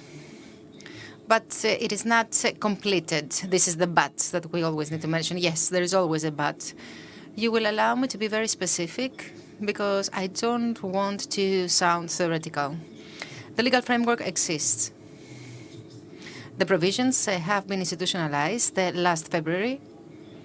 The similarity of the operation of this legal structure or of this legal entity that will be taken by the family office can be taken by any businesses apart from the non-profit-making organizations. So they can have this structure in order to attract investments in Greece. And, however, there are some issues that remain unresolved.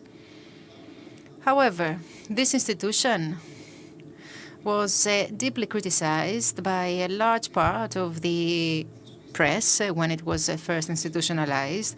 I don't agree with this criticism. I don't agree, neither me nor many of the colleagues with whom I had this discussion. And as I said, I want to talk about with very specific examples. So someone said, why should we only have this, especially for Greek taxpayers, to establish family office and not a foreign one? The point is one Greek tax resident is enough in order to bring the entire family office. Secondly, they said that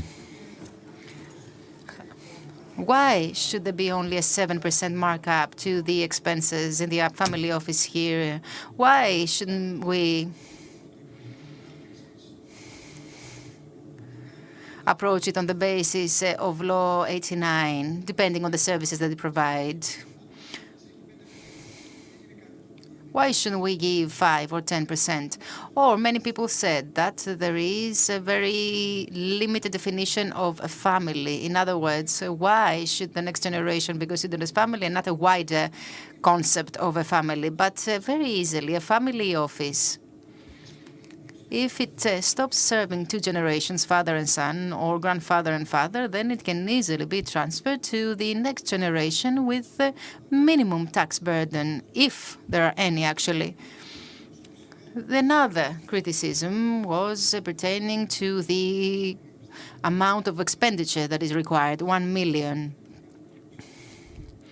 which they deemed as very high. But I believe that the ministry, and I believe wisely so, decided to establish in Greece a family office of the rationale by which it includes all the expenses that a high net worth individual can have in Greece. For example, expenses for the people working at home, for the guards, for the operation of the house, supermarket, in other words. Even of the financial advisor cost could be considered as part of the expense. In other words, the one who will manage the family office, because the point is that the management of expenditure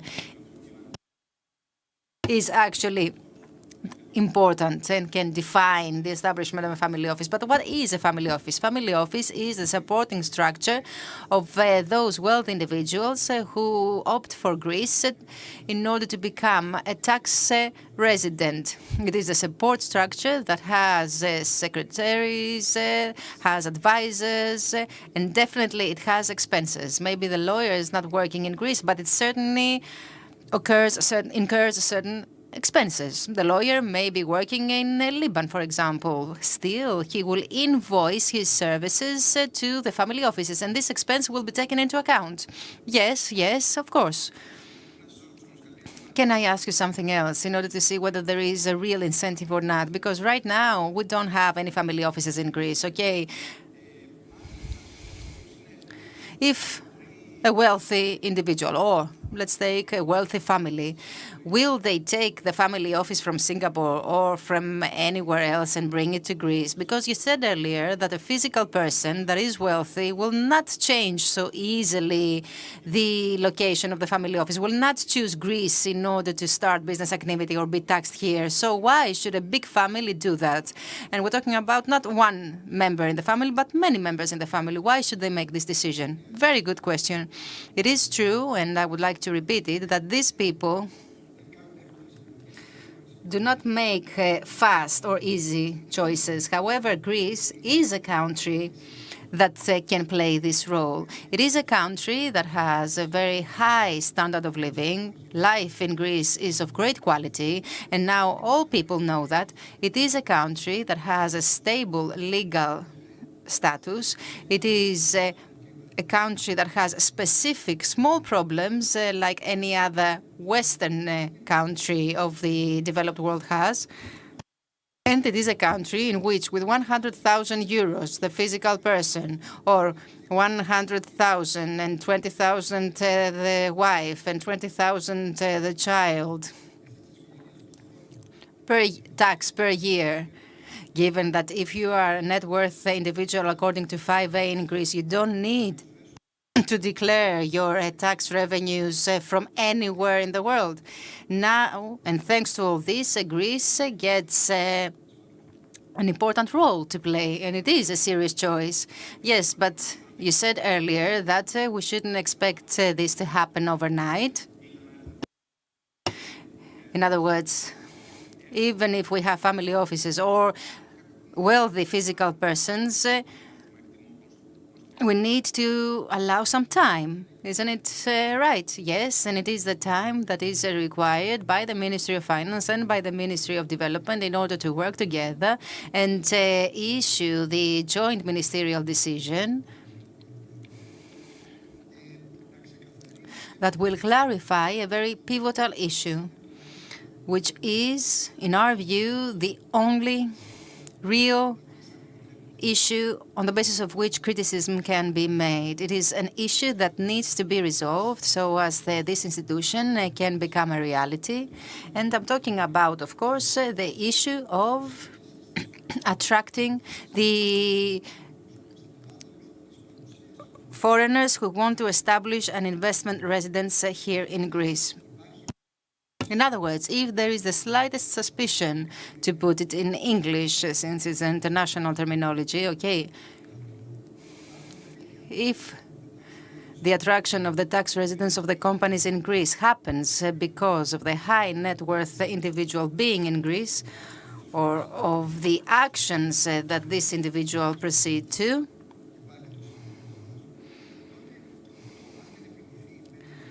so this, if it is not resolved in a way that is friendly to the institution, then and friendly to those that we want to attract, then the institution of family office will not materialize.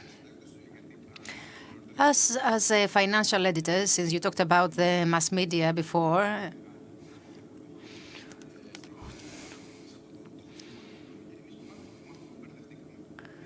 I would like to tell you that we were confused by the VAT. We didn't know which would be burdened by VAT and which not. Maybe this joint ministerial decision that you mentioned would clarify all this. Obviously, a family office that wants to be established here in Greece will know all these. However, us, the financial editors, do not have a clear picture of what stands 8 months after the announcement of family offices. Yes, this is another technical issue.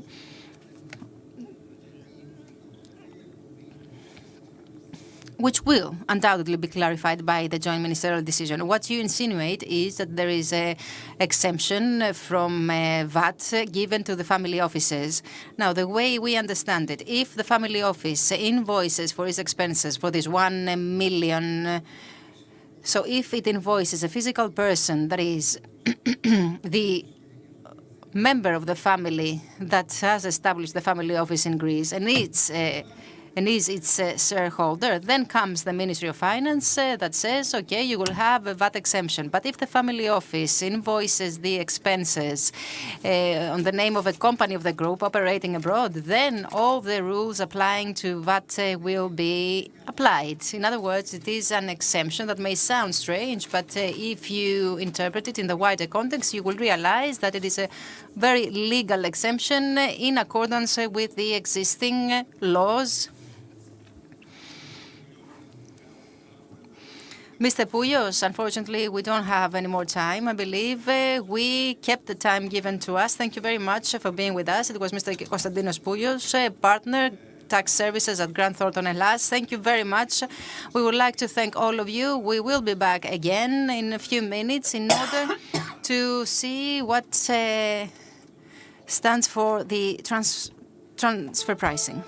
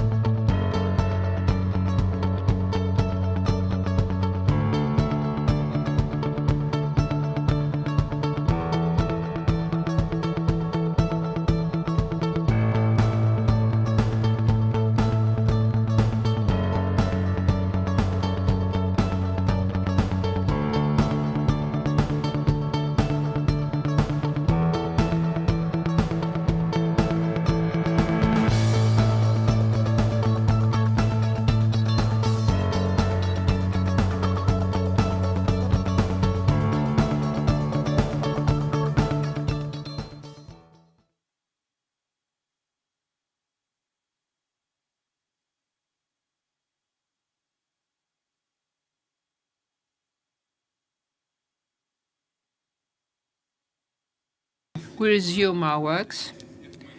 We have with us on the panel Mr. Ioannis Giannopoulos, who is General Manager of Sol Kraue. He is Head of Tax Advisory Services. Good afternoon.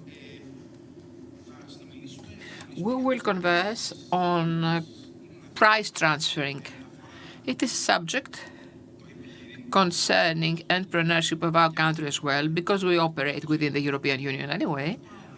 But these price transferring, how do they originally affect company decisions?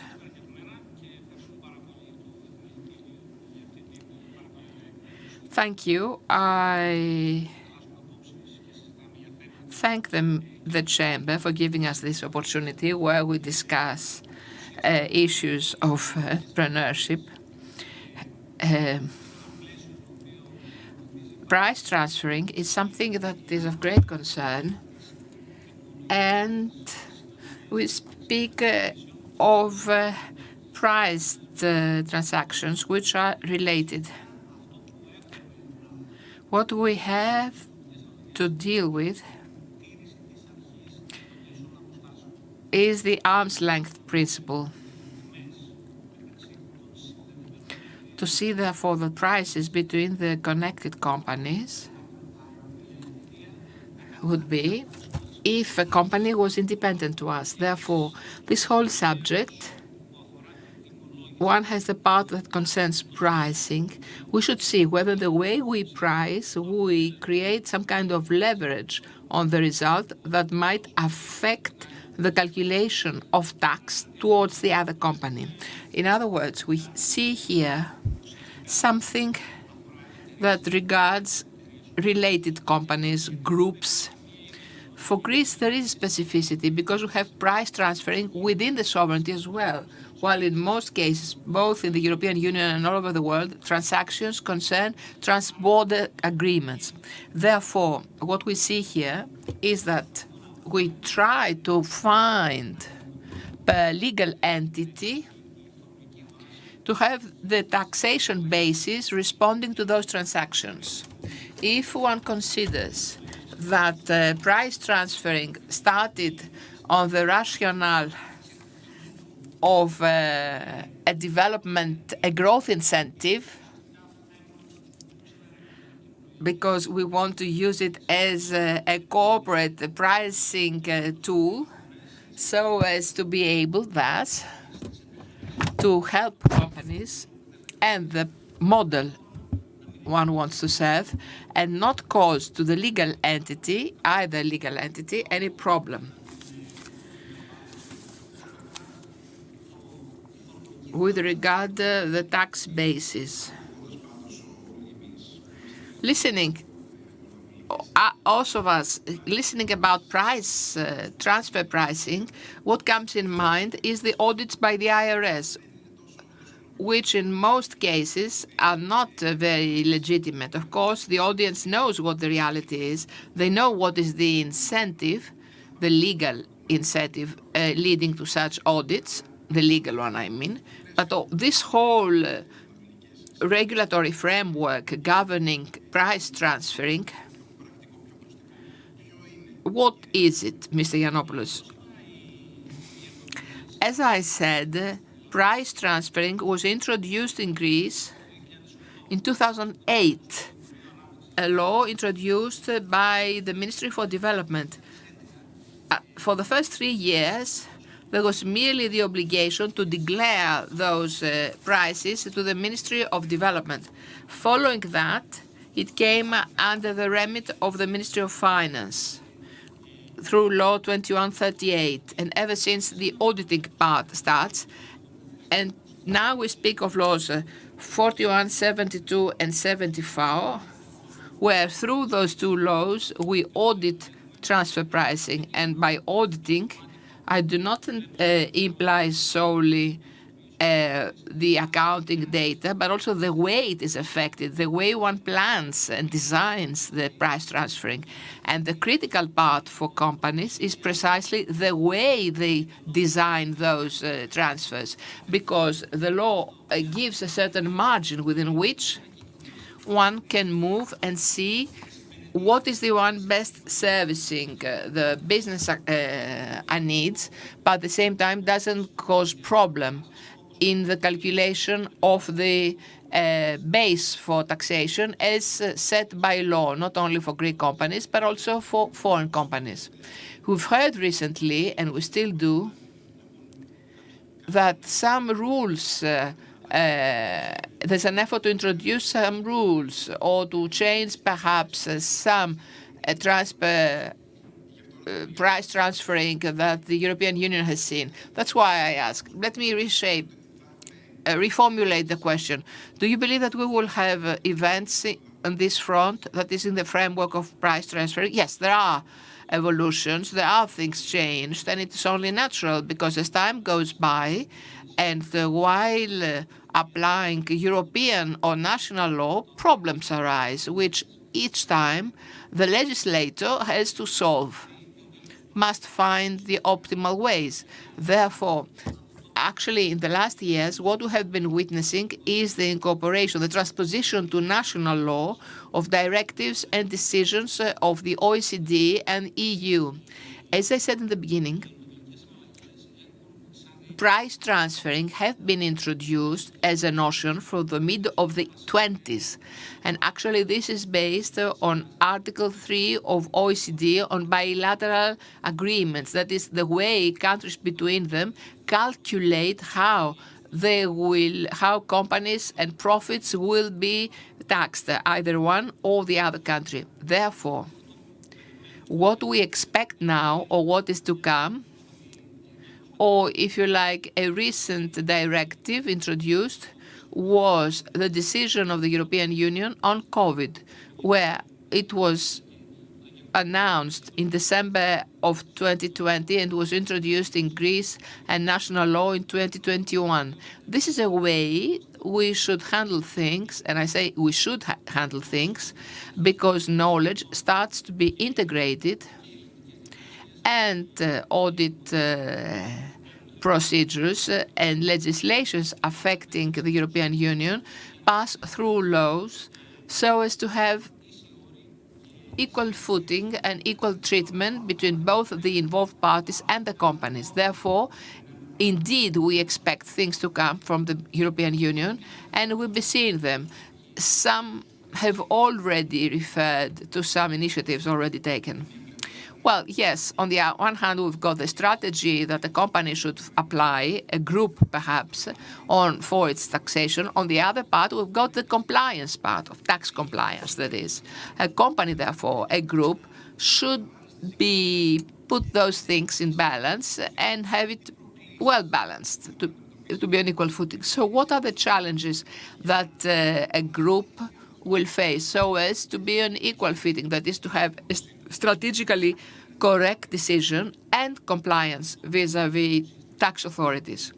What we should actually see, and I say we should see because I consider that on the price transferring subject, par excellence, it is considered to have a specialized consultant. It is more or less sine qua non because we've got interpretation of laws and the ways we should deal with the transactions. Most importantly, we must see which companies are considered related and for what reason. It is very easy to view the issue from the viewpoint of the businessman or the obligation. But the main thing is that on the basis of 4172, Article 2, we define which are the connected companies, either within the sovereignty or abroad. A second issue to see when we speak of price transferring and documentation of transfer pricing and the observation of the arm's length principle, we speak of documentation from the very first euro. There's important difference, however. On the basis of the law, they will have to declare the price transfer, the aggregate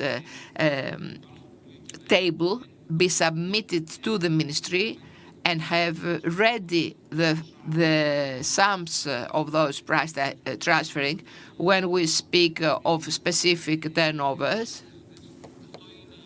this is the obligation vis-à-vis the law, which of course entails penalties and pecuniary sanctions for non-submission, modification, or fraudulent declaration. On the other hand, when there is price transferring, the company has to observe the principle of arm's length from the very first euro, regardless of whether it has the obligation to submit the table or compile a file or not. Therefore, the IRS will come along in the audit to see whether the company has complied in submitting the tables. The audit, however, offers the possibility to see whether the existing transactions observe this principle. This is basic that we should view. And the second issue is that now, as time goes by, we start having knowledge and experience, and we exceed the mere observation of prices and indices, and we enter the substance of the documentation of price transferring, which is to see whether the profit in each company is in direct relation with the respective tax, and then we enter the rationale to see the functional analysis of each transaction and see whether the value chain here offers the value of the tax basis that corresponds. So we don't see a transaction 100 euros, whether it is documented or not, but what is the operational analysis? What is the risk undertaken by the company? What are the risks undertaken by each company in the group? And depending on this analysis, us, the consultants, or the companies will conclude on whether observing the arm's length principle is the indicated one, or on the basis that of the risk assumed by each company. So you consider these are the elements that the company has to bear into consideration if they decide to make a price transferring. Yes, actually, yes. We start to view the transactions. As I said, most importantly is to have a policy of price transferring in the group. And then we should view, on the basis of the risk assumed by each company of the group, whether it indeed covers the percentage, the share of the taxation basis that it should. Let me give you an example. If a company has a transaction with a company, either in Greece or abroad, or in the European Union, or somewhere close, with a preferential tax rate, it is not that important. Actually, we must see who assumes the risk. That is a transaction of A to B, two companies that are related.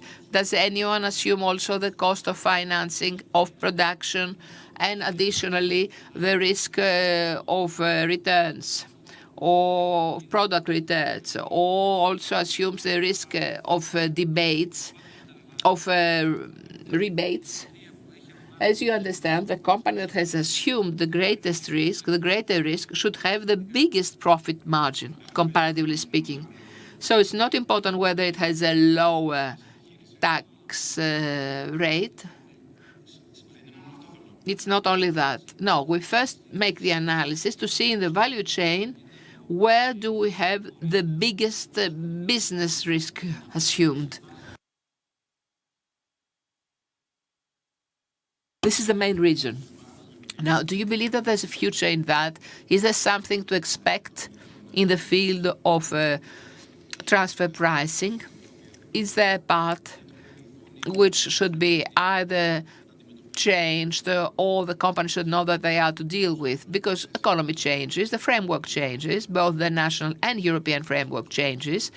Everything will have to be adapted. So do we have things at hand that we'll have to know?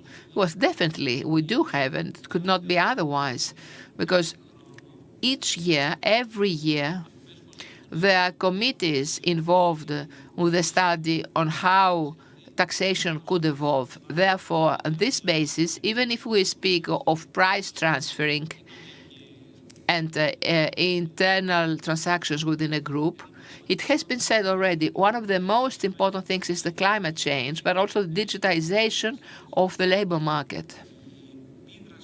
The impact, therefore, of COVID on companies at large and society have dramatically changed the rules and the way we will be discussing about taxation and especially price transferring. Therefore, what we consider that will happen is that amongst the states there will start be some basis for joint calculation of the taxes to be imposed. It is something that we expect and look forward to.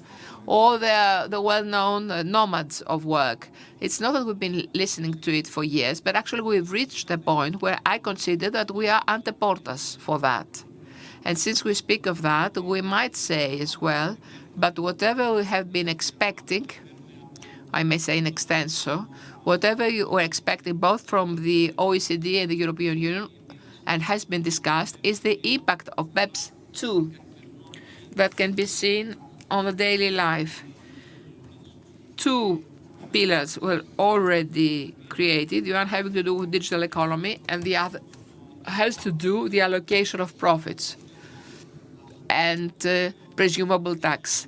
This is something which is in force, has been discussed, will be approved by the European Union and will come along. And not only that, we already see many countries that have adopted BEPS 2 and who have entered the rationale of speaking of a just taxation of profits where profit is created.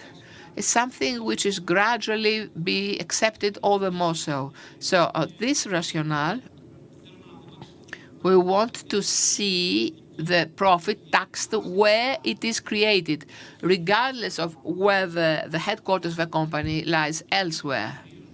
This was created mainly because of the gig companies, which have headquarters somewhere and offer products and services either directly or indirectly to the end user.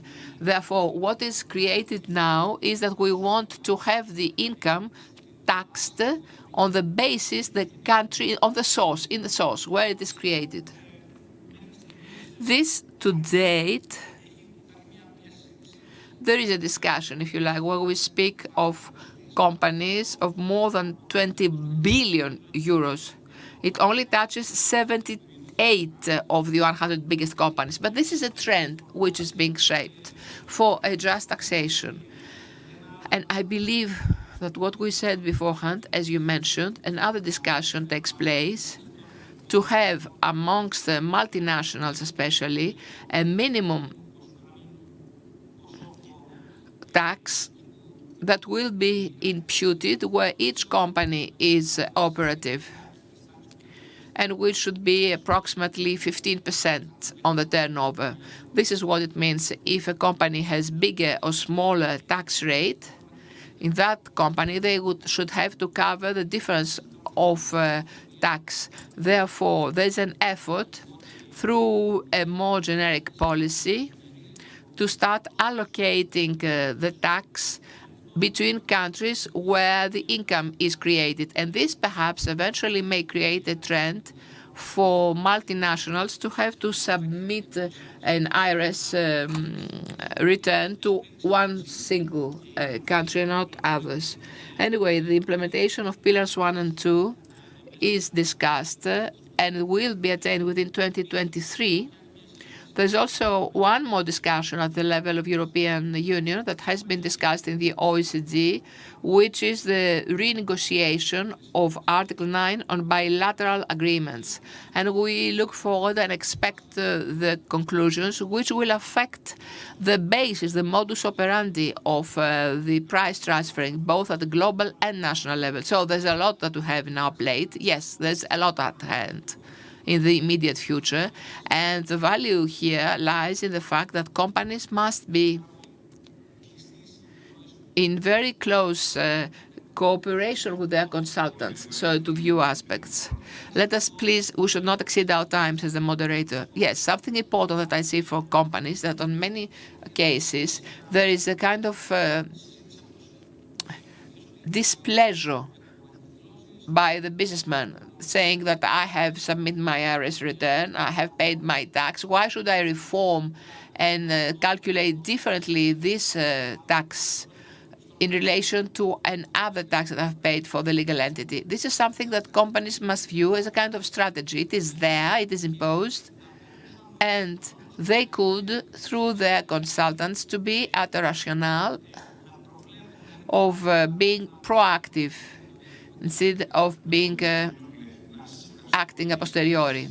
Thank you, Mr. Yiannopoulos, for this discussion, for a very hot topic. And there's a lot lying ahead, as you mentioned. I warmly thank you for your presence here today. I thank you for the opportunity you offered me to discuss such an important subject. And we are, of course, at the disposal, both of you and the Chamber, to further give explanations and help companies and the Ministry towards this direction. Thank you. Thank you. I also thank the American Hellenic Chamber of Commerce for inviting me to moderate some of these most interesting panels of the conference of the Tax Forum.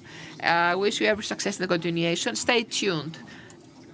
Other interesting subjects come along. Thank you. This time of change allows us to look ahead through a new lens. A chance to reframe the future, to uncover unseen opportunities, for organizations to ask new and different questions and create unexpected answers. How can you transform at speed to build value that lasts? Is your transformation plan radical enough to thrive? Has this moment changed customer expectations forever? How can technology help you reimagine your working world? Redefining how we live, work, learn, and consume. Rethinking the role of enterprise. So ask yourself, are you reframing your future? Or is the future reframing you? Transforming to create long-term value for business, people, and society as a whole. Building an even better working world. Find out how we can help you with end-to-end transformation to uncover opportunities now, next, and beyond.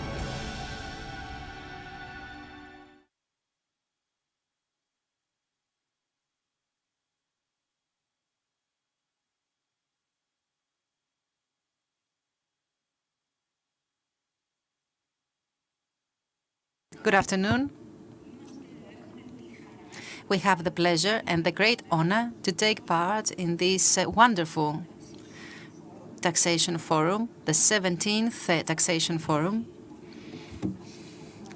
And I believe we should congratulate one more time the excellent Taxation Committee on organizing this wonderful conference. And of course, we should thank the Hellenic American Chamber of Commerce. It is the second time that I work with the Taxation Committee as chair of the EIE Committee of the American Hellenic Chamber of Commerce. And I can tell you that we have always tried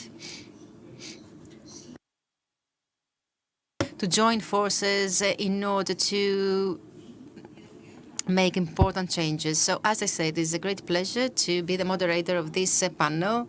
We have with us Mr. Dimas, the Deputy Minister. We all know how many important things he has done. We have Ms. Pramatari, the well-known Katerina Pramatari. She is known for all the wonderful things she is doing in the university and in Unifund. And from Salonika, we have with us, we are missing him, of course. We would like to have him here in person, but still, we have Professor Panagiotis Ketikidis, Vice President of Research and Innovating City College. We don't have a lot of time. Ideally, we should have been given hours in order to talk about this topic, but still, we will do our best. And since I don't want to take more of your time, I would like to start straight away by asking the Deputy Minister, Mr. Dimas, some questions. Before I pose the questions, I would like to say that creative and hardworking as he is, knowledgeable of innovation and advocate of startup ecosystems, and not only, of course,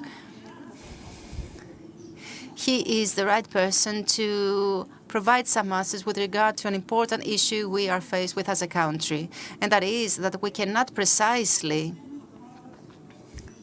define the field of startups and innovation so as to implement in that same field the different incentives and policies, be it of taxation nature or other nature, which, of course, is also the reason that has made many of our young, bright minds leave the country and live and work abroad. It is the so-called brain drain. Now, on the other hand, if we fail to support the existing businesses operating in Greece, unfortunately, we will never be able to change the tide, and the brain drain will continue. The point is that these businesses are worthy of our support. So I would like to ask him as representative of the Ministry of Development and Investments, and under your capacity, how do you approach this issue, taking, of course, in consideration the developmental policy of the government and the RRF, as well as all other related means and instruments? Mr. Dimas, you have the floor. You know how much time we have. I'm not going to remind you of the time remaining. You can say what you want to say. First of all, I would like to thank the Hellenic American Chamber of Commerce for inviting me to take part in this taxation forum. When I took the office of Deputy Minister of Development and Investments, I wanted to see from the very first moment how many startups operated in the country. And the first thing I did was to try and to define startups. As you aptly said, I addressed to the National Council of Research and Innovation, the ESETEC. Basically, we first established ESETEC, in which take part professors of universities, researchers, businessmen, and it is actually the superior advisory body to the government. And I approached them in order to define which are the businesses that can be characterized as startups and how we can make the distinction between startups and newly established. So we worked together with the ESETEC and we set some very specific criteria that need to be met. The first criteria is the following. It should have operation of less than 8 years, not to employ over 250 employees, the turnover not to exceed the 5 million annually, and the legal form of the company to be SA.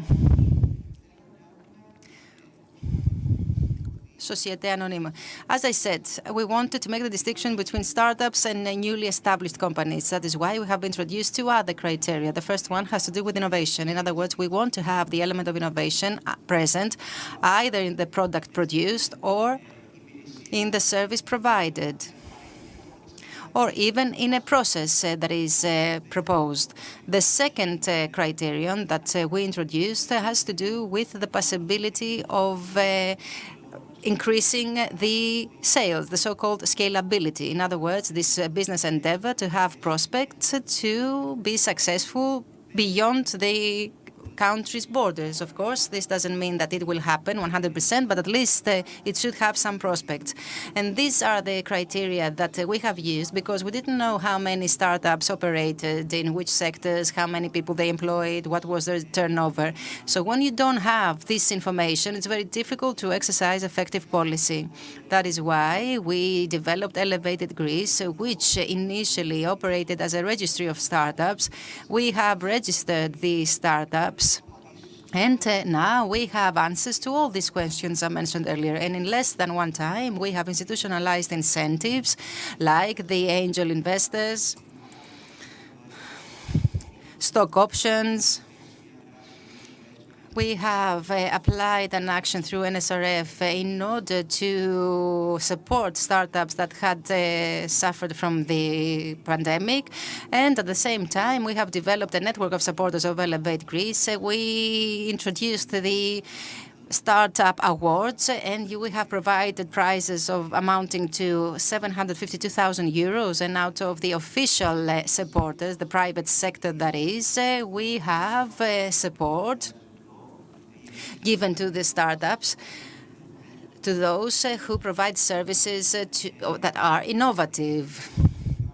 They may also provide specialized banking products or cloud services for free, mentoring services. All these supporters from the private sector offer these services to the startups in order to support and boost them. So those who are operating startups are now aware that the state is not the enemy, but an ally.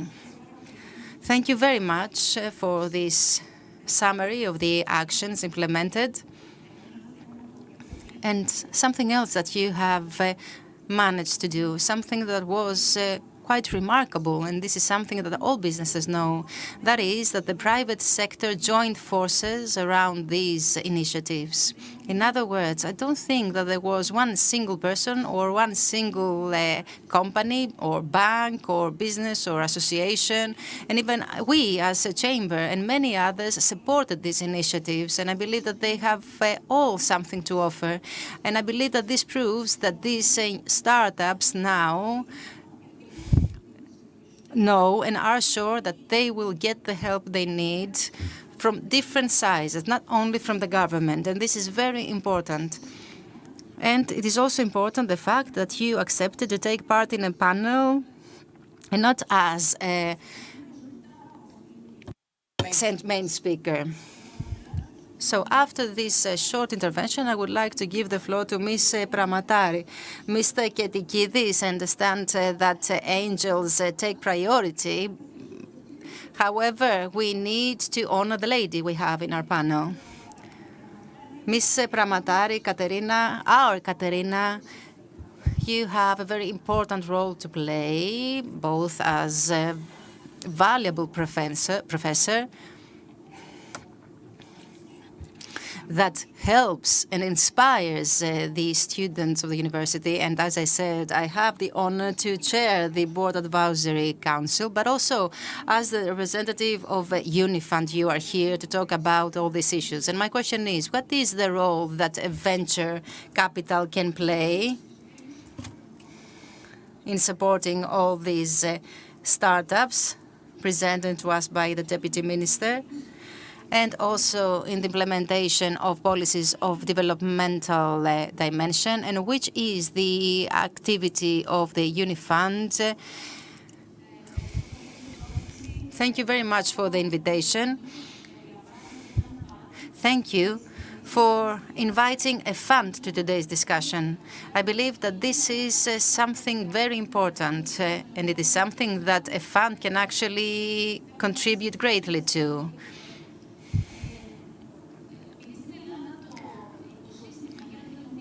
Since in Greece the ecosystem around startups is rather recent, it develops very rapidly and it's quite dynamic. Still, I'm not sure that we are all very familiar with how important funds are in this whole activity. Funds obviously finance those cases that stand out and have the characteristics mentioned by Mr. Dimas, that is innovation, prospect for upscaling.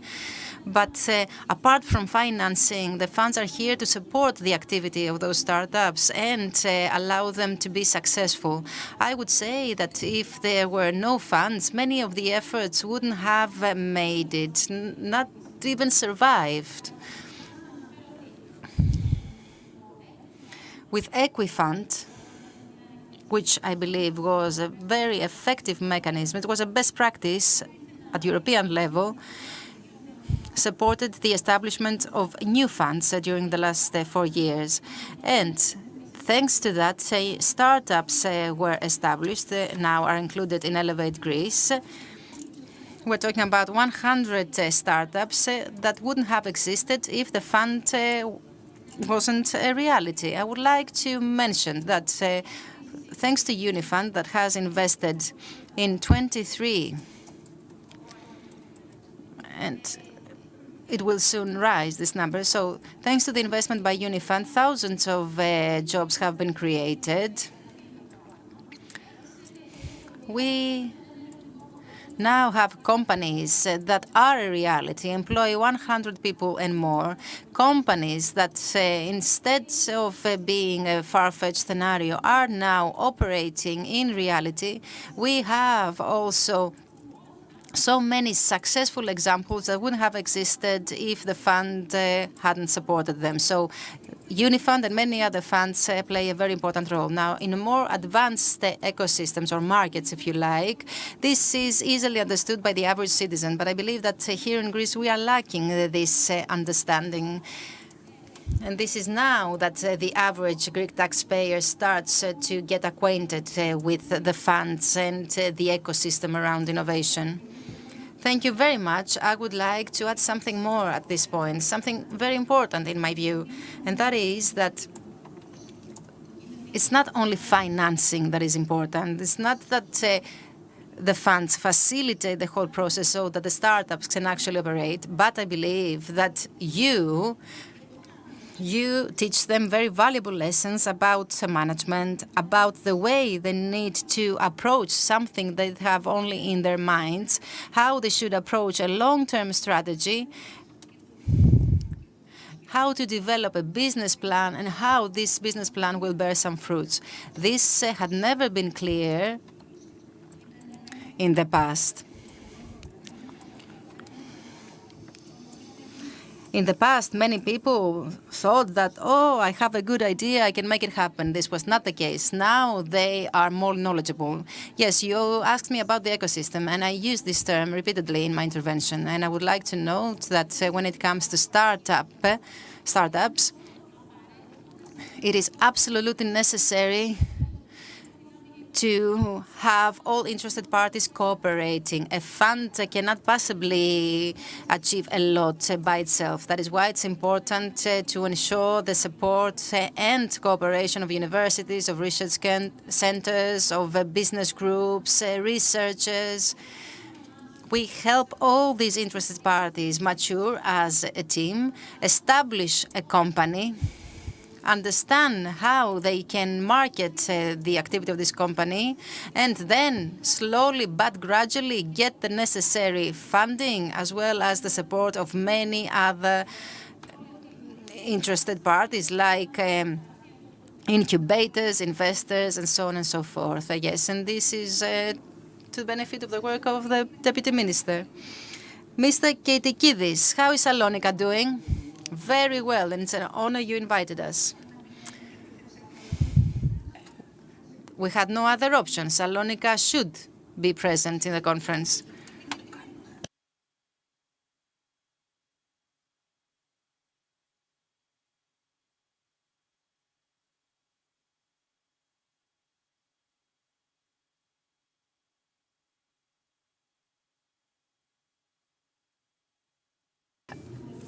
Another representative of the European Network of Business Angels, of EBAN, but he is also the one who was the main factor so as to create the Greek network of business angels. So what is the way, the modus operandi and the importance of business angels for startups, according to this huge role that you have very well defined beforehand? Thank you again. Allow me to start by saying why do we need these networks? And you understand what's the importance for private investors. Let us give a brief definition. What are the business angels and how much they invest? It is well known at a global scale the importance and significance of business angels in the creation of jobs, development, and entrepreneurship of an economy. The European Network of Business Angels, based in Brussels, was established in 1989 with the encouragement of the European Union. Please retain that. And I happen to have the honor to be in the BOD in order to introduce the culture of business angels. The Greek network started with some friends who considered that we should put in the map Greece, which was not there. So in 2012 we started. In 2015 we had the Hellenic Business Angels Network and the national contact person for IBAN and in the Global Business Angel Network. Now, who are and what are business angels? They are private investors that they manage their own funds, not someone else's. That's important. And what they offer to startups in order to help them evolve is called smart finance. That is, a business angel offers smart money. They offer the know-how they have because the business angel invests in companies he knows, in my case technology, in skills, in networking with the contacts that the business angel can offer, where we have doors opening. And the money is the third that comes, it's not the first. And since we stay there with the companies, this is what we call smart finance. This has to stay in mind. Now, to our estimate, there are 400,000 business angels in the USA that have invested in 2019, 2020, 25 billion euros. And in Europe, there are 345,000 business angels who have invested 7.5 billion euros in startups, according to an estimate. Of course, in Europe, the visible entrepreneurship is have 72,000. EU and the USA are the biggest source for funding. So this is important. It's their own equity that they invest, smart money, smart finance, and we don't want to lose our money, so we stay by the company. Of the 10 investments, according to the figures we have from the European Business Angel Network, we lose our money in 9 cases, and then the 10th one, we want to make a big exit. When privates enter, this is a high-risk investment. That's why our network is there to help. I close thus with the first round. So at this point, with the Minister Madam Pramatari and Mr. Ketikidis, not only did we delineate, but we also presented the whole ecosystem. We do have an ecosystem of business angels, so we don't have to create it from scratch. It's already established, created and established. Therefore, Mr. Dimas, recently the consultation of the law on spin-ups was concluded. And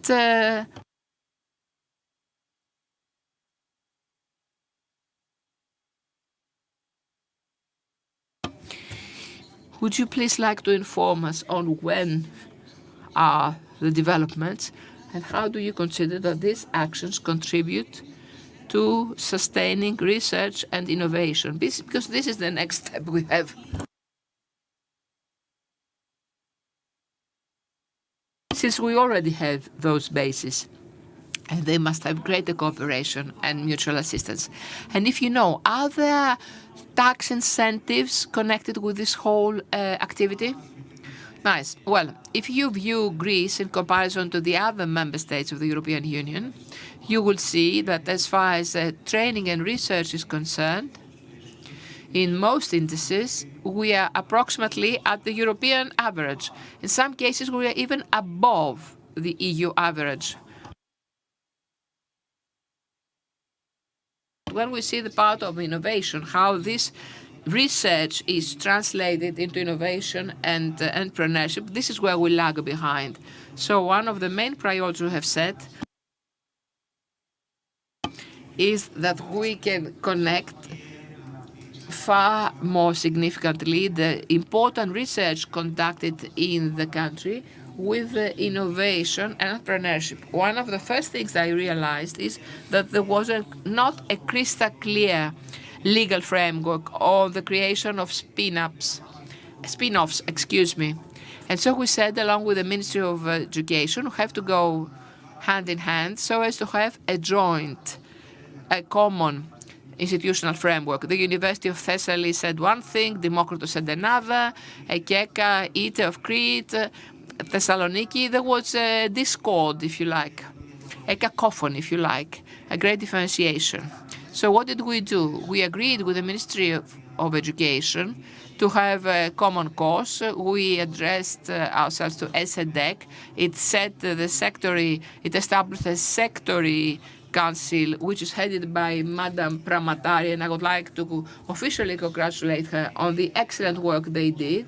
It has gone through the public consultation for that is the new institutional framework of spin-offs will be tabled in the parliament committees next week, and we hope that by the end of this month, within 15 days that is, to be adopted by the plenary session of the parliament.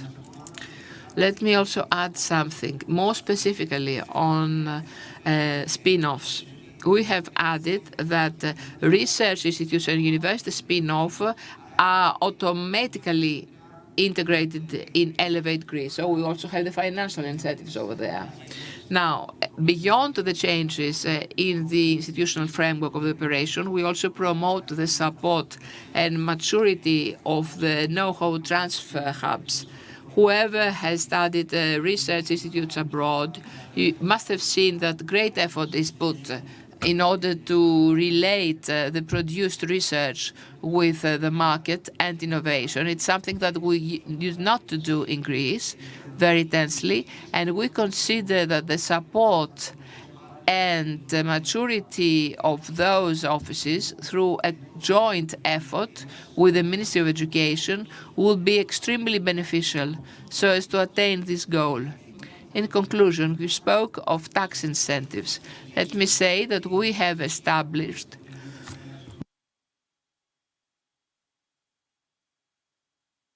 it is in force since the 1st of September of this year. We have exceeded the over rebates from 120 to 200% tax exemption. Thus, Greece is one of the most attractive countries in the European Union for R&D investments in Greece. This does not make Greece solely more attractive, but for companies already active here, it's an additional boost so as to invest more in R&D. The reason why we place such a big emphasis in R&D investments and innovation investments, because thus we create new, very quality and high remuneration jobs. Thank you. I'm very sorry that we don't have much time. We only have 5 minutes at our disposal. We must very quickly give the floor to Mr. Pramatari and Mr. Ketikidis to make another question, and quite quickly. Katerina. How do the existing tax incentives fare compared to other countries, compared to best practices from abroad? And allow me to mention another factor. Mr. Dimans referred to it earlier.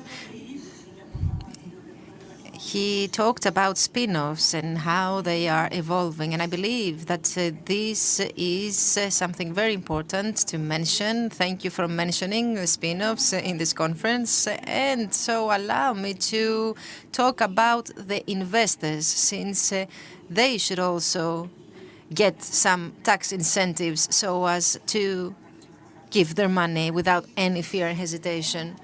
Could you please, in 1 minute and a half, say something about that? I will be very brief because things are very clear. The venture capitals and the development of venture capitals is linked with tax incentives. In other countries like England, France, have institutionalized many tax incentives in order to give a boost to venture capitals. And I believe that what happened this year in Greece, that is the provision of special tax incentives to business agents in order for them to make investments, was something unprecedented.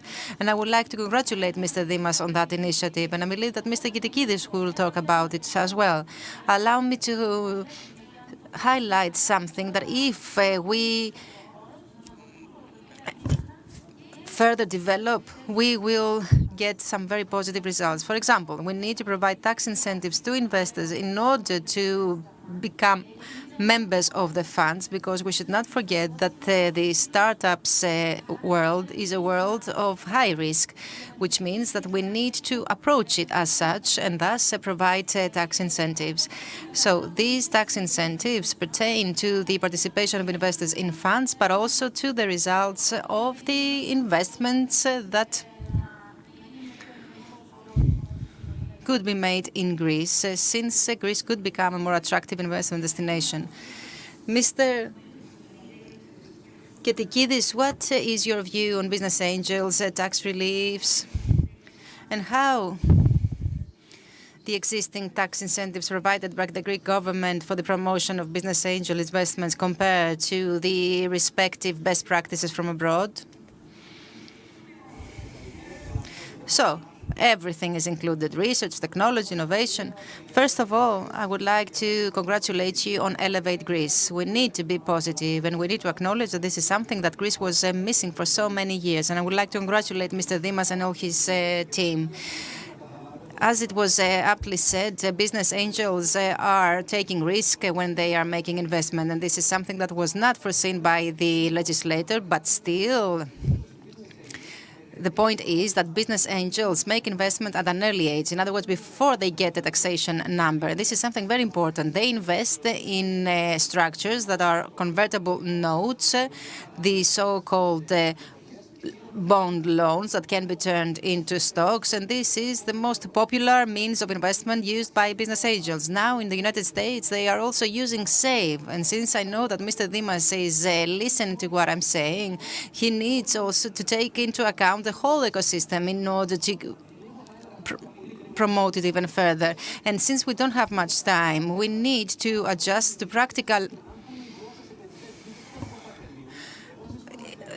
measures.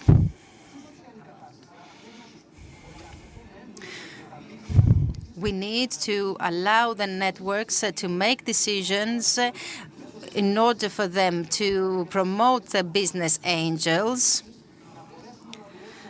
We need to join forces, all of us, the funds, everyone need to join forces. And moreover, something else, like joint ventures of investments. We cannot make investments all by ourselves. We can make investments through the special purpose vehicles or through platforms. And by the way, I talked about cross-border investments because the fact is that we don't have so many startup companies in which we can invest. So we can take all this into account, and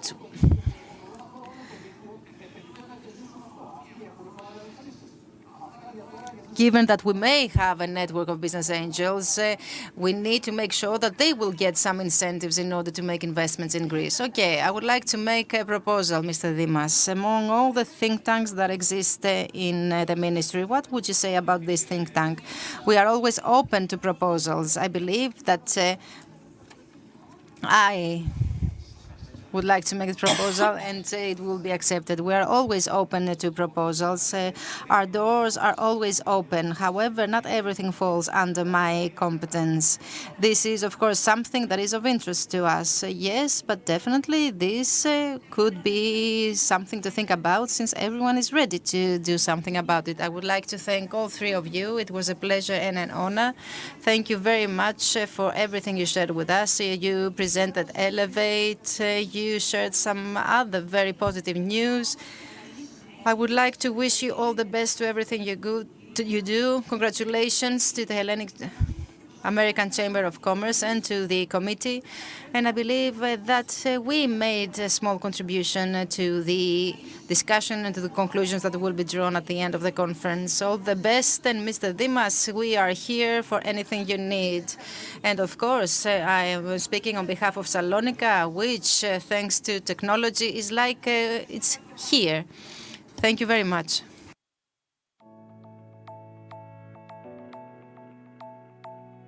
For tax leaders, risk often lurks in what's overlooked, and the sheer volume of data and pace of change can undermine confidence. But what if you could amplify your own insights? What if you could increase the speed and accuracy of your team? What if your ability to use data, defend your actions, and execute across thousands of tasks, small and large, was easier? Would you choose to do it? Though we sometimes think of them as disruptive leaps, digital technologies like AI, natural language processing, and robotic process automation are really just modern versions of the tools that business has long relied on. In this new era, technology gives tax professionals the ability to work with all the information available in massive datasets, to not only see what has happened, but to more confidently predict what will happen, to be insightful and focus on implications and outcomes, to be able to spend less time consumed by the accuracy of numbers and on-time filings. It is not about man versus machine. It's the power humans have with machines. Reimagine your operating model. Capture new insights using all the data. Redefine the value your tax function brings to your business. This is the power of with.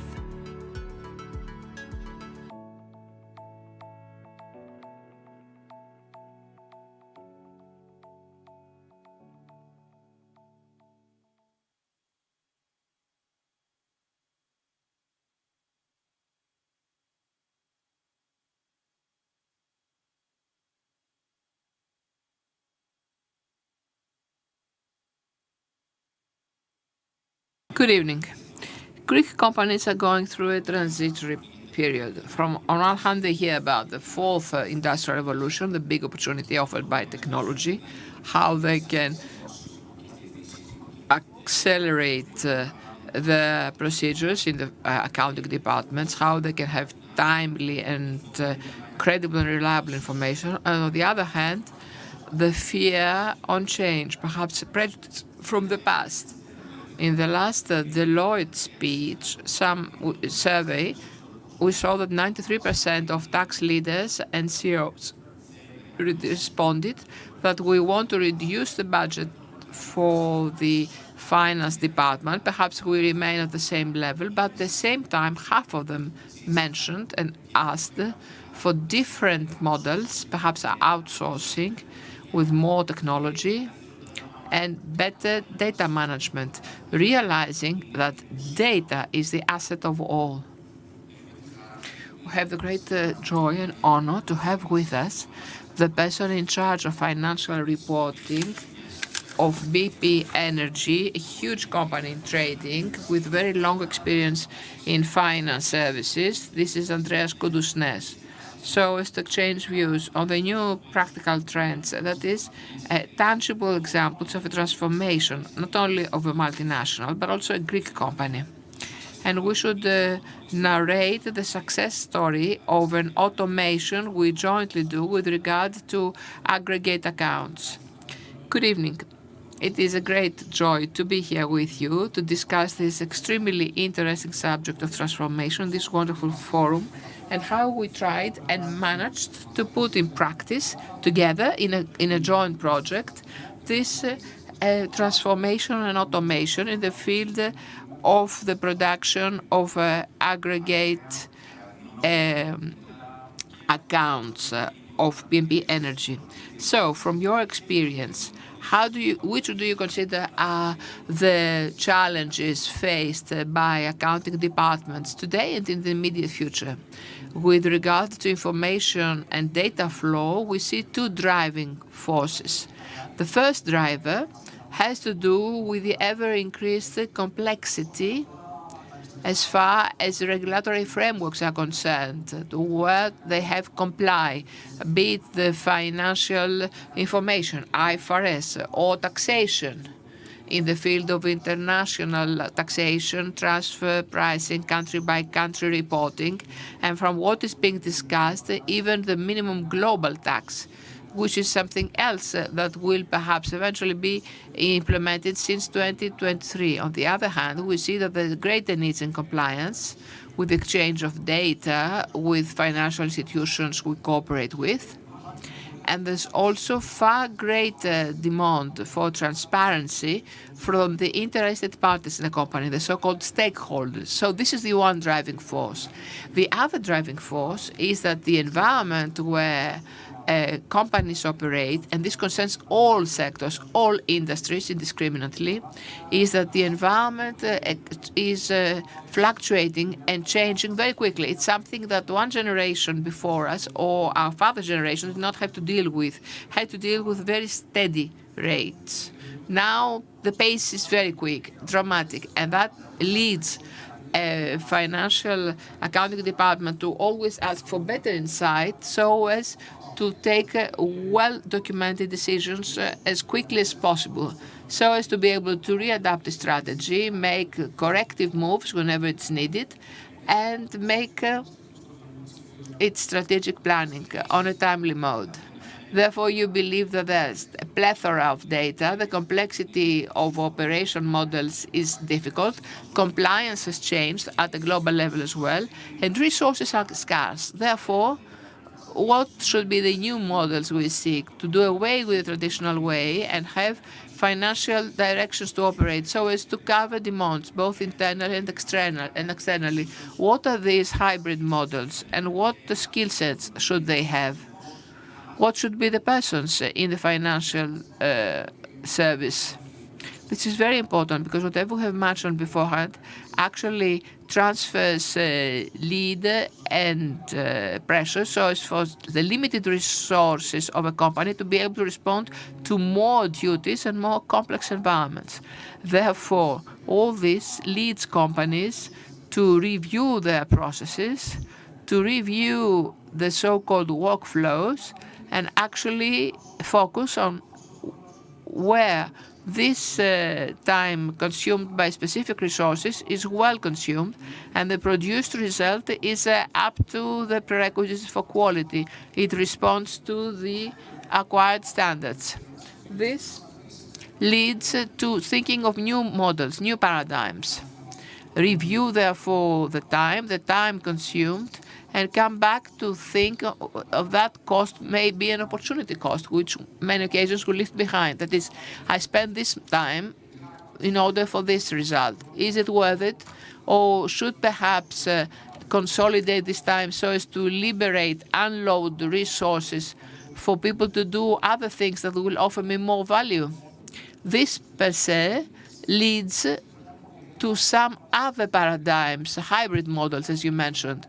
We knew, for instance, in the past, and that we had in mind that we have an increase of complexity, an increase of requirements. Therefore, we must move to big ERPs, heavy solutions. Now, however, the good thing is that technology comes along and offers the opportunity to identify different solutions that will best adapt to the needs of organizations. Because occasionally we make the mistake, actually,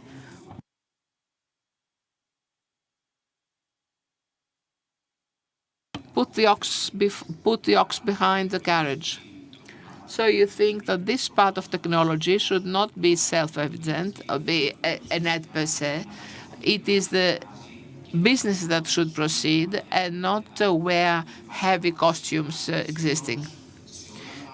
It is true, however, but that means that financial direction must change its character and introduce persons of technology, involve not only the business core, but also in the strategy, and create a hybrid model that will be able both to transform the financial service so as to continually adapt.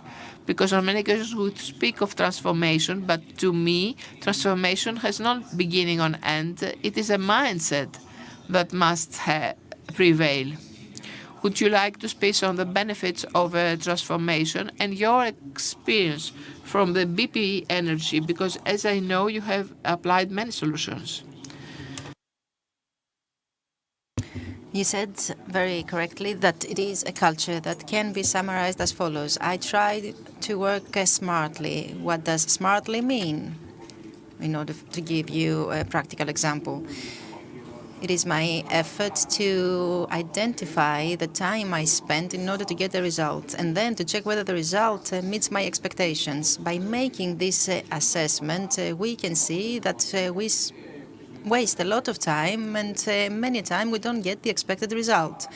So it goes without saying that transformation is a constant reevaluation of the processes to the lowest level that you can reach. In other words, to the level that includes certain tasks. Then you see whether you can categorize the task, group them, and then see whether you can automate these tasks. This must be a continuous and non-stop process, which must have a specific objective. In this specific example, we can say that this company made the evaluation and realized that it spends this amount of time and gets this sort of result. Yes, but if in 3 years' time the activity of the company will have doubled because it will have expanded abroad, then this will mean that the resources of today may be X, but in 3 years' time you will need more resources, for example, plus 10%. So all these re-evaluation process of tasks and procedure needs to be part of the wider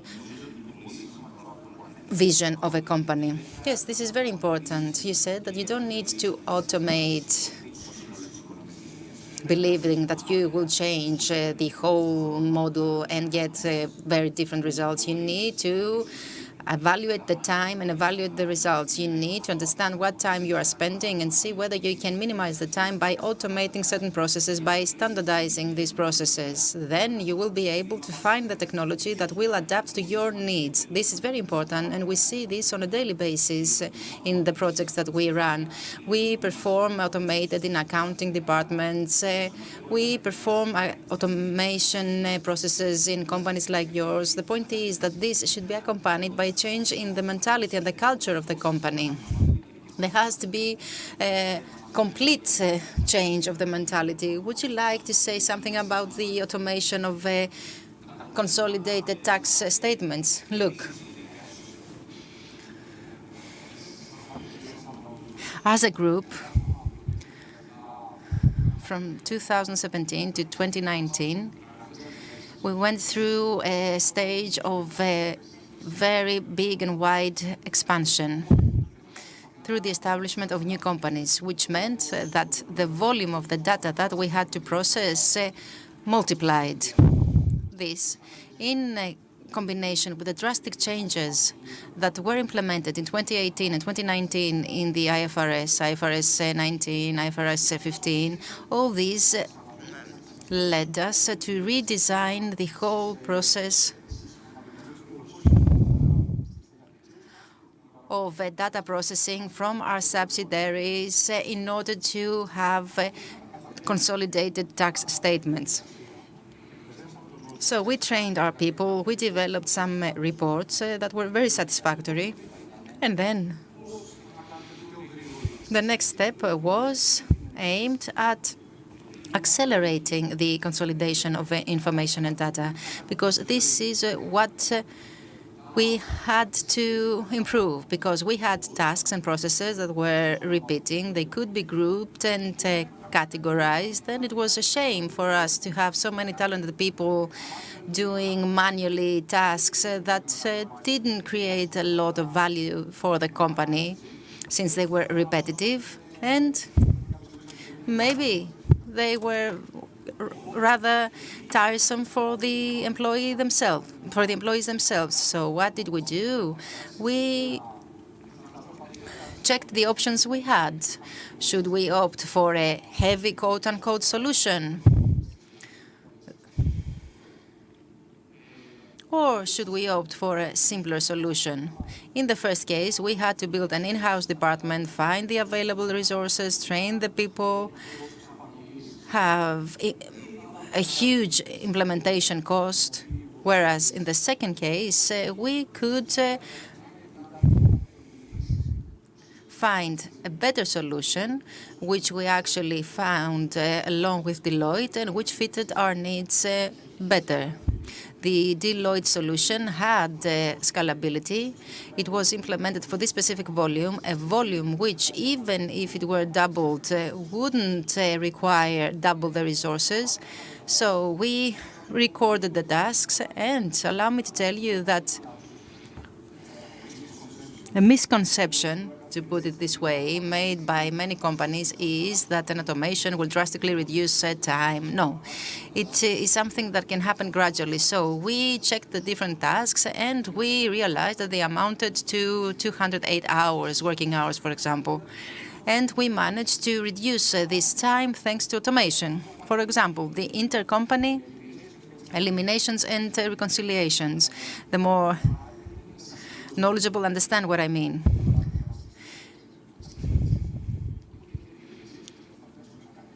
So the solution highlighted the differences, and then we got some added value. It's very good to hear, because this specific solution was something that we implemented in the beginning of the transformation journey when we were trying to identify the whole process of consolidated tax statements for this specific group. And it's a great pleasure to hear you saying all this, because it is an example of how a financial department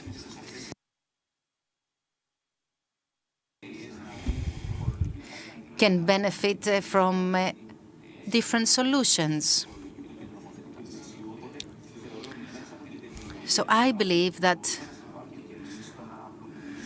we can always contribute to the simplification of processes, automation of tasks. So what I see in accounting departments is the automated of the bank reconciliation processes, agreements with suppliers, so many different things that may seem minor, but the time that we save thanks to the interconnection, which is an absolute must in our days, is huge. Would you like to talk about your experience after running this project? What is your daily life, whether you are in contact with other departments, whether you have identified certain benefits that you can get by joining forces and by developing an integrated ecosystem? I believe that this is the beauty of the transformation journey that we are talking about.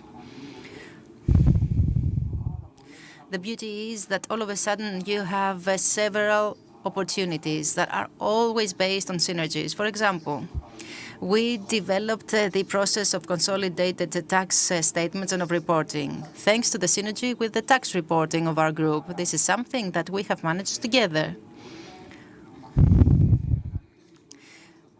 We can also ensure greater history of data, so the financial department can have more details, more data in order to draw some more reliable conclusions. Moreover, we're trying to build a common code so as through reporting to be able to link reporting of other departments, of trading, for example, of investment assessment department that we have in our group. So we have all these different opportunities and possibilities, and this is something that is linked to what a company wants to achieve in the future. What is the vision for the future? Because this is what I said earlier. You make an assessment, see that everything is okay, but what will happen in 3 years' time, for example? And I will give you an example.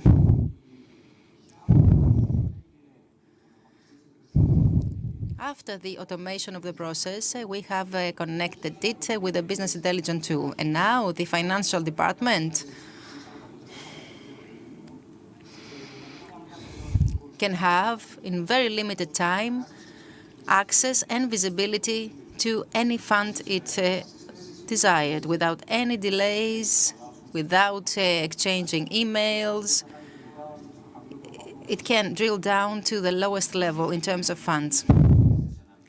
I believe that the opportunities you give to a financial controller or to the one who is processing the tax returns and the tax statements is that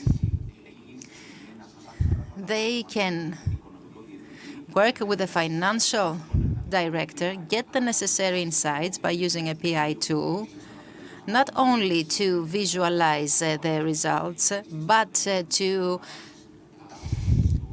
group tasks, assign tasks through a platform, since this will allow specific deadlines and also the exchange of data. I believe that technology for the financial department is something very important, something that will help all the financial departments keep track of the transformation of a business model that has happened in other countries. And it is also very useful for us, Andreas, because what we are trying to implement in BP Energy and in companies of similar size or even of smaller size is that we want to help them keep track of the developments, and we want them to allow a CFO to be a strategic partner of CEO of the Greek businessman and not simply someone who just focuses on compliance or produces tax statements, but on the contrary, is someone who can provide valuable insights to the company and make sound decisions. I believe that the good thing about hybrid models is that they unlock access to know-how, to expertise that is not the case when there is no such possibility. For example, the international standards, we can use them, translate them into automation, which is something that they will easily understand and use in order to produce work. This is true for small organizations, but even for big organizations, since this will save them time and money. This is the good thing with the hybrid models, that they unlock possibilities that wouldn't have existed otherwise. They allow time and effort, and also they allow access to valuable data and resources. Andrea, thank you very much for your presence here today. Thank you very much for the invitation. All the best to all of you. We're taught that 1 + 1 = 2. Simple, right? But today's world isn't simple. So what happens if we look at it from a new angle? Could we make something greater? If we bring together human ingenuity, passion, and experience with the latest technology, we start to make something more. Something we can see in people's lives and feel in the world around them. Building trust for today and tomorrow. And that's the thing. We all know the math, but we need a new way to put it together. Which means we don't just find answers. We never stop looking for them. A passionate community of solvers, creating new solutions for a new day. That's the new equation.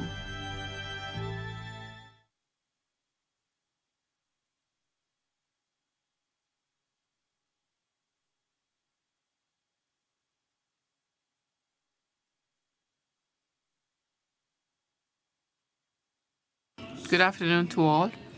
My name is Liana Lepida, a partner of Drillerakis and Associates law firm, and we'll be continuing with the afternoon session of the 70th Taxis Forum of the American Hellenic Chamber Forum that offers the opportunity to exchange views on taxation issues. Let us give the floor. Γυρίζω στα αγγλικά λοιπόν. Έχουμε την τιμή να έχουμε μαζί μας σήμερα τον κύριο Karl-Heinz Heidel, ο οποίος προεδρεύει στο τμήμα ΦΠΑ και Γενικής Φορολογίας στην Επιτροπή Φορολογίας του ΟΣΑ και είναι ο πρόεδρος της Τεχνικής Συμβουλευτικής Επιτροπής του ΟΣΑ. Επίσης είναι μέλος της Επιτροπής της Ευρωπαϊκής Ένωσης επί των φορολογικών. Θα μας συζητήσει τα θέματα τεχνολογικής και φορολογικής εξέλιξης και στην Ευρωπαϊκή Ένωση και διεθνές επίπεδο. Κύριε Χάιτ,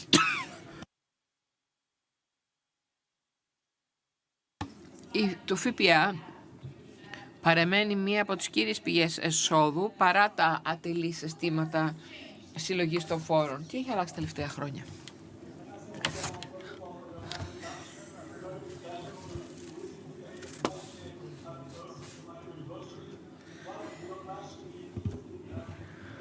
Ο ήχος δυστυχώς είναι κάκιστος και λυπούμεθα, θα κάνουμε ό,τι είναι δυνατόν για να παράσουμε κάποια διερμηνία.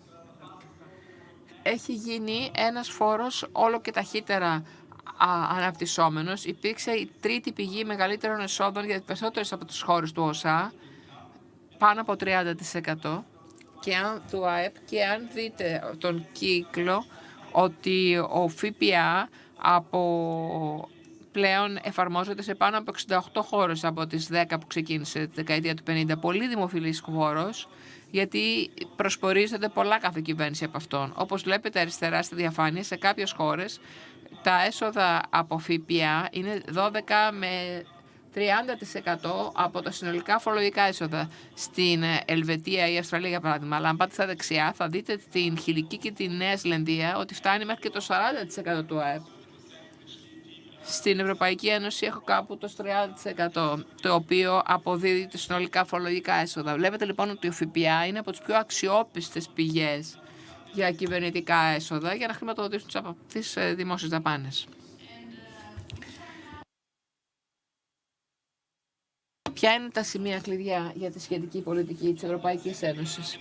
Ναι, ζούμε σε ένα κόσμο ταχύτατης και ραγδαίας αλλαγής. Με την παγκοσμιοποίηση, τεχνολογία και το διευρυμένο ίντερνετ απέχουμε από όλων ένα κλικάρισμα. Πραγματικά ο κόσμος έχει γίνει ψηφιακό χωριό. Είμαστε εν μέσω επανάστασης που επηρεάζει όλες τις επιχειρηματικές τομείς. Δεν είναι μόνο η οικονομία, μόνο η επιχειρηματικότητα. Τα πάντα, οι πάντες θα ψηφιοποιηθούν τα επόμενα χρόνια. Άρα έχουμε νέα επιχειρηματικά μοντέλα, νέες στρατηγικές αγοράς και όλος αυτός ο αντίκτυπος που έχει σε συνέπειες για το κομμάτι των εσόδων της κυβέρνησης, που θα πρέπει να διασώσουν έσοδα επί τη βάση του φορολογικού συστήματος, πρέπει να διασφαλίσουν ότι η διοίκηση θα λειτουργεί αποτελεσματικά για τη συλλογή των φόρων. Βλέπετε ότι υπάρχουν πάρα πολλές προκλήσεις που καθοδηγούν σε πολιτικές και πρέπει να θυμηθούμε ότι είμαστε εν το μέσο πανδημίας. Μετά την πανδημία όμως θα πρέπει να υπάρξει ανάκαμψη και όλη η χρηματοδότηση αυτή τη στιγμή θα πρέπει να αναποδοθεί μέσω φόρων, ΦΠΑ. Όλα αυτά θα παίξουν σημαντικό ρόλο. Στο πεδίο λοιπόν της ψηφιοποιημένης οικονομίας και της άμεσης φορολόγησης, ο ΟΣΑ και η Ευρωπαϊκή Ένωση καταβάλουν προσπάθειες να απονείμουν δικαιώματα φορολόγησης σε σχετικές δικαιοδοσίες παρά την απώλεια σχετικού γενικού φόρου. Ίσως οι πολλαπλές συναλλαγές θα πρέπει να φεθούν καλύτερα να καλύπτονται από το ΦΠΑ. Τι λέτε εσείς? Ναι, είναι ένα ερώτημα, είναι αλήθεια, που θέτουν πάρα πολλοί. Ίσως το να περάσει όλη η φορολογία μέσω ΦΠΑ θα ήταν ο καλύτερος τρόπος για να γίνει φορολόγηση εκεί που βρίσκεται ο καταναλωτής. Αλλά βέβαια, δεδομένη της πολιτικής διάστασης και του δεδομένου ότι δεν έχουν όλοι σύστημα ΦΠΑ σε όλο τον κόσμο, προφανώς ο ΦΠΑ δεν μπορεί να είναι η μόνη λύση.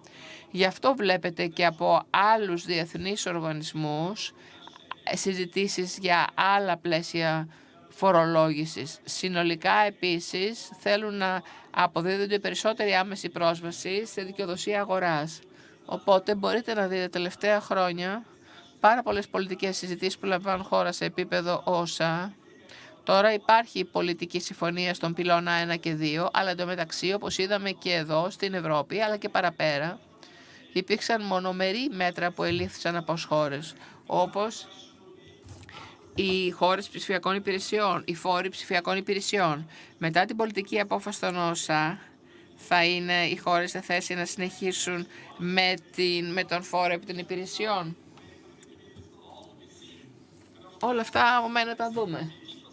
Και αν τα δούμε από προοπτική του ΦΠΑ, το θέμα δεν είναι μόνο η απονομή των δικαιωμάτων φορολόγησης. Έχουμε και τα δικαιώματα προορισμού, σύμφωνα με τη δικαιοδοσία κατανάλωσης, εκεί που βρίσκεται ο καταναλωτικής δηλαδή.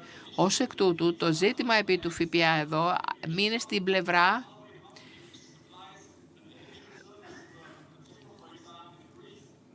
για το παράδειγμα,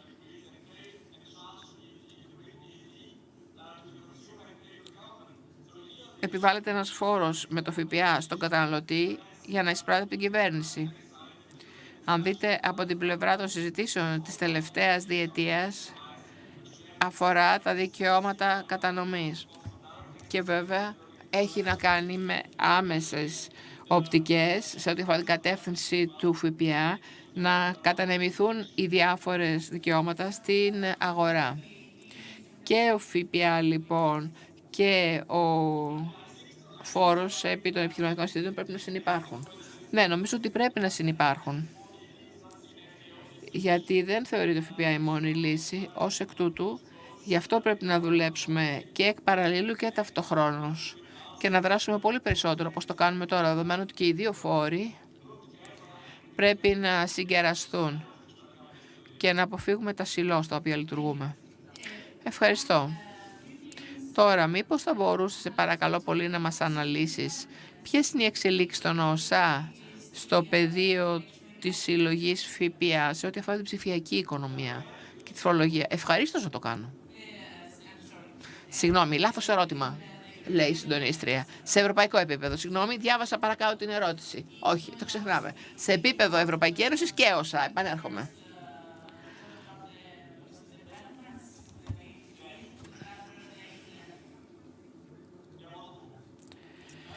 Κατάλαβα.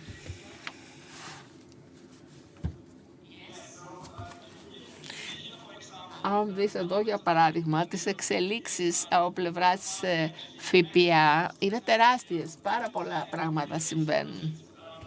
Βλέπουμε ότι οι εσωτερικές υπηρεσίες υποστηρίζονται. Ένα από τα σημεία της ψηφιακής οικονομίας είναι οι συστάσεις.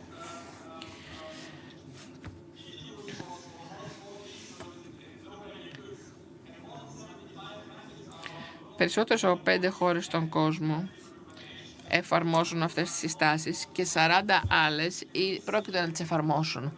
Βλέπετε λοιπόν οι συστάσεις αυτές πραγματικά έχουν αγκαλιαστεί από την Ευρωπαϊκή Ένωση. Υπάρχουν ήδη κανόνες βέβαια που αφορούσαν τις τηλεπικοινωνίες, αλλά όπως ξέρετε ο ΩΣΑ έχει ευρύτερη εμβέλεια και εδώ είναι τεράστιος ο αντίκτυπος. Βλέπουμε δηλαδή πόσες χώρες ακολούθησαν αυτές τις συστάσεις. Προς το παρόν λοιπόν ο ΩΣΑ επικεντρώνεται στην κοινή οικονομία γιατί όπως είναι σαφές υπάρχουν ζητήματα τα οποία αυτού του είδους υπηρεσίες παρέχονται μέσω πλατφόρμας ηλεκτρονικής. Άρα το ερώτημα που τίθεται είναι πώς μπορεί να διασφαλιστεί η συμμόρφωση. Στο πώς οι πλατφόρμες μπορούν να διαδραματίσουν ένα ρόλο στη συλλογή.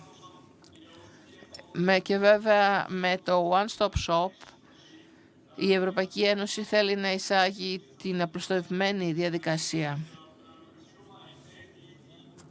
ώστε η χώρα να καταβάλει το ΦΠΑ στις τοπικές φορολογικές αρχές.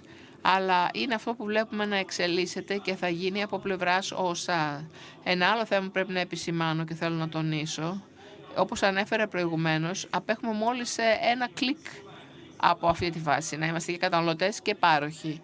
Και πολύ σημαντικό ρόλο παίζει η οικονομία, η πλατφόρμα. Το έφερε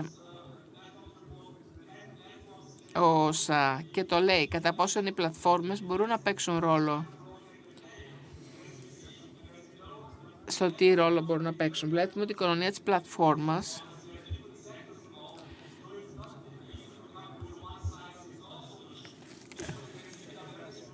Βλέπουμε λοιπόν διάφορους ρόλους που μπορεί να διαδραματίσει κάποια πλατφόρμα, ξεκινώντας με εθελοντικό ρόλο, εκπαίδευση του παρόχου και του καταναλωτή σε ό,τι αφορά τις υποχρεώσεις συμμόρφωσης. Μπορεί να είναι ένας ρόλος μοιράσματος πληροφόρησης και βέβαια μπορεί να έχετε και τη λεγόμενη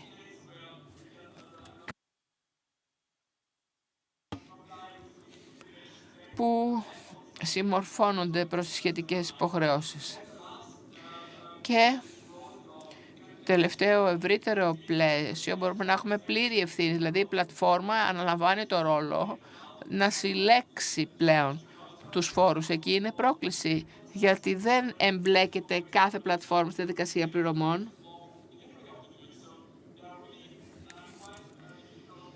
Είναι αρκετά δύσκολες πτυχές πρέπει να λάβουμε υπόψη όταν αφορά τον κανόνα και του ποιος θα είναι υπόλογος για τη συλλογή του ΦΠΑ. Εν πάση περιπτώσει, οι πλατφόρμες παίζουν πολύ σημαντικό ρόλο για τη συλλογή ΦΠΑ και φορολογίας. Τι γίνεται με τις εξελίξεις στο πεδίο του ΦΠΑ σε επίπεδο Ευρωπαϊκής Ένωσης? Σε επίπεδο Ευρωπαϊκής Ένωσης, να δούμε τη διαφάνεια, βλέπουμε βέβαια πάρα πολλές εξελίξεις. Όπως γνωρίζετε, το 2018 η Ευρωπαϊκή Επιτροπή έκανε μια σχετική πρόταση, διασφαλίζοντας ότι η διασυνοριακή προσφορά αγαθών θα φορολογείται στο χώρο προορισμού.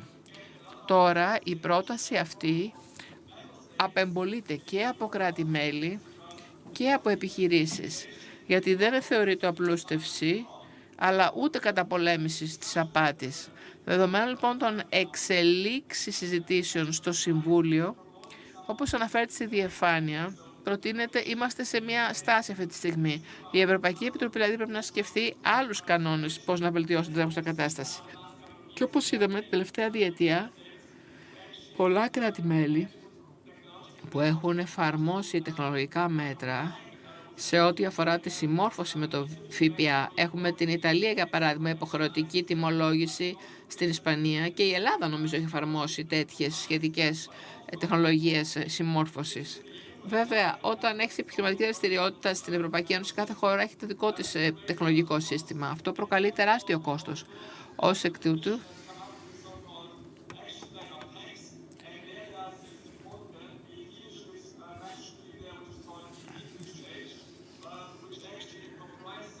όλα αυτά συμπεριλαμβάνουν τρεις κύριες θεματικές που ανέφερα: αναφορές επί τη βάση των συναλλαγών, αναφορά της πλατφόρμας και one-stop shop.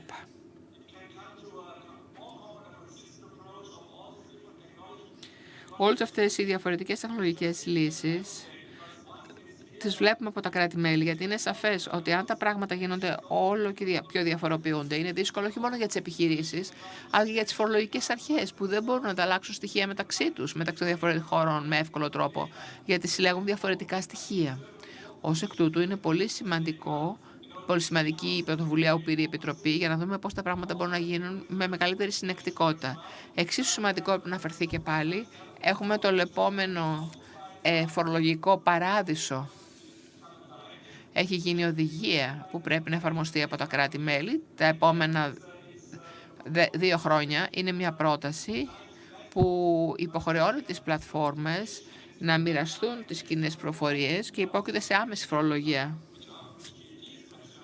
Σε ό,τι αφορά το ΦΠΑ, το ερώτημα είναι αν το DAC 7 μπορεί να χρησιμοποιηθεί και για το ΦΠΑ και για την άμεση φορολογία. Όπως ξέρετε, στον ΦΠΑ έχουμε μόνο απαιτήσεις αναφορών. Το ερώτημα λοιπόν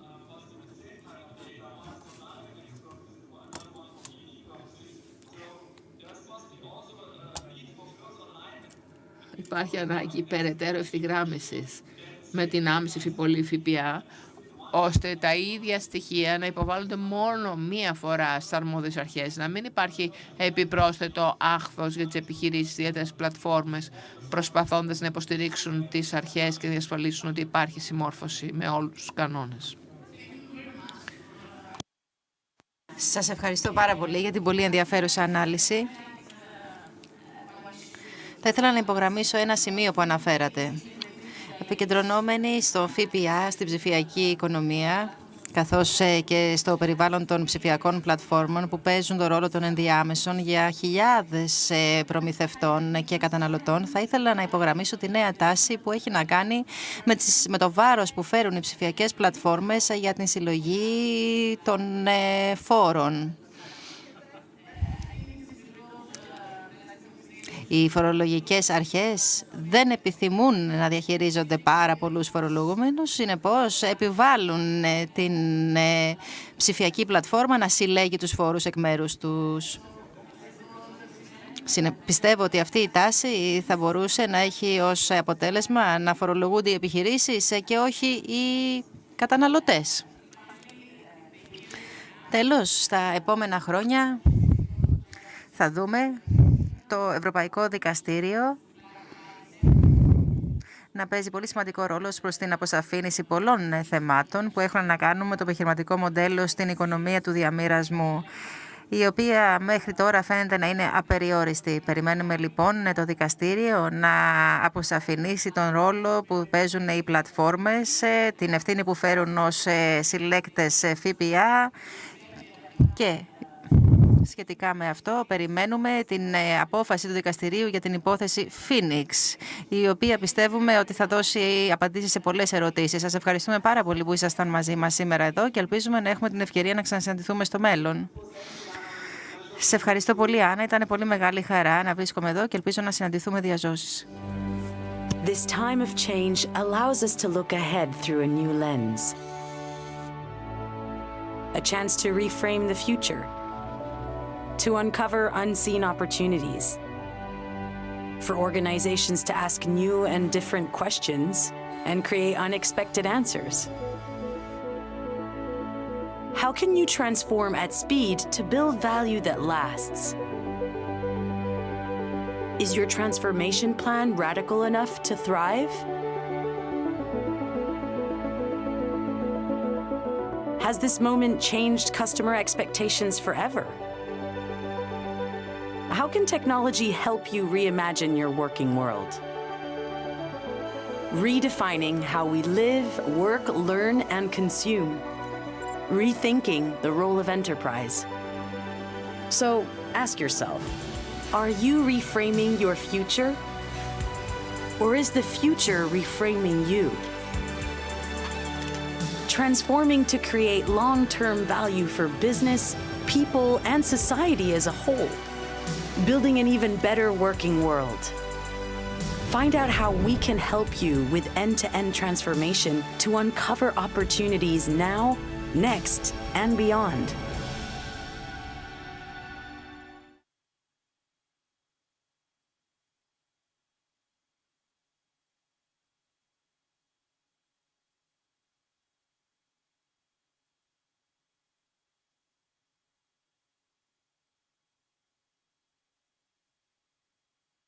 Hello again. I have the pleasure and the honor to welcome representatives of the market, representatives of the business world who have a first-hand experience of everything we are describing. In other words, taxation, impact of pandemic on businesses and households, prospects of Greek economy, and generally speaking, all these questions that you raise.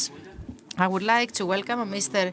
Koyas, who is President of the Economic Chamber of Greece. Good afternoon. Thank you very much, and congratulations to the Hellenic American Chamber of Commerce. We have also with us Mr. Simos Anastasopoulos, President of the Association of SA Companies and Limited Liability Companies. Good afternoon to you. It is a great pleasure to take part in one more conference organized by the Chamber, in a different capacity this time.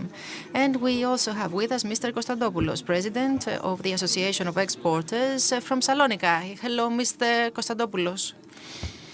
Good afternoon. Thank you very much for the invitation. Always a conference organized by the Chamber is of great interest. Yes, this is the 17th tax forum organized by the Hellenic American Chamber of Commerce. And all of you are here today in order to discuss with me about the impact of a taxation policy on trade, industry, and exports. But allow me to ask some more specific questions. So I would like to start with you, Mr. Koyas. How do you see the progress of the Greek economy, the course of the Greek economy in the midst of pandemic? But also, what do you have to say about these very high goals that we have set for 2022 with regard to growth? I believe that for 2021, the Greek economy and the growth rates are even better than the initial expectations we had in the beginning of the year. They have been revised by the European Commission and by the Greek government.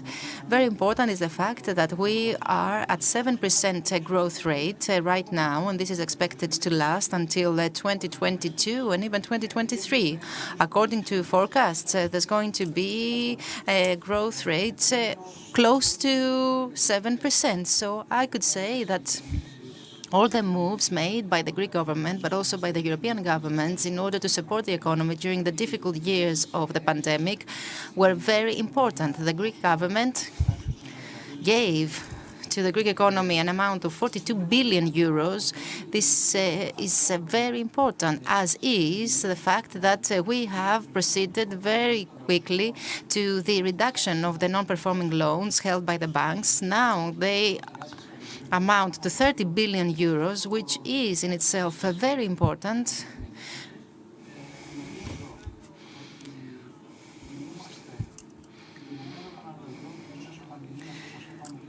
So, taking into account the environment of the pandemic, there will be many factors that may affect the growth of the Greek economy, like, for example, the inflationary trends and the revaluation trends that we are seeing lately. Yes, we're going to talk about that in greater detail later, since this concerns all of you. Yes, and we can also see that the initial forecast we have made will last for long. So we are in the right direction. We need to find measures in order to minimize the impact of all these inflationary and revaluation trends. We need to be fast, we need to be transparent in the way we will use the funds coming from the RRF and by the NSRF. We're talking about large sums of money, and we need to use them in a transparent and effective and speedy way. Mr. Ansopoulos, I would like to ask the same thing to you. But you, as a representative of the business world, you have experienced the negative impact of the pandemic. However, you can also see some positive growth rates, and you can also see the image of the country changing. Yes, and I agree to a great extent with what Mr. Koya said, who, by the way, is the authority with regard to the issues that we are talking about. I believe that we can be very optimistic about the coming year, as well as about the results of this year. Of course, we need to be slightly reserved, since there is the wider environment that is greatly unstable. And I'm talking about the pandemic, how long it will last, the measures provided to businesses, how long they will last, the money coming from RRF, the inflationary pressure,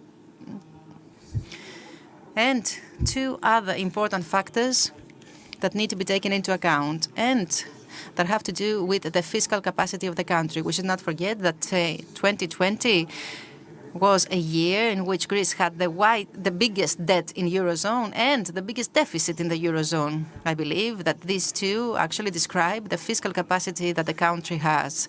So part of this apprehension we have is based on the capacity we have in order to support entrepreneurship and employment in the context of a prolonged pandemic.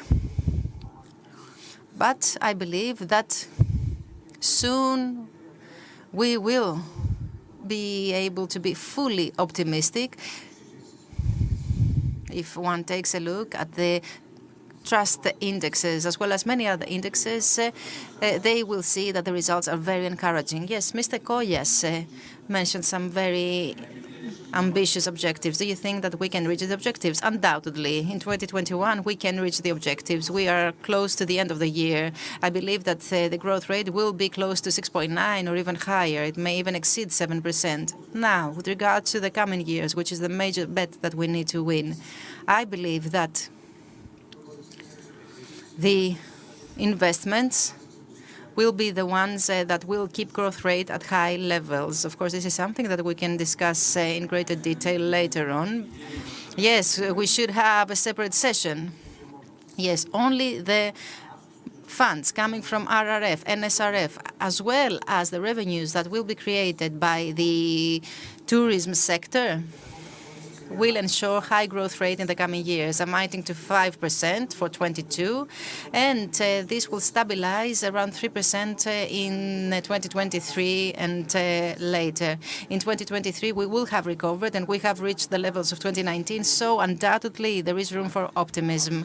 Okay, let's give the floor to Mr. Giorgos Kostadopoulos, President of the Greek Exporters Association. Mr. President,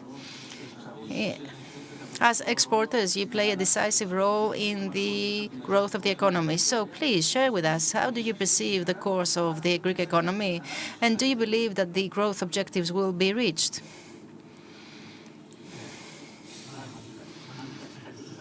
Yes, if one takes a look at the figures, one can feel optimism. I'm talking about exports. If we take a look at the exports, we will see that there has been an increase of 29% compared to 2020 and 13.1% compared to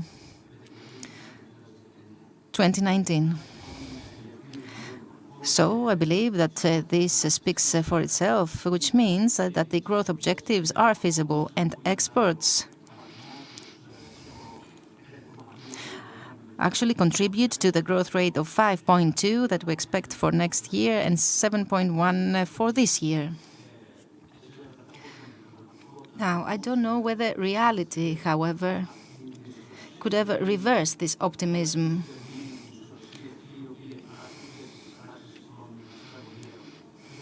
Allow me to be more specific.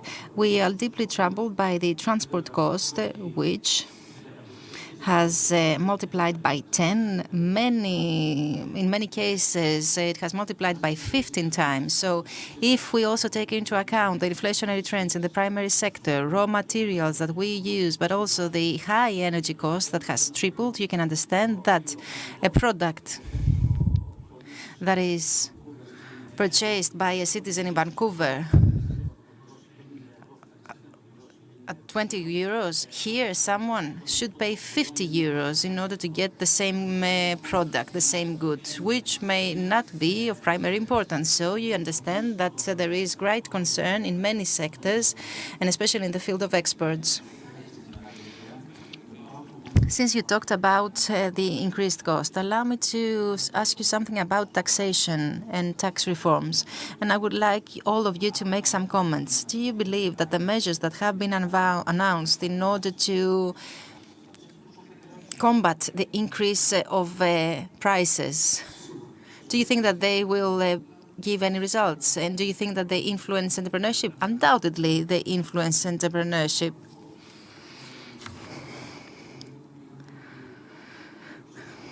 We can also see that all these measures were taken. Why?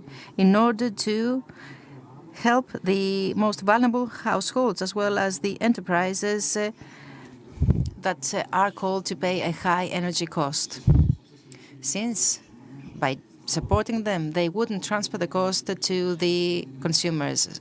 Allow me to say that what the government is doing is not something that is imposed from external factors. No, it is something that the government has initiated in order to support the domestic entrepreneurship, and I believe that all these are in the right direction. Look, the fact that there are inflationary trends is indisputable, as is the fact that they are temporary. Now, the point is how long these trends will last. It seems that they will last longer than we first expected or foreseen.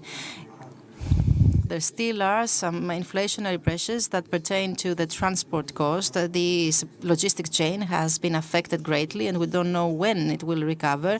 Mr. Kostadopoulos also talked about the increased cost. The energy cost is also another important factor, and we don't know how much this increase of energy cost will last.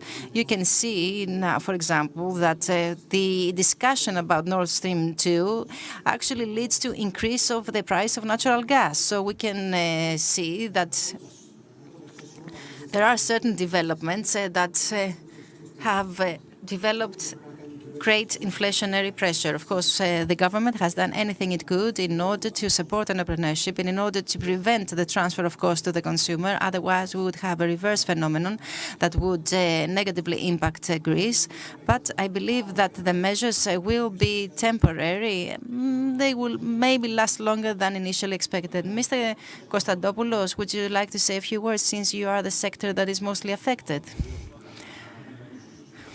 I would like to say once again that the measures are in the right direction and that they are horizontal. However, there are no measures for exporting companies. Let's not forget that exporting companies are faced to foreign markets, and we have customers in the United States, Canada, China, as well as other countries that play an important role in the chain that promotes our products. So you can understand that we cannot have the same tax rates as the exporting companies, and especially the exporting companies that export to third countries beyond the European Union. What is needed are bold decisions. The measures of the RRF or the NSRF measures are not enough. We need bolder measures, and we need a redefinition of taxation imposed on big exporting companies, and especially those companies that export to third countries.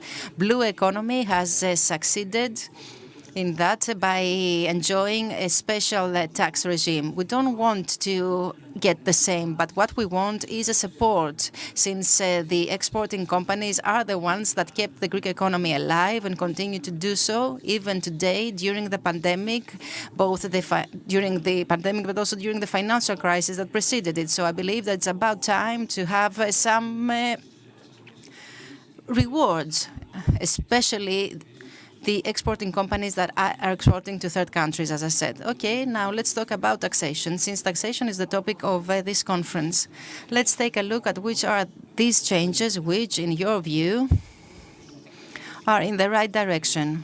That is, direction of growth and of support of enterprises, but also of changes that include data, facilitations, audits. Mr. Koyos, would you like to make a comment? Okay, let's say from the beginning that the government reduces tax rates, both of physical and legal persons, and this is in the right direction.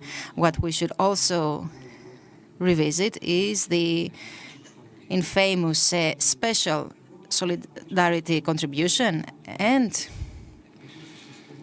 also see what we can do in terms of taxation in order to help physical and legal persons. Moreover, the reduction of social contribution has been very important, since it provided incentives for people to start activity in the business world. We should not forget that the self-employed, the freelancers, went through a period of social contributions and tax burden that together amounted to 70% of their income. So this was an incentive for tax evasion, isn't it? Yes, this is always an incentive for tax evasion when there are so high tax rates and social contributions. We, as an economic chamber, we have made a proposal which is revenues minus expenditure for all. In other words, we want to provide the incentive to the final taxpayer to ask for a receipt. And this, the amount of the receipt, will be deducted from the income tax.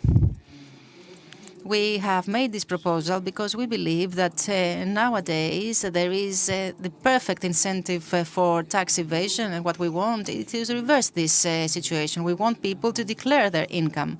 Now, with regard to the My Data app that you mentioned, many years ago we had made the proposal as Economic Chamber to interconnect the cash registers with the taxes, and we had also proposed that there should be the automated dispatch of invoices to the system of the state. My Data is a step in this direction.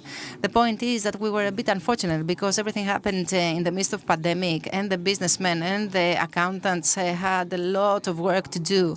But despite all this, we are in constant communication with the Independent Authority for Public Revenues in order to ensure the required flexibility and in order to assist those who cannot respond quickly to what is demanded. We are here in order to provide them with incentives to adjust to the new reality, but on the terms of the market and on the terms that will allow an effective adjustment that will be to the benefit both of all parties. Now, Mr. Anastasopoulos, you represent the SA and limited liability companies, and you have experienced the effect of the tax rate reduction, the reduction of social contributions. What do you have to say about that? Look, the reduction of tax rates leads to increased revenues, and this also affects the public revenues, which for this year will be greatly increased. And I believe that this is also related to the better compliance. My data is also serving the same purpose.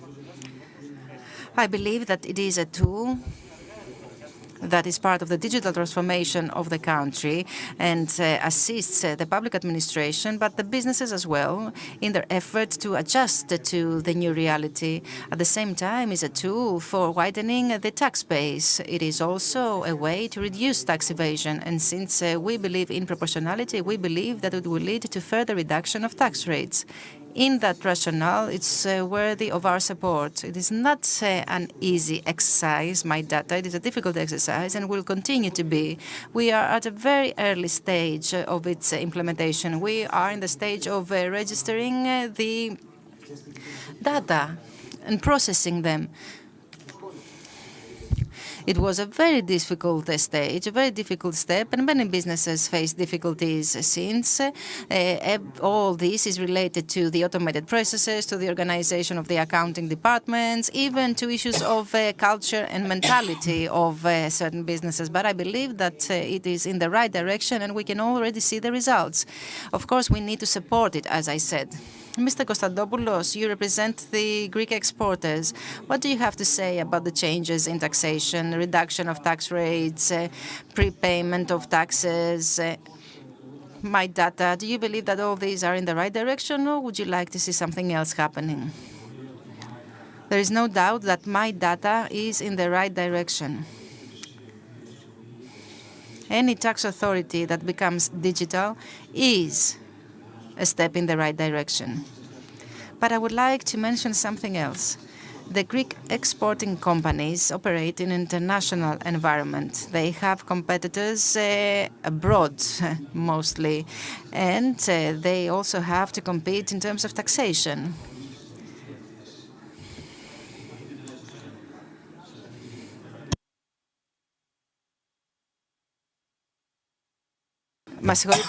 I apologize, but the sound is terrible. I cannot listen to what the speaker says.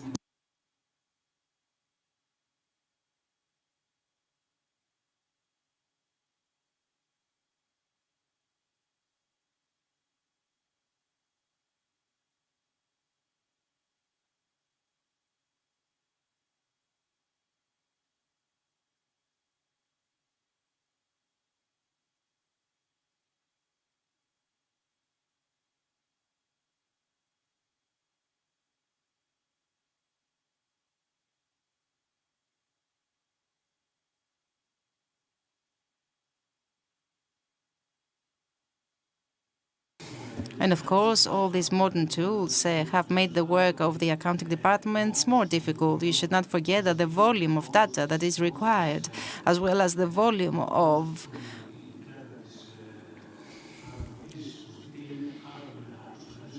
the information that is required is huge. Every 20th of month, we are required to submit a full tax statement. Okay, but in order to do that, we need all the support we can get. We need to allow the accounting department some space and some time to adjust to these requirements. The accounting departments of the exporting companies are going through hell, given the volume of data that is required.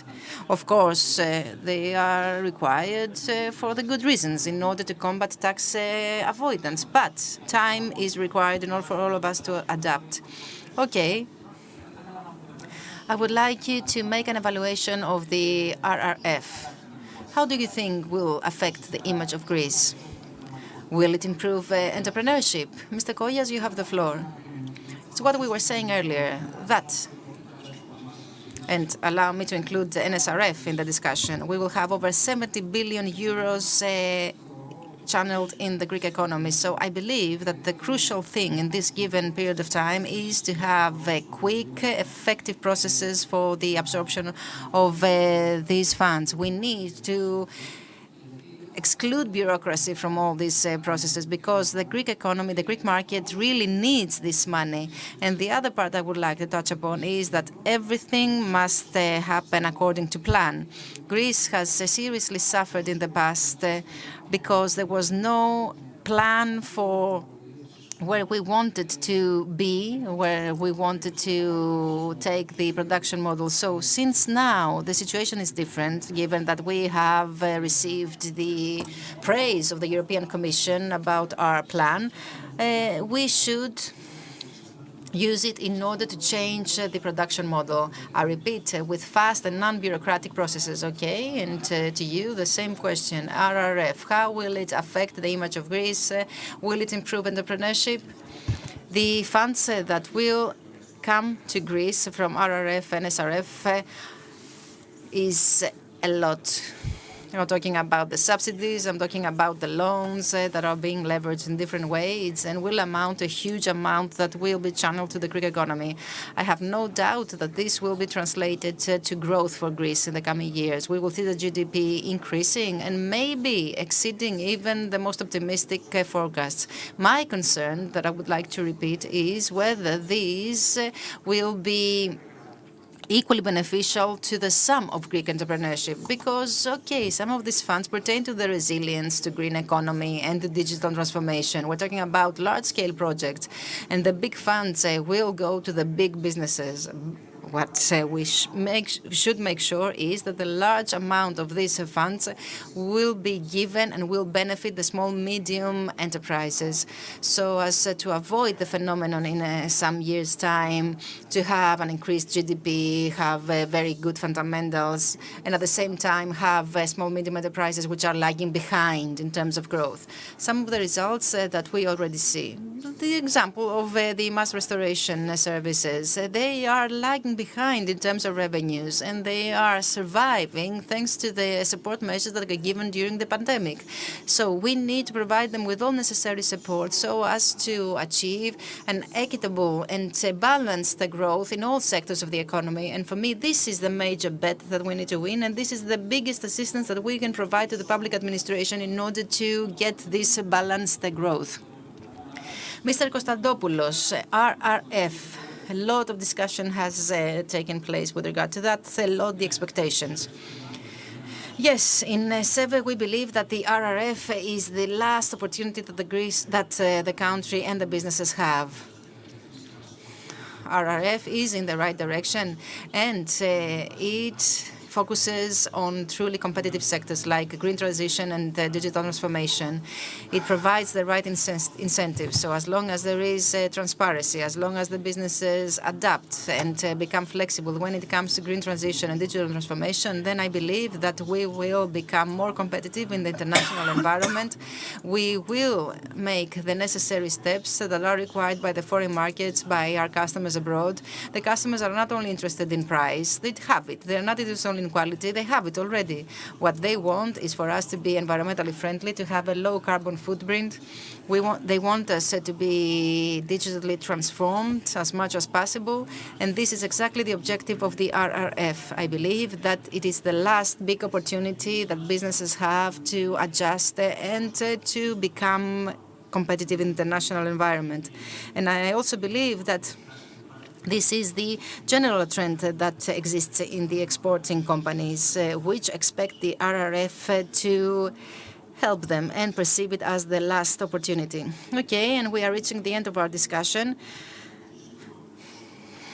Later on, we will have with us Minister of Finance, Mr. Staikouras, who will have a discussion with the President of the American Hellenic Chamber of Commerce, Mr. Nikolaos Bakatselos. It is important that you touched upon some very important points. First of all, you said that you perceive as positive the measures taken by the government. You think that they are in the right direction. Of course, you all ask for more.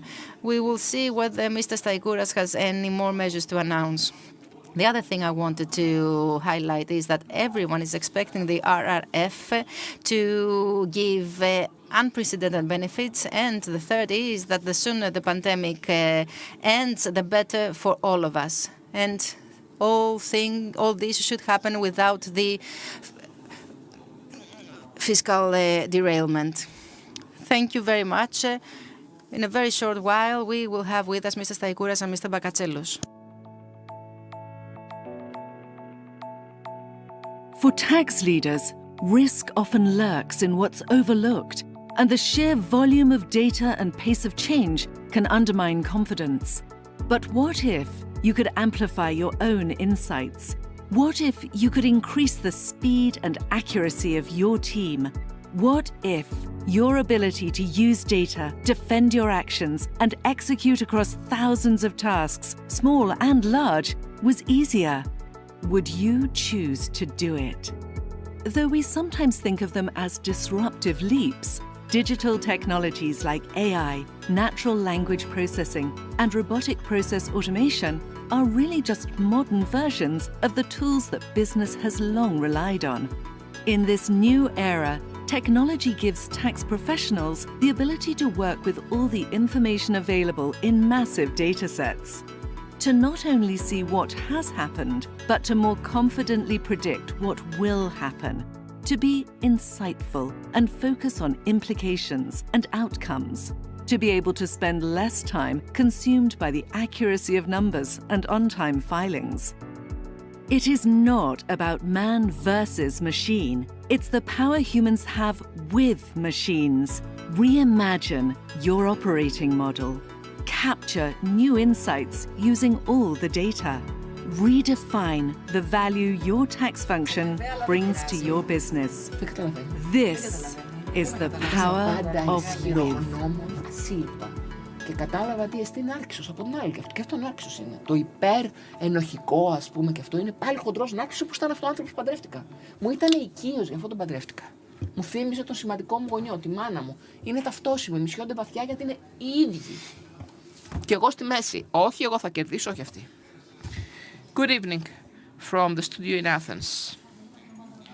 Thank God we are at the end of this conference, this two-day conference, and have the great joy to conclude officially this forum with a discussion with my dear friend and great supporter of our chamber, the Minister of Finance, Mr. Christos Staikouras. Welcome, Minister. Thank you for the invitation and the kind words, and I will remain close to you, not only to you personally, but collectively, because you do an excellent job for the country. I would like to pay you back this compliment.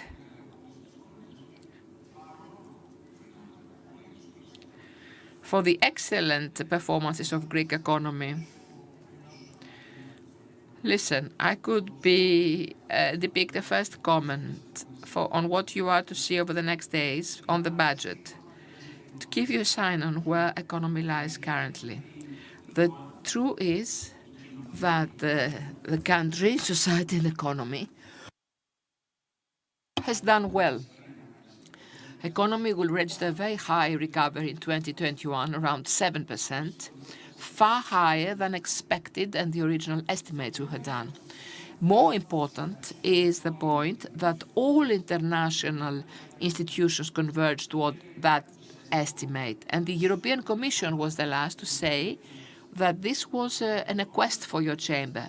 The European Commission states that the composition of the wealth is steadily improving from 2021. That is, investment grows far more than consumption expenses, so therefore it becomes sustainable. I'll try to share a couple of figures, not many, but on many occasions those indices corroborate reality. According to the European Commission, not the Ministry of Finance, our ministry, investments in 2021 in Greece will be higher than any other EU countries. And exports from Greece, I know your great interest due to your origin from the northern Greece, will be around 8% in 2023, when the EU average will be zero. Therefore, higher wealth, better composition of that wealth, lower unemployment, which will be going down, sliding down, implementation of structural changes, dealing with bad debts, enhancement cash flow in real economy, therefore enhancement of competitiveness. I believe therefore that 2021 we attained all that. We attained all those goals we had set. This, however, does not mean that there are no risks and challenges that have to be faced, such as the current combination. That's why this snapshot is extremely important. The pandemic, the health crisis, and the energy crisis. This is a very negative snapshot. You covered two of the questions that I had already prepared with your answer. Let me ask you, therefore, something else. Since we consider that the growth rate will reach 7 or 8%, and therefore we will have an additional fiscal space created, will this space be extinct with measures offsetting revenues in order to fight the rise of prices? Or will we be expecting the substantial boosting of lower income classes? Well, I can be clear here, and this is a very good opportunity, that the higher growth rates do not coincide with broadening the fiscal space. It is obviously a very substantial element, but this is not the unique element for broadening fiscal space. One should double-check the sources for this rise of wealth and the sustainability of this growth, so as to deduce whether such a fiscal space is created for a couple of months or a permanent fiscal space for permanent policies. We have proven that we move on two axes simultaneously. One axis, as it was our pre-electoral campaign stating, is the improvement of the fiscal image of the country with a simultaneous reduction of tax and social security contributions. This we did, we do, and we will go on doing. The last 2 years, however, we were faced with a series of consecutive external and unprecedented crises, which means that Greek state should create a safety net for companies and households. We did that sufficiently with 42.7 billion euros during the 2 years of 2022, so as to keep both the economy and society standing. And the figures I gave you in the previous question actually corroborate the correctness and rationality of the financial policy we apply.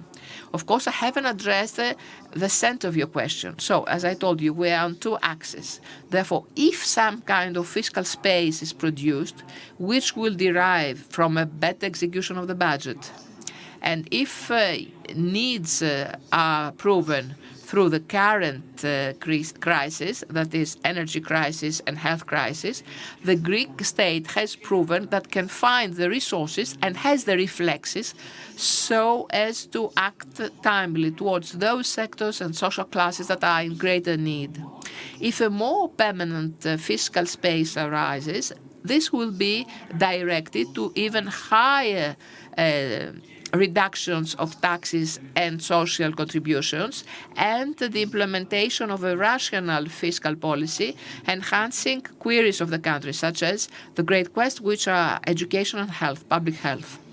Thank you. We will come back with another question concerning entrepreneurship, but we currently are, as you know, in the taxation, the tax forum of the conference. So allow me to raise a specific question on the real estate tax. The changes in this in SRED, the single real estate tax that is, was difficult to attain, and it took 12 months to have a slight change. What are the changes that are registered?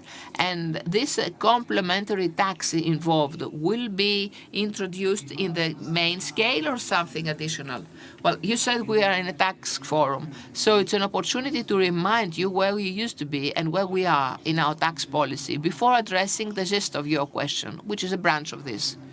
We had committed ourselves before the elections that we would have a conscious and conscientious fiscal policy with well-targeted reductions of tax and social security contributions. I think we were quite successful in that, despite the fact that over the last 2 years we had to increase public expenditure so as to support households and companies, and we did very well. We never missed the goal. We reduced SRED by 21% in average. We reduced corporate tax from 29% to 22%. We reduced the down payment of tax from 100 to 80% for legal entities, and for physical persons at 55%. We reduced taxation on dividends to 5%. We reduced the tax rate from 22 to 9% as the lowest one. We abolished the solidarity contribution for 21 to 22 for private sector income, and we reduced by 4 percentile units the social contributions. This is what we could do anymore, because we had to support the public health as well. There was excessive expenditure due to the pandemic. We had to enhance entrepreneurship through refunded down payments, through the zeroing of rents and so forth. This is what we do in financial policy. But this is not only that.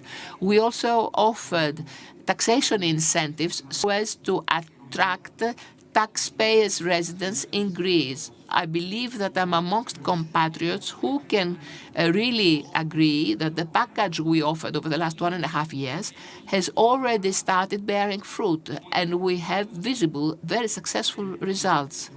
Some 70 investments were attracted to Greece. Some 250 pensioners have made demand to put their tax residence in Greece, and more than 1,000 young people, many of them Greeks that fled from the brain drain, they came back to Greece exploiting those initiatives. At the same time, we put incentives so as to enhance e-transactions and fight tax evasion. This is what we do in the financial aspect. Did we achieve whatever we said in the pre-electoral campaign? No, we did not, because a pending issue is the single real estate tax. We have to reduce by 8% this law over the next 4 years. But perhaps independently to that, there is in parallel another exercise. Indeed, I corroborate here that this was not an easy exercise, because we should first of all find the new objective so-called values from realtors that would have to visit all over Greece within the pandemic. We are currently at a stage where the objective presumed values are integrated in the real estate, in the property taxation, and we must introduce those tax rates so as for the overall SRET not to be higher than that of the previous years. Following that, we should examine which fiscal space is needed so as to observe what the Prime Minister had said in the Thessaloniki International Fair. Most households should have even lower SRET to pay within 2022. Thank you, Minister. Well, deeds speak for themselves far louder than talk. And what I can really assure myself as well, that with what you have already done, you have made our country far more attractive to foreign investors. We also see that on a daily basis from the interest shown, an ever-soaring interest for foreign direct investment in our country, especially from the USA. And you have seen that. You've seen already investments in digital hubs as the one of Microsoft, or investments such as that of Pfizer in Thessaloniki, of Cisco, Deloitte. Amazon is also shown interest, Tesla, Blink, and so forth. Well, these are very characteristic indicative examples of the very strong interest for foreign direct investment in Greece. I can assure you there's the same interest in many other sectors, with many other forms of investments in Greece, even in Greek bonds, I might say, state bonds. But the critical point, and this is also the responsibility of the political leadership in the Ministry of Finance for all those success to be the springboard for new goal setting. So in order not to try to run ahead your future questions, I would like to share with you the plan of the country in a couple of minutes, moving ahead. Going fast forward, because I'm certain that both you, as chair of the American Hellenic Chamber of Commerce, and your members, the first thing that they actually want from the Ministry of Finance to have a specific plan and know precisely how they will lead the ship to that goal. So let me share 6 proposals. First one, high growth. High growth from 2021 onwards. Absolutely feasible. We see that. Figures corroborate that. Second goal, improving the quality of wealth, where from 2021, I shared with you the estimates of the European Commission for 21-22. This goal equally feasible. Third goal, leaving the regime of monitoring from 2022. We already discussed this perspective in the European fora. Fourth goal, we are a bank-based country, so we must reduce bad loans in a single-digit number in 2022. Already one or perhaps two systemic banks will attain to have a single-digit ratio. Fifth goal, systemic readaptation in 2022. The primary deficit will reduce by 7% to something higher than 1% in 2022. Therefore, important fiscal adjustment due to the recovery and development of the economy and not due to austerity measures, quite the contrary.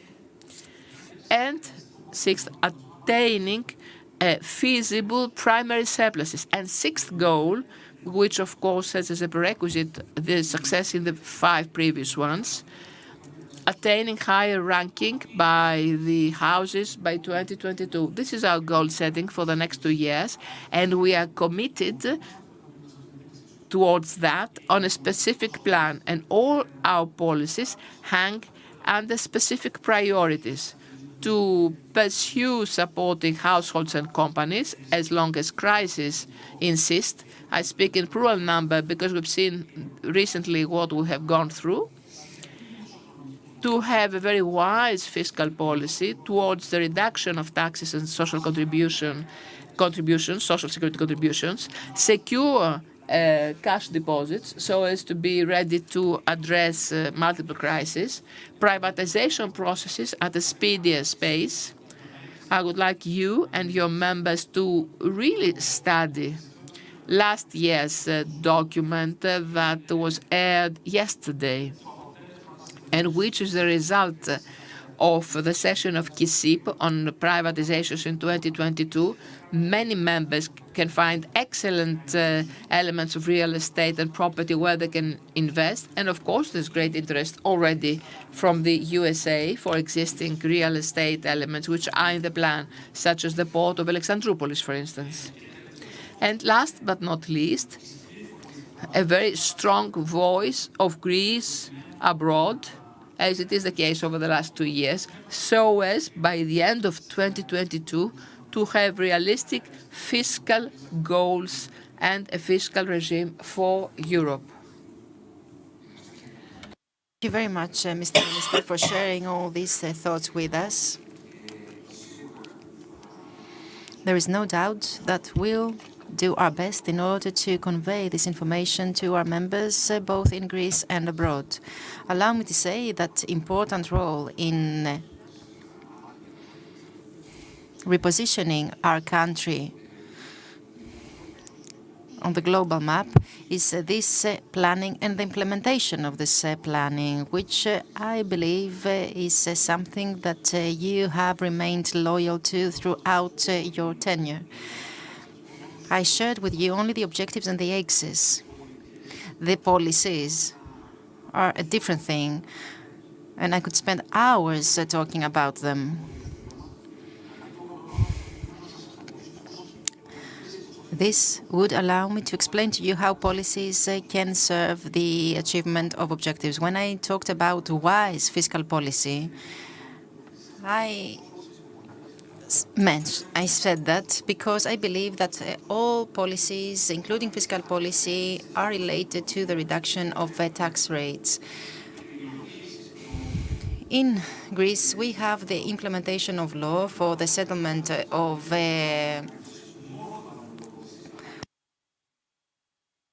debt.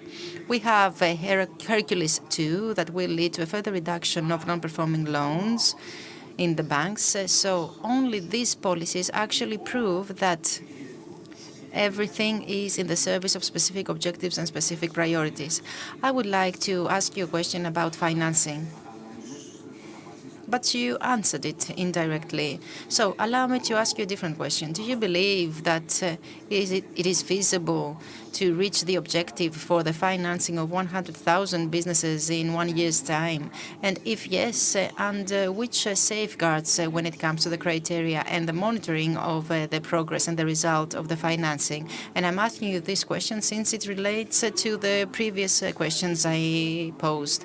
I would like to thank you for this question because you talked about an amount that pertains to the real economy, and it is related to how we can support the growth of real economy. As I have said in the Parliament, 700,000 businesses cannot cross the doors of the banks. So here comes the private sector that has set as a figure the 100,000 businesses, and this is a feasible objective if we take into account that the base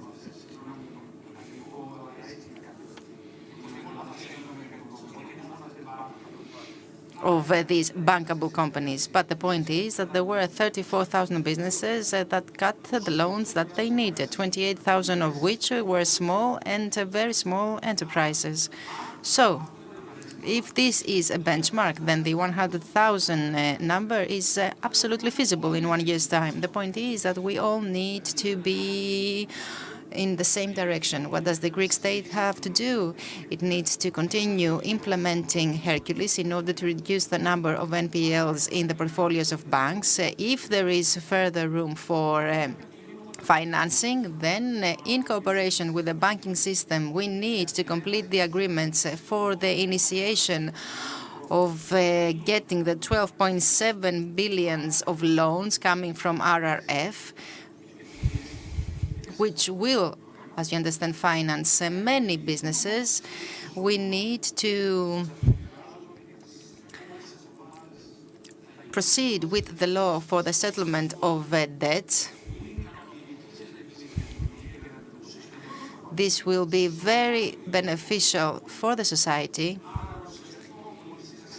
and it will allow the citizen to become bankable once again. And it is the role of services that is of utmost importance, the role of services and the role of bankers. So if the settlement is done, then the citizen will have to go back to the banking system in order to get a loan. So I mentioned some of the obligations of the state that are absolutely necessary in order to improve the entrepreneurship. I'm leaving aside the fiscal policy and other priorities. Now, which is the responsibility of the businesses? Their responsibility is through the collective associations they have to support businesses to become bankable. In other words, to allow them to get these characteristics that will make them eligible from the banking system for financing. For example, jointly, state and real economy will end up in a bill of law that will allow bigger businesses to be established, will allow mergers and cooperations. Why? This is important because a bigger size of a business will allow some others to become bankable, and this is the role of the chambers. Now, what is the role of the banks and of the services? These businesses that have already been in the process of settling the debts are the first party. The second is the banks that need to pay greater attention to the files of the businesses. Indeed, there are many businesses that do not have healthy financial data on the basis of the last 5 years. But if one is more careful, they will see that these businesses have features of sustainability, so they shouldn't be rejected by the banks without second thought. On the contrary, banks should check their files in greater detail and see whether they can become bankable. So we're talking about a shared responsibility. If we assume all our responsibility, we will reach our objective in 1 year's time. Very interesting.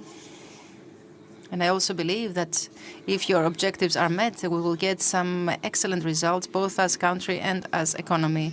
Mr. Minister, I would like us to close this discussion with a wish that you could make for our economy in the near future. What would be the ideal scenario in your view? What would you like to see happening next year, for example, when we will meet again in the context of the 18th Tax Forum? I hope that the country will be faced with fewer external crises, and moreover, given that the healthcare crisis has disrupted our daily life and our economy, we need to develop a holistic approach in 2022. So I believe that the country, given the effort that it has made, and I'm talking about the effort made by the state, the citizens, the businesses, this effort has proven that the country as a whole can make it, and even better than other countries. We are the model that many other countries could follow. Since we have effectively managed the healthcare crisis, we have developed a network of support for households and businesses, and we never stopped implementing structural reforms in order to create the necessary conditions for high and sustainable growth, for creation of many quality jobs. And here comes, of course, the minimum wage, which, as you know, will be increased, and there will be a second initiative by the government in 2022, always in the context of the economy and entrepreneurship, in order to further support social cohesion. I believe that everything that the country has achieved in the midst of pandemic, but also in the midst of other crises, there will be a level playing field that will allow the takeoff of the economy. Thank you very much for being with us. I thank you for inviting me and for the excellent dialogue that we had. I'm always at your disposal. Thank you very much. I thank you. Ladies and gentlemen, this is the end of the 17th Tax Forum organized by the Hellenic American Chamber of Commerce. From Athens and from Salonika,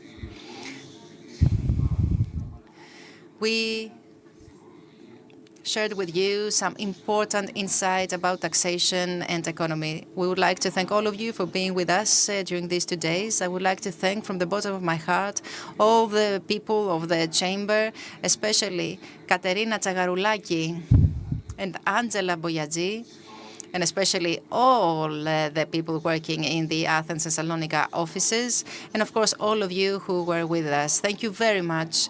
And we renew our appointment in GES, which is the conference organized by Chamber, and which will be held on the 6th, 7th, and 8th of December. We will be happy to have you with us, Mr. Minister. I accept your invitation. If I'm not mistaken, I will be able to make it. Thank you very much.